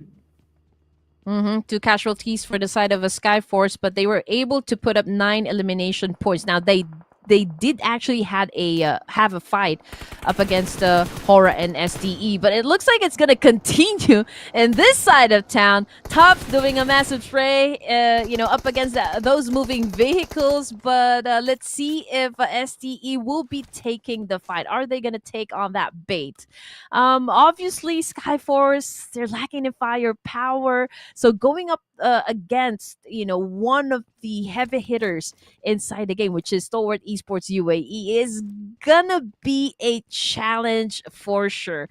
We can also see some of the players coming from Alter Ego Eras, and right now on your screen we've got T2K again, still with no elimination points just yet. But of course, it's not too late to put up a staggering number of points on the scoreboard, just as long as they keep up the pace, right, and they play their cards right and make sure that they get to a part wherein they will have a chance to rack up a huge number of points from this game. Yeah, definitely still have a chance to get maybe a couple kills to their name, but definitely going to be quite a challenge, knowing that the teams that are left are the ones that are a little bit more aggressive in playstyle, and they are definitely teams that won't be easy for T2K to get those kills. So for now, we'll just have to see how this one plays out. STALWART, though, look at them. They have 16 kills already, and we are not even close to the end of the match. They still have a lot of opponents that they're going up against that they can steal additional kills from and add that up to their score. But for now, we'll just have to wait for an engagement to happen between these teams remaining here.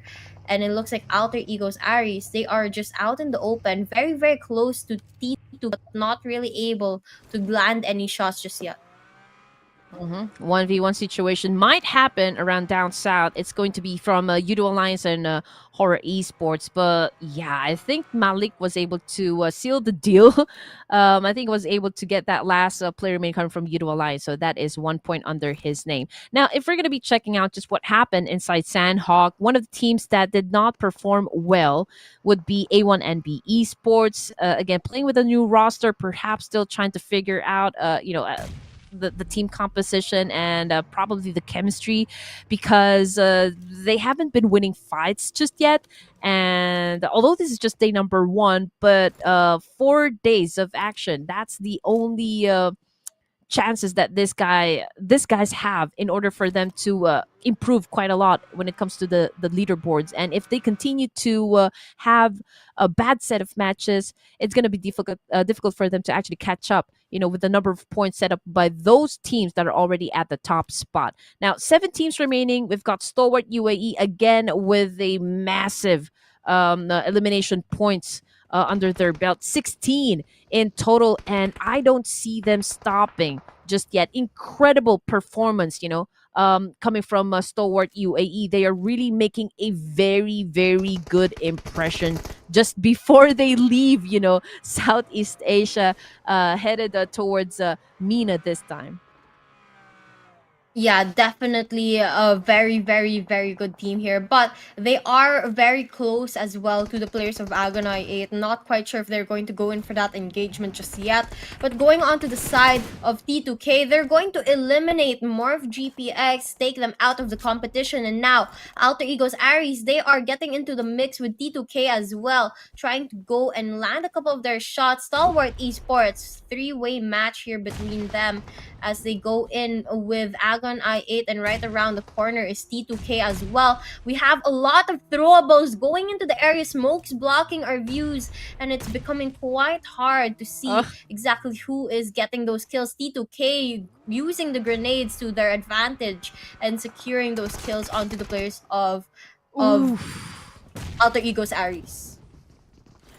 Round 3 for the side of SF and STE pretty soon. We just have to wait because STALWART UAE, they've heard those vehicles roaming around top side of that hill, and so they just really went behind the concrete wall to take refuge. Now we've got STALWART again on your screen, just dealing with the Aegon I8 this time, but ooh man, that is something that we did not expect. But again, it is still okay for the side of Stalwart Esports, considering that they put up, a staggering amount of points on the scoreboard. So it is still a strong finish for that team. Now we're looking at the final 3 teams remaining, right? This is Skyforce, Aegon I8, and T2K.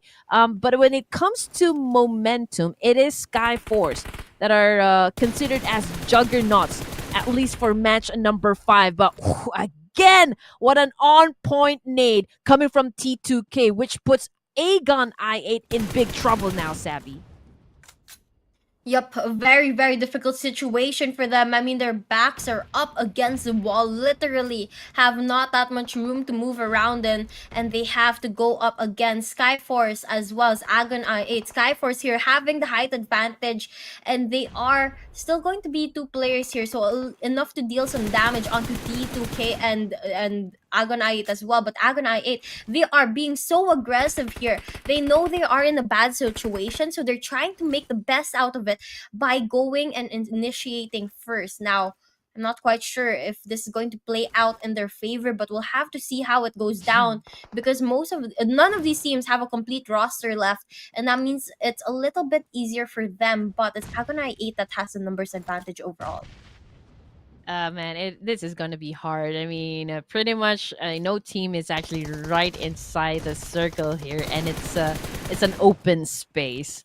Nonetheless, now Aegon I8 receiving a lot of damage coming from both T2K and Skyforce. I mean, this is not a good spot for them. They are vulnerable, in between these 2 teams. Same thing goes for T2K. I mean, they just lost 1 player. I mean, the exchange happening simultaneously. And again, we've got X right here on your screen. Was able to shut down a player, but he gets tagged as well. So it is now Skyforce versus Aegon I8. 11 elimination points for the side of Skyforce, and now Icy again with that massive spray up against the IQQ this time of Aegon I8. But wow, that was a smooth win coming from the side of Aegon I8 over there. I mean, despite not having the best of spots, Sabby, they were still able to land at chicken dinner.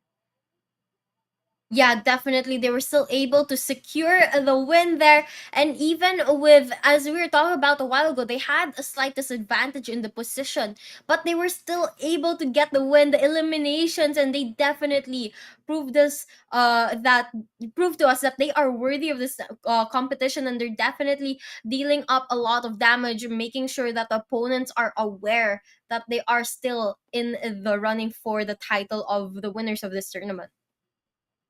Yeah, it all boils down to how effective you break down those information and, of course, the execution of it. So those are the things that you really need to consider. Aegon I8 getting that WWCD is something to be proud for, to be honest. I mean, especially that Skyforce, they have their momentum. They have those elimination points. So we kind of expected for Skyforce to really finish the job, right? To seal the deal and get the WWCD. But at the end of the match, it was Aegon I8 who came up victorious from that clash. And that was match number 5 for you, ladies and gentlemen. Later on, we will be showing you the stats just to answer all of your questions at which of these players actually did great compared to the rest of the team. Yeah, definitely. But aside from Algonai 8 and Skyforce, we have to talk about and give credit to the players on the side of Stalwart UAE, because they were able to get a total of 22 kills. Now they didn't get third place. They didn't get first place, second place, or third place, but they got 22 kills, and that is a lot of points to their name, plus additional placement points for getting fourth place. It's really going to make it very difficult for the rest of the competition to catch up.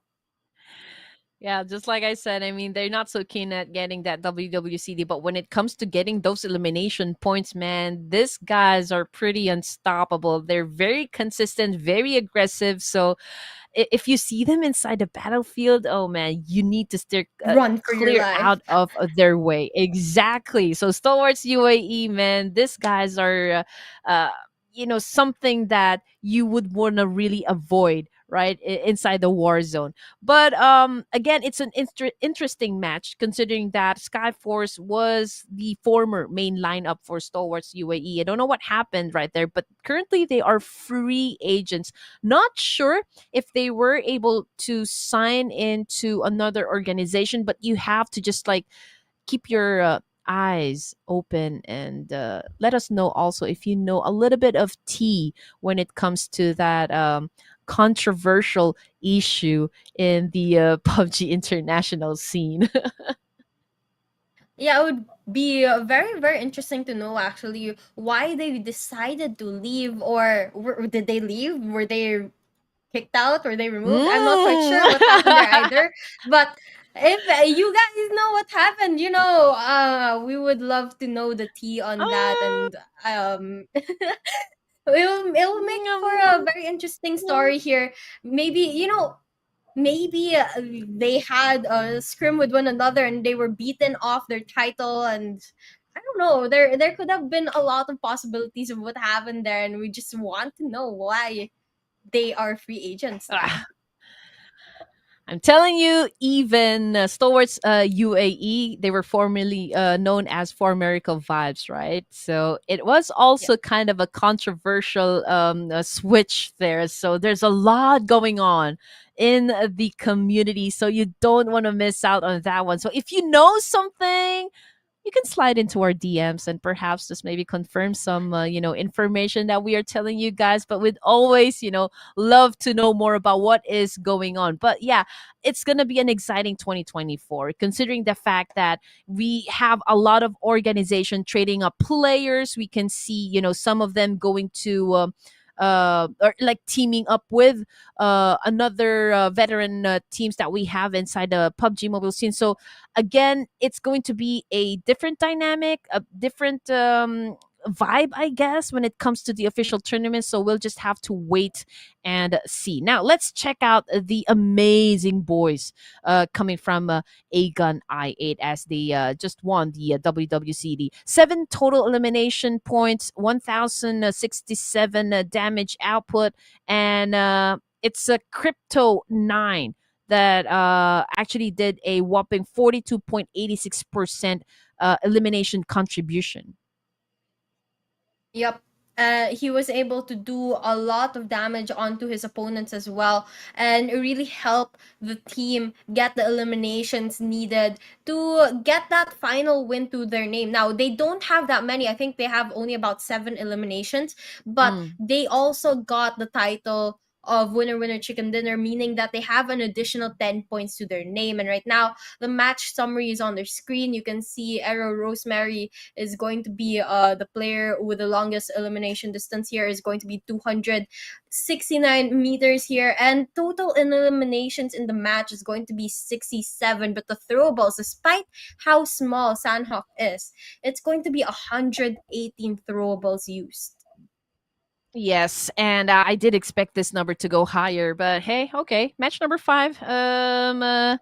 We can still improve that one. As you all know, it is the meta, and I love seeing a lot of nade elimination points coming from the teams. And when it comes to the airdrop loots, we can only see one that got opened by.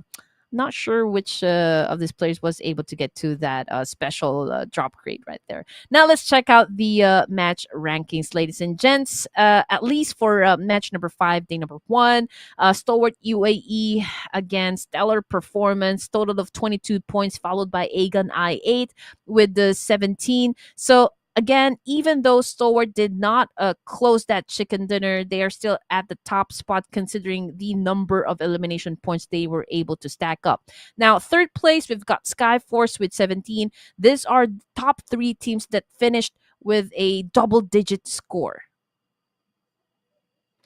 Yeah, they were able to get both 17 points here in addition to what they already have. But what surprises me is Skyforce, majority of their points is actually coming from that eliminations. They got a total of eliminations, 11 eliminations here in this match alone. Now we're taking a look at the eliminations and damage statistics here, and you can see most of them are dealing way more damage than getting those eliminations. But some of them, like Stalwart Esports and GSM, it's going to be an even amount there between the two. Now, this is what I find quite interesting. The players on the side of Stalwart Esports, they got a total of 18. Every single one of the players that they dealt damage onto, they got those kills. Yeah, and they're pretty accurate, right? With the knockdowns, and actually translating that into elimination points as well. That's very effective gameplay, if you're going to ask me. And playing at this kind of pace can be exhausting, considering that we are playing 6 matches tonight, and you got to have that mental fortitude, so to speak. And if we're going to be comparing the stats, Skyforce pretty close. And so we just know that, playing at this kind of level, again, can take a toll, especially that we are now down to just our last game this evening. So hopefully they can keep up their energy. Now, overall ranking, once again, ladies and gents, Stalwart UAE at the top spot with 54 points. Huge gap at the beginning of this tournament, which is absolutely amazing. This is something that you would want the same thing for the other teams inside this tournament. Yeah, absolutely crazy. I mean, Stalwart Esports had 20 points more than Bigetron Red Villains, who was on the second slot there for the overall rankings. But now, looking at page number 2 and 3, Hale Esports at 21 points, XERXIA at 20, same with Leo Esports at 20, and 7th Element. But after that, the rest of the teams, they are struggling a little bit to catch up. Alter Egos at 17, Sem9 at 16, Talon, GSM, Vampire Esports, they are at 15 and 13 respectively, and the rest of the teams at 1-digit points here. But on the overall MVP race, this is the one that we were talking about earlier. Stalwart Esports dominates it once again. All 3 players back up on the board, and only top from the side of Skyforce is here challenging them for it on spot number 3. Yeah, I'm actually checking out how much these players are going to be receiving if in case they get that MVP title. So it's a total of 600. Oh, okay. I don't see any information there. We just have to ask production in just a while. But yeah, we are going to give a prize. We have an individual prize on whoever will get that MVP title. So the final match, Sabby. So far, are you enjoying this kind of fast-paced tournament? Definitely having a lot of fun here. I mean, there's been so many interesting plays here, and the unexpected gameplay that we saw. I mean, Tony K, I think that was match number 3 or 4. He got a whole squad taken care of, and then after that, he almost got another whole squad, and he just pops off. And that's the type of gameplay that we always love to see. But of course, we are going to be done with 5 matches already, and we have one more later on after the break. It's going to be at Miramar, and it's just going to be a couple minutes before we see that. But before that, we are going to be taking a very short break. In the face to reach for the stars. Been waiting for this moment, so let it begin. You're unbreakable. Feeling powerful. Nothing's getting in the way. You're unbreakable.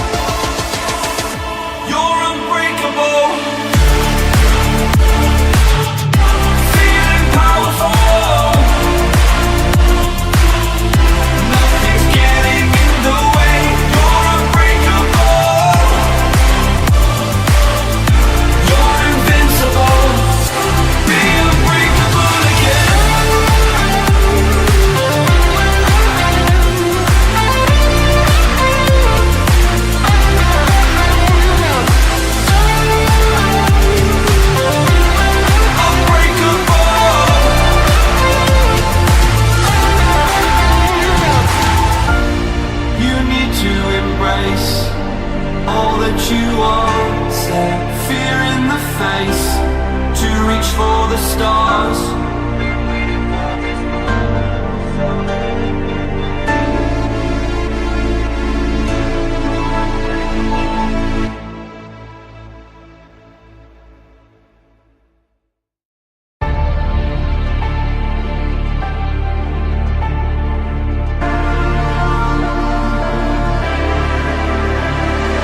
It's your time.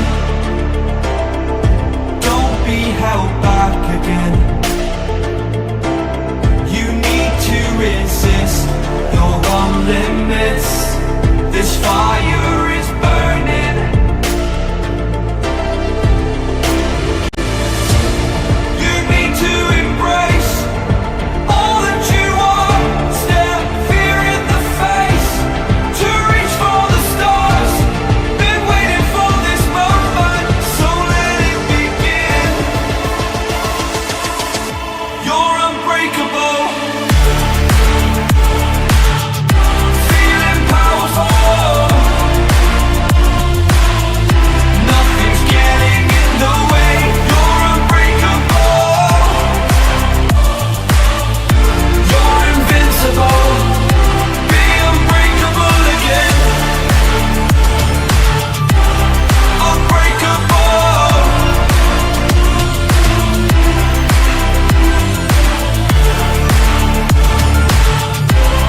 Unbreakable.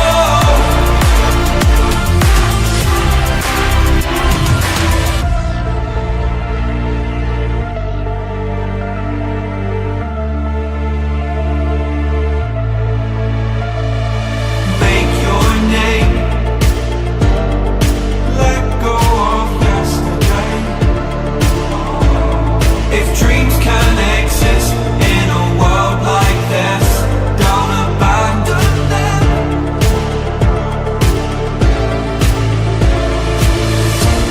You need to embrace all that you are. Stare fear in the face. To reach for the stars. Been waiting for this moment, so let it begin. You're unbreakable. Feeling powerful. Nothing's getting in the way. You're unbreakable. You're invincible. Be unbreakable again.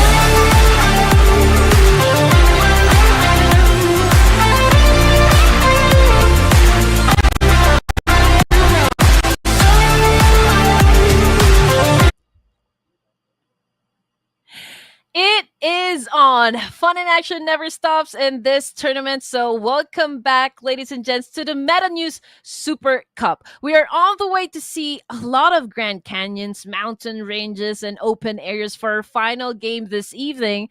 The desert will definitely take the week. That is how it's going to go down in Miramar. We are still your casters, Red Queen and Wasabi, for this final game. Yep, a lot of action coming our way as we head into the last and final match of the night. And this time it's going to be Group B versus Group Red. And you know who we're going to see once again is going to be Bigetron Red Villains. Kind of funny how we are definitely on the red team. But aside from that, we are also going to be seeing some players from Skyforce play up here once again. And hopefully we'll be able to see the same aggression that we saw in game number 5, where they were able to rack up about 11 kills. At least this is going to be the last push for this evening coming from this team. So, I mean, especially for those who have had already laid out a very good foundation, rack up those elimination points that they need to make sure that they maintain their position. But of course, we will all settle a score tonight here in the last game, which is Miramar. We still don't know what happened with Nigma Galaxy, why they are a no-show for day number 1. Hopefully, we get to see them perform day 2 in this Meta News Super Cup. But here we go. Flight pad, it is a little bit on to the bottom side right here, so there's plenty of space to go for the northern side, and we can see teams already trying to take in a position. Los Leones will definitely be busy here, Sabby.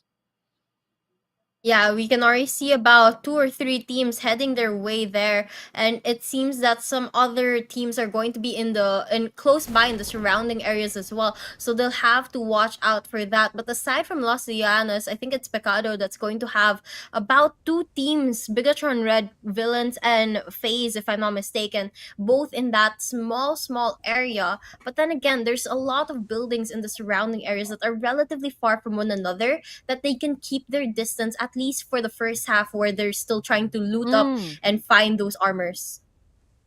And again, we can see a lot of elevations, at least where the initial circle landed. It's going to be an interesting rotation coming from the side of Alter Ego Eras, as well as a player right here who is so far away from the safe zone. But most of the fights, I feel like it is going to start in Los Leones, as we can see Bigetron Red Villains as well as Voin and another team also that will definitely join into Genesis the mix Esports. in just a while. Oh, that would be Genesis Esports, ladies and gents. Yeah, a lot of themes stacked up there. So hopefully we'll be able to catch those engagements because it will definitely be quite interesting to see them battle it out. But then again, as we discussed last time that we are here, this place, Los Leones, has so many buildings that you can just hide around, and as long as you stay silent, you won't necessarily get spotted right away. But it Mm. seems that NB Esports has spotted the players on the side of Bigetron Red Villains. They've knocked one down already and secured the kill on Satarla as one of their top players on the team, and that's gonna be a huge loss for the side of Bigetron Red Villains. Yeah, very lucky for Fistboy though. I mean, to be able to pick up an M249 at the beginning of the match, man. You have some lucky charm right there. But that is a good elimination point as well coming from the NB Esports. Not a good start, yes, for the side of Bigatron Red Villains, but it's still too early to call or to like to shut down the idea that maybe they can still perform and get the chicken dinner this time, or maybe rack up a lot of elimination points, pretty much like what they did in the previous matches. But so far, NB Esports, that was a good opening for them. We did see a lot of open areas alongside I mean in the northern side, so again it's going to be a interesting rotation coming from the teams that are a bit far away, from the safe zone. But we got Killer YT coming from DRS Gaming. He will definitely drive this Golden Mirado. If I'm not mistaken, this is the Golden Mirado, right? Oh, I haven't been in a Miramar in a long time, so not sure if this is actually the Golden Mirado that we are talking about. I am actually not quite sure either. But we'll have to see later on when we do get a better look of the map. But for now, DRS, they are pretty far from one another, although there's not too many opponents close by, so I think that's going to work out just fine for them. They're trying their best to get some loot, and we can see here that they are just being very cautious every single place that they go on to.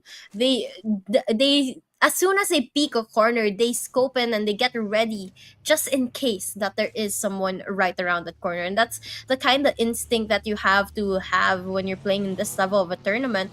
And it's very good that they've already established that very early on in this game. Mm-hmm. So far, most of the teams here pillaging through towns, getting resources, getting attachments. I mean, this is the kind of pace that we're kind of expecting whenever we play in Miramar. It used to be a slow-paced map, but considering the requirements for this tournament, and teams going big when it comes to elimination points, most often than not, we see them now drop into the same areas to kind of settle the score at the initial stages. But it's good to see that it's a little bit passive, at least for the final game this evening. Everyone is just really busy, replenishing or like really packing up stuff before they pick up a high ground here. Because, well, the moment that they actually get to the higher vantage points or like higher grounds there, it'll be difficult for them to go down just to make sure they actually stack up their stocks there inside their backpack. So the best thing to do whenever in Miramar, if you get into altercation, is to get the resources from those bodies that you've actually buried 6 feet under.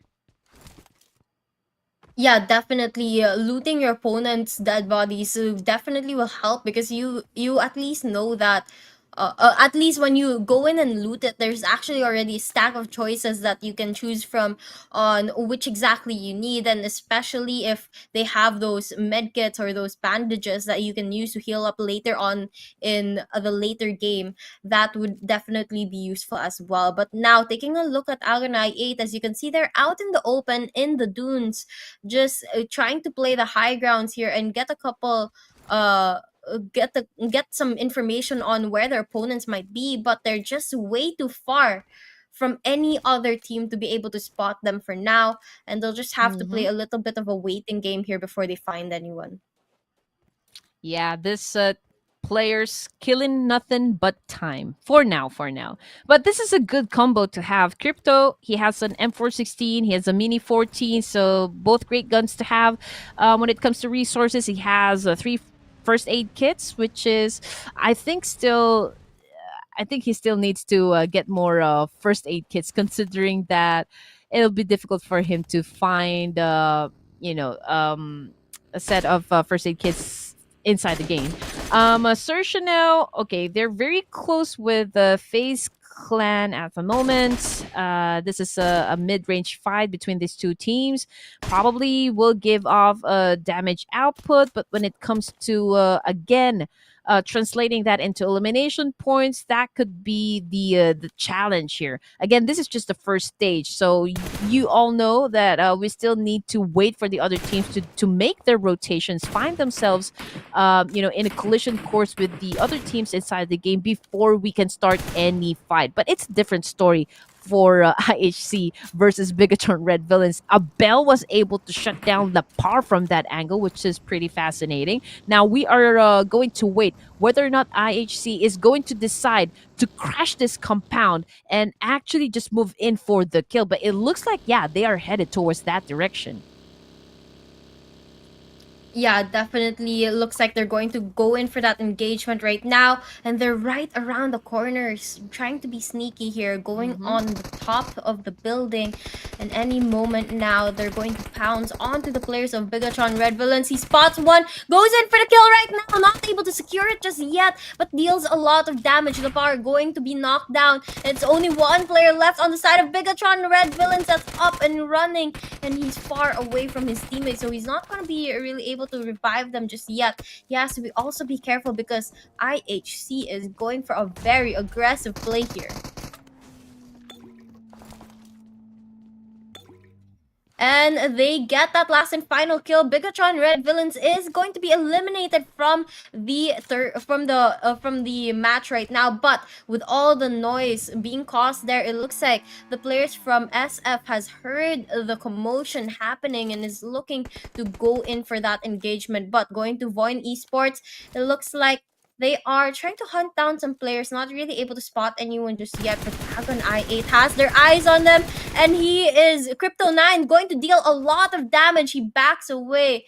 It looks like Maxius not going to go out in the open just yet. He doesn't want to be taken down by Crypto9, and Crypto9 is going to give that same information to the rest of the teammates on the side of Agon I8 to take him down. Now, Skyforce, they are going to try and go for the engagements here. We see that Skyforce action, he is able to spot out the players on the side of IHC, not able to connect the dots just yet. But now you can see that he is dealing the damage through the smoke, able to connect the dots, not really able to down anyone just yet. But the warning shots onto the players on the side of IHC is a very dangerous for them. They are getting a lot of damage dealt onto them, and Skyforce, they just need their backup to come in, and they might just be able to take down the players on the side of IHC. But it looks like Action is going to be alone here out in the open, trying to get those kills, but none of the teammates coming out to back him out and back him up. But for now, it's just a matter of time before we see more action. Finally, the rest of the players on the side of Skyforce go and join the engagement as well, but from afar they do so, and they try to land a couple shots with those ARs that they have at hand and a couple snipers as well, but it's just not enough to take down IHC just yet.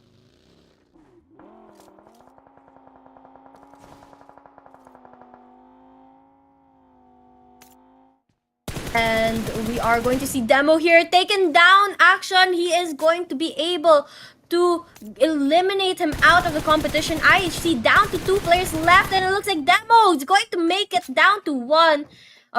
Going to be down to himself, and he has to go in for the run now because he's all alone, and the players from the side of Skyforce is after him, and he goes in for the peak right now, not able to get the kill. IC is gonna eliminate them out from the competition, and it's going to be 14 teams left on the list here. Now Skyforce, they have been playing so aggressively, and they were able to get a whole squad eliminated as well as those 4 eliminations, but that does mean that they also lost 2 of their players, and that means they're down to only 2 left. They are going to have to play this a little bit more passively, not overextend themselves because they are down in the numbers. And same thing goes for the players on the side of Genesis Esports, because they are also down to 2 only. But the difference between them is that they have no eliminations in this game so far. But look at this. A1NB Esports, they are going to get a couple shots landed onto Genesis Esports. Not enough to take them down or knock them down just yet. But the information that they have is going to be enough to be used later on. Hello, I am back. Okay, here we go. Not quite sure the kind of information we have on the screen because 7 Element, okay, they have 0 elimination point, right? But I am also looking at IC. Are they in the same group? Is he lost or something? Again, that's one of the things that we need to ask, of course, the production later on. But Sinister, oh man, the IGL coming from A1NB Esports was able to shut down a player from afar, but we'll just have to wait and see if he can actually get the job done, from that angle. We'll have to wait that information from the kill feed, ladies and gents. And again, I blink and I did miss the action coming from IHC and BTR, but also IHC, before going out of this final game, Sabby, they were able to put up 5 elimination points. Wow.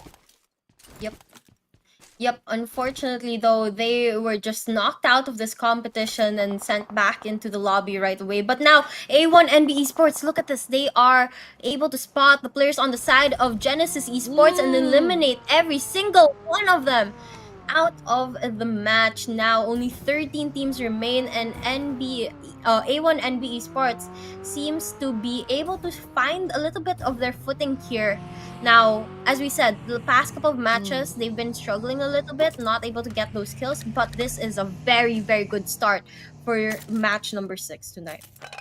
Oh yeah, you're definitely right. And Sinister's just uber cool, driving that sports car right there, a PUBG limited edition skin. So, A1NB Esports always playing in style in any tournament. That is why probably they have the greatest fandom ever. But okay, XERXIA now racking up some kills, shuts down Rig coming from T2K. Megamind is over to that side. It's very far away from the rest of the team here. But if they can make this multiple angles work out for them, they can go in for the pinch and actually shut down T2K, because T2K, they're right down there in the middle.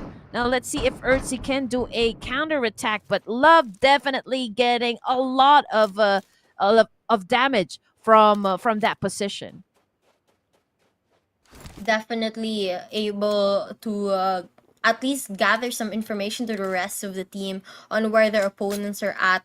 But of course, they have to play this very carefully because, once again, this map is known for its very harsh terrain and very mountainous area. So it's making it a little bit more difficult for them to go into engagements, considering that they have to find a place for cover and they have to be able to occupy the high grounds, but the high grounds usually don't have any forms of cover, and so it's just finding the balance between those two that makes it a little bit more difficult for these teams.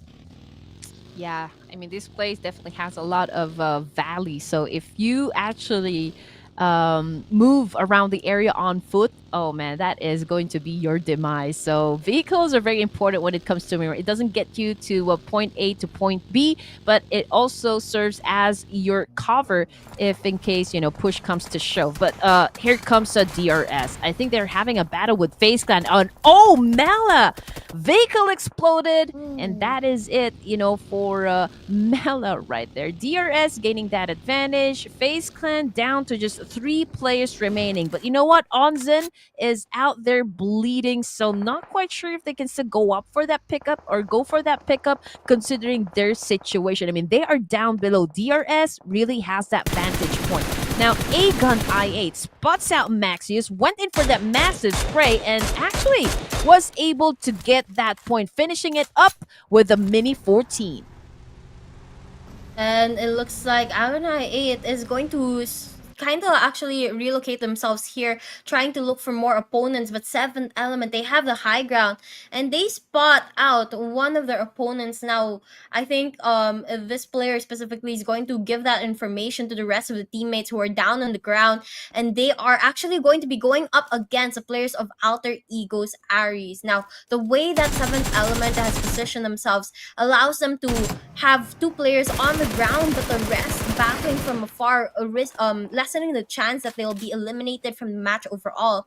And this is just such a smart way to play it if they're able to play their cards right. But looking at the map, it seems that this engagement might become a 3-way fight between Boom, 7th Element, and Alter Ego's Ares. And it seems that the engagements are already starting as 7th Element starts spraying their guns down towards Alter Ego's Ares.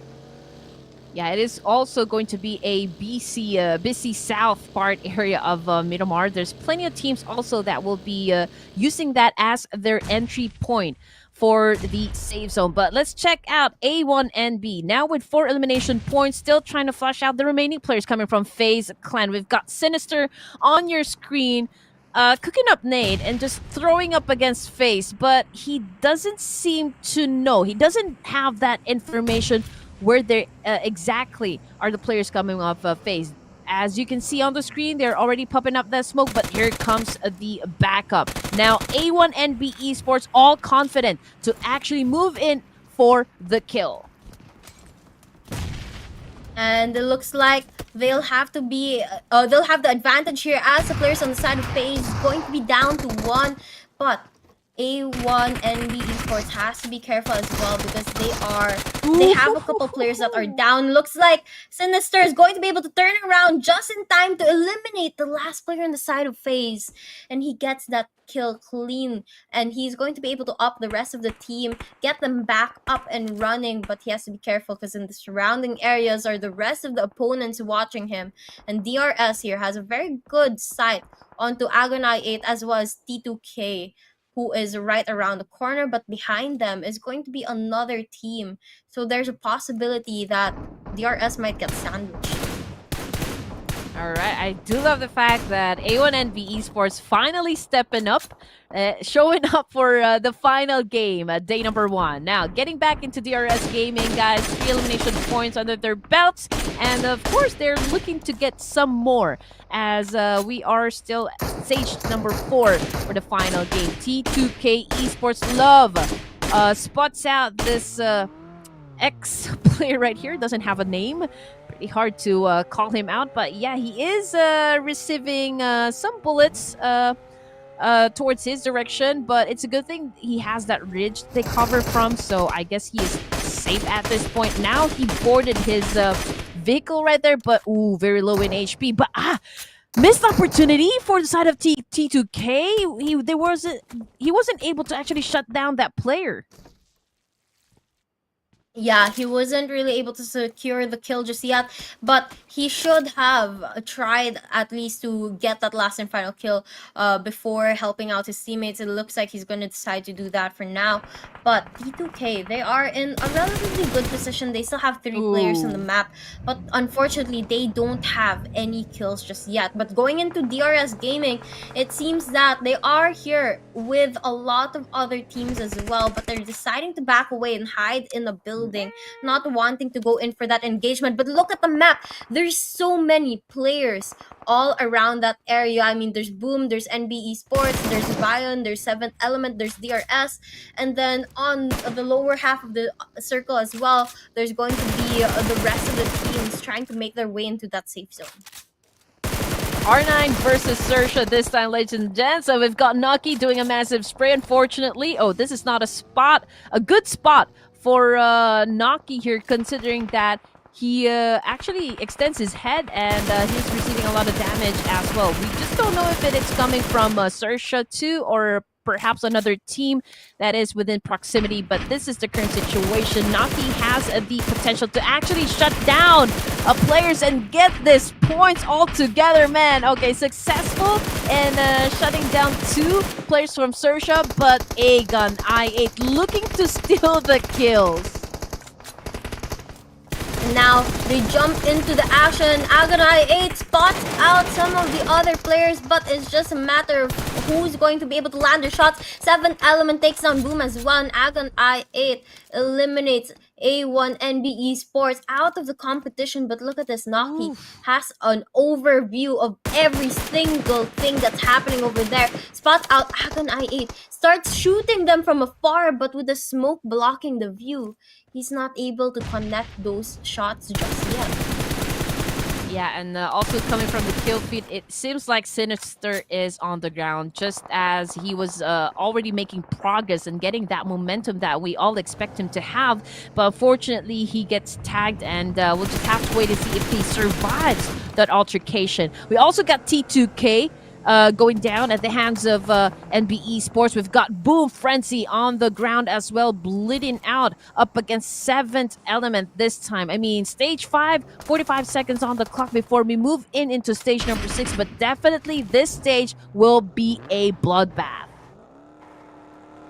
Yep, it definitely will be a bloodbath waiting to happen here, but we'll just have to wait for the opening engagement that will create this chaos into the bloodbath that we speak of. But for now, it's just a matter of finding the best position. Once again, the rest of the team on the side of R9 trying to relocate themselves, trying to find a better position. NB Esports here, right around the corner, very close to both R9 and the players from DRS. Now, which among them is going to spot each other out? It looks like Akaz is going to try to land a couple shots from afar, but those just do not connect, and then unfortunately he gets damage dealt onto him instead. And Roshan is going to be able to knock one of the players on the side of 7th Element down, and the rest of the team goes in for the rest of the fight with 7th Element as well. And both of these teams just going at the DRS, going into another engagement as well with Agon I8. Oh man, all this happening right outside the zone. The pressure is on, ladies and gents. We've got players coming from DRS, a little bit struggling from where they at. NB Esports, Fistboy on your screen with a DBS. Shotgun to Alba, connects and gains that score. And now he's looking at those team that is about to be devoured by the Blue Reaper here. DRS, Boom, Flyboy, man, they are getting picked up one by one. Delta, oh man, it was the play zone that caught up to him. And now we're looking at 5 teams remaining, ladies and gents, and Furious again at the back of this vehicle, just doing a massive spray up against this remaining player coming from Alter Ego Eris, and also seals the deal. Alter Ego Eris just got terminated. And now, only 4 of them remain, but R9 is still the one remaining on top as they have 8 kills and 3 players in the match. Now, the rest of the teams here, 7th Element and NB Esports and Agon I8, they only have 2 each. Now, it's just duos for both of these teams. But what surprises me is seventh element Goku Bot still on the top of this hill, and he's gonna spot out R9 right now, dealing damage from afar. But NB Esports going after his teammate as well, and it's just a matter of time before we see one of these teams falter. And the question now is which one of them is gonna be eliminated out first. Okay. Seven element. Okay, we do have the high ground advantage, right? I mean, Goku Bot is actually right up there. Now, this is the part where it becomes, like the double-edged sword, right? It is about to get devoured by the blue zone. So eventually, he will be needing to actually give up this position. But R9 Esports says, no, you don't have to do that because we will be the ones to send you back to the lobby. Now, down to 3 teams, ladies and gents. 7 players remaining. We've got R9 Esports reviving his teammate here, while NB Esports already making a way. So it's Nucky trying to keep them at bay at this point in the match, just to make sure that he gives enough space for his team to actually do a massive reset. But from behind, it was IQQ of Aegon I8 that shuts him down. And this is a 3-way battle still, ladies and gentlemen. Ooh. And it looks like R9 is going to be eliminated now, down to Agonai 8 and NBE Sports. But Crypto9 dealing damage onto Furious is going to put him in a very tough situation. Agonai 8 has the high ground here and the zone in their favor now. They are trying to get this dealt with from afar, not wanting to lose the high ground advantage.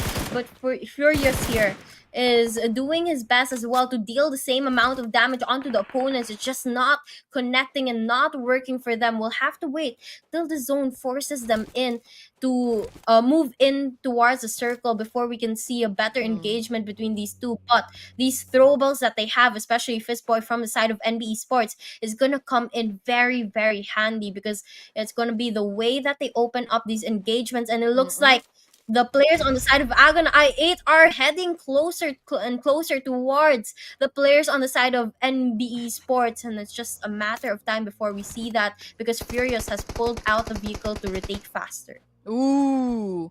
Now this is an even fight. Aegon I8 2v2 situation up against NB Esports. Furious gets knocked down. IQQ already moving a little bit forward, but of course he would want to seal the deal. Furious now gets back to the lobby. Fistboy cooking up that nade. IQQ doing a massive spray, but it is not connecting at all. Now everyone needs to be in the middle. Fistboy getting some damage as well. Oh, he is about to go down. Just a little more push coming from the side of IQQ. He pulls out the DBS and gets the job done, ladies and gentlemen. It is Aegon IA that caught the last winner chicken dinner in the map of Miramar. The split push from the last 2 players on the side of Agonai 8 was just what was needed to get that last and final player done and dealt with, and it just was timed absolutely perfectly so that they could get the perfect angle on that last couple of shots needed. I mean, they do have the number advantage, but they didn't have the best position. They were coming from down below, so it was an amazing clutch right there coming from Aegon I8. Plus, it was an even fight. It became a 2v2, but still a very good and convincing win coming from that team. So again, that was the final match. Can't believe, we are already done with 6 matches this evening. How time flies when we're having fun. So thank you guys so much. Big shout out to our viewers, and thank you from the people down there in the comment section who continues to actually shower their favorite teams with love and support. We do appreciate you guys, being here, watching us, and just letting everyone know that Meta News Super Cup actually already ongoing. Again, this is just the first day, ladies and gents. We got 3 more days to go and 18 matches to go to kind of make a difference, for the team to make sure that they will be at the top spot. We will be showing you these stats for this match in just a while. But Okay, when it comes to like how Aegon I8 actually won the fight, do you think it was really like a convincing win? We would love to know what you guys are thinking too. We would love for you to join into the conversation as well. So whatever it is that you guys are thinking, except being toxic down there in the comment section, just make sure that you mention some of the things you think that were like the best highlights in this tournament.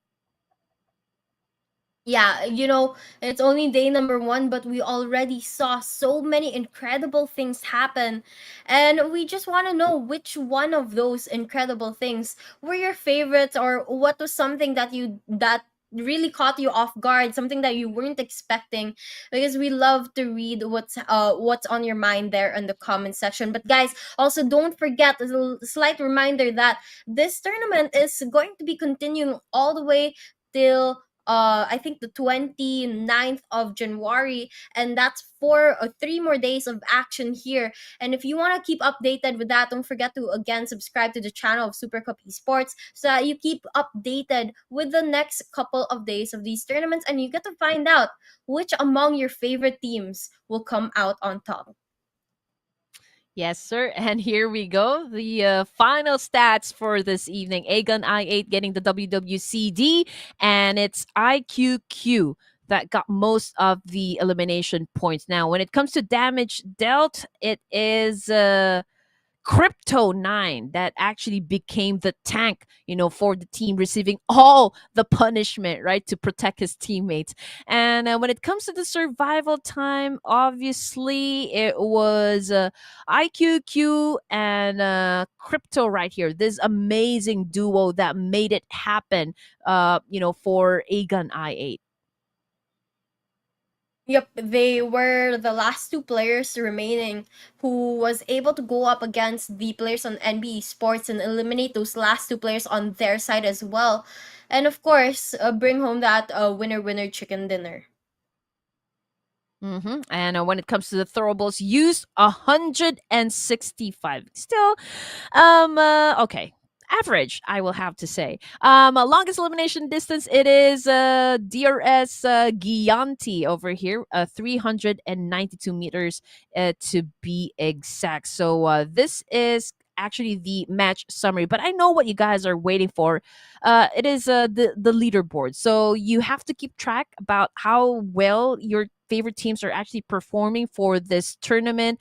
We've shown you guys how to compute for the point system. I mean, it's pretty basic. I mean, we all use the same point system in any tournament. It may be official or unofficial tournaments when it for PUBG Mobile. So all you need to do is just really keep track of how well your teams are actually performing for this Meta News Super Cup. Yeah, definitely. And right now, the match or rankings. Now, a while ago, we saw Agonai 8. They took home the win. And with that, 9 eliminations as well. But following them was NBE Sports and R9 at a tie at 14 points. But NBE Sports was the team that ranked second in placement wise. But R9 made up for it with the kills. Now, following them is going to be 7th Element with 8 kills and 12 overall points. DRS Gaming with 6 eliminations and 7 points. Alter Egos with 3 eliminations, 6 points. A1 NBE Sports, they finally got a couple more points in addition to what they already have to their name. 5 eliminations, very aggressive team, but unfortunately got killed off pretty early. IHC, same story, got killed off pretty early. Boom with 4 points there, and the rest of the teams not really doing too much damage in this game. Yeah, and okay, if we're going to be checking out the R9 esports performance, okay, when it comes to damage output, it's not that big. So, I mean, 9 elimination points, pretty accurate with their aim. So, whenever they do some knockdowns, it's almost as sure as getting those elimination points as well. 7 Element did a good job as well. NBE Sports, I can say the same performance compared to R9. But for IHC, very high in damage output, low in elimination points. So that means that they've had most of their fights probably mid to long range. So they get those knockdowns. Again, it was a little difficult for them to translate that into elimination points. Now, overall rankings 54 points for Stalwart UAE, followed by Aegon I8 with 44. I can still say that this is like a very good gap, considering that we are at the first day of this competition. Yeah, definitely a good gap to establish early on like this, but Stalwart Esports has to continue up their momentum to maintain that lead over the rest of the team. But that's still a 10-point gap, which is really, really good. And actually, if you look at the rest of the players, it's even bigger. I mean, their gap with Skyforce is maybe one very, very good game, or two games, even two average games for Skyforce to catch up, and the rest of the teams are in a similar situation as well, where catching up to Stalwart Esports is seeming to not be possible anymore in one game. They'll have to do at least two matches, two good matches to do so. Yeah, hopefully for those teams that actually performed great this evening, they can carry the same momentum and energy back into day number two. And also wishing for those teams that are part of the bottom section of the overall rankings. We're talking about like Yoodo Alliance, FaZe Clan, IHC, DRS Gaming, Vampire Esports. I mean, pretty much these are all established names, right, in the pro scene. So we do expect them to kind of have a very good performance the moment that we step into day number two. I mean, they will have a chance to review this first day live broadcast and probably take down some notes, go back to the drawing board and probably just have, some alterations when it comes to their gameplay. But what is always to be expected coming out of this tournament is the fact that these teams will not disappoint us in terms of like giving us a wonderful show, pretty much like what these players are putting up on the board when it comes to the overall MVP race. We've got Apex and East, representing Stalwart Esports UAE, both with the same number of total eliminations. We also have, of course, top of Skyforce with 9 elimination points and a whopping 40.91% team contribution. And last but not the least, the Super Cyan of 7 Element Goku Bot with 7 elimination points and 30.43% team contribution. Yep. Both all four of these teams are players, sorry, are players that you have to watch out for, but Stalwart Esports, they've maintained at least one or two players on that MVP race for the whole night. All 6 matches, they have never given up to any of the other teams, and it seems that they are looking to carry this all the way to tomorrow and the next couple of games as well. Yeah, that's also one of the things that I do expect from Stalwarts Esports UA. Just before they head out to another server, right? You would want to go out with a loud bang. I mean, that's how we always say it. Yeah, before they actually participate in another country. But honestly, when it comes to expectations, I don't know how well they're going to be performing in the Middle East, considering that it's going to be a different vibe, different meta. Hopefully, we only want the best, coming out of this formerly known Formerical vibes, to do well in the Middle East. Yeah, definitely. We'll have to see how they're able to adjust to a new set of cultures there in Dubai when they move on, or to the UAE when they move there later on. But for now, it seems that they have everything planned out for them for the next couple of days. And I really do hope that they're able to keep up the same momentum, because it's been working so well for them so far. And everyone in the comment section as well seem to be enjoying seeing them play so aggressively. And you know what? A1NB Esports, they have a great fandom. I can say the same for HORAA. I'm missing the fans, though, coming from Bigetron Red Villains. So I would love to see you guys be present, as soon as we step into day number two, ladies and gents. But Again, it's a wrap. We're done with the 6 matches, or the first 6 matches, rather. We do expect a lot more action to happen day 2, day 3, and day number 4 of the Meta News Super Cup. So for now, we are going to say goodbye and good night. Again, my name is Red Queen Gaming, joined by the amazing Wasabi right here, and we'll see you guys again tomorrow.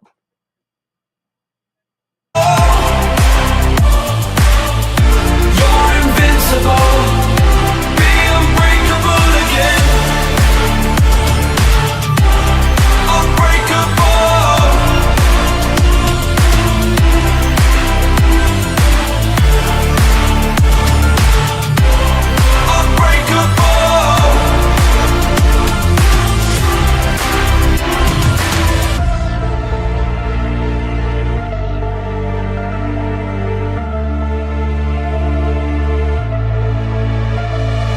Make your name. Let go of yesterday. If dreams can exist in a world like this, don't abandon them.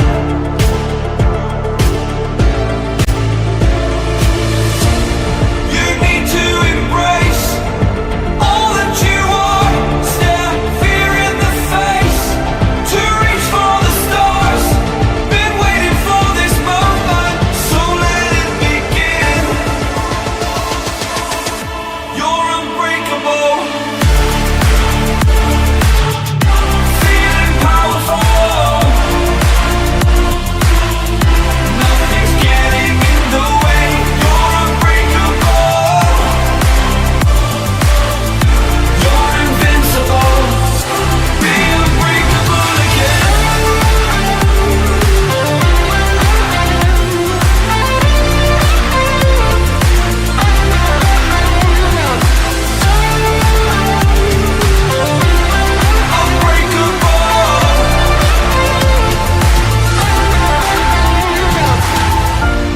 You need to embrace all that you are. Stare fear in the face to reach for the stars.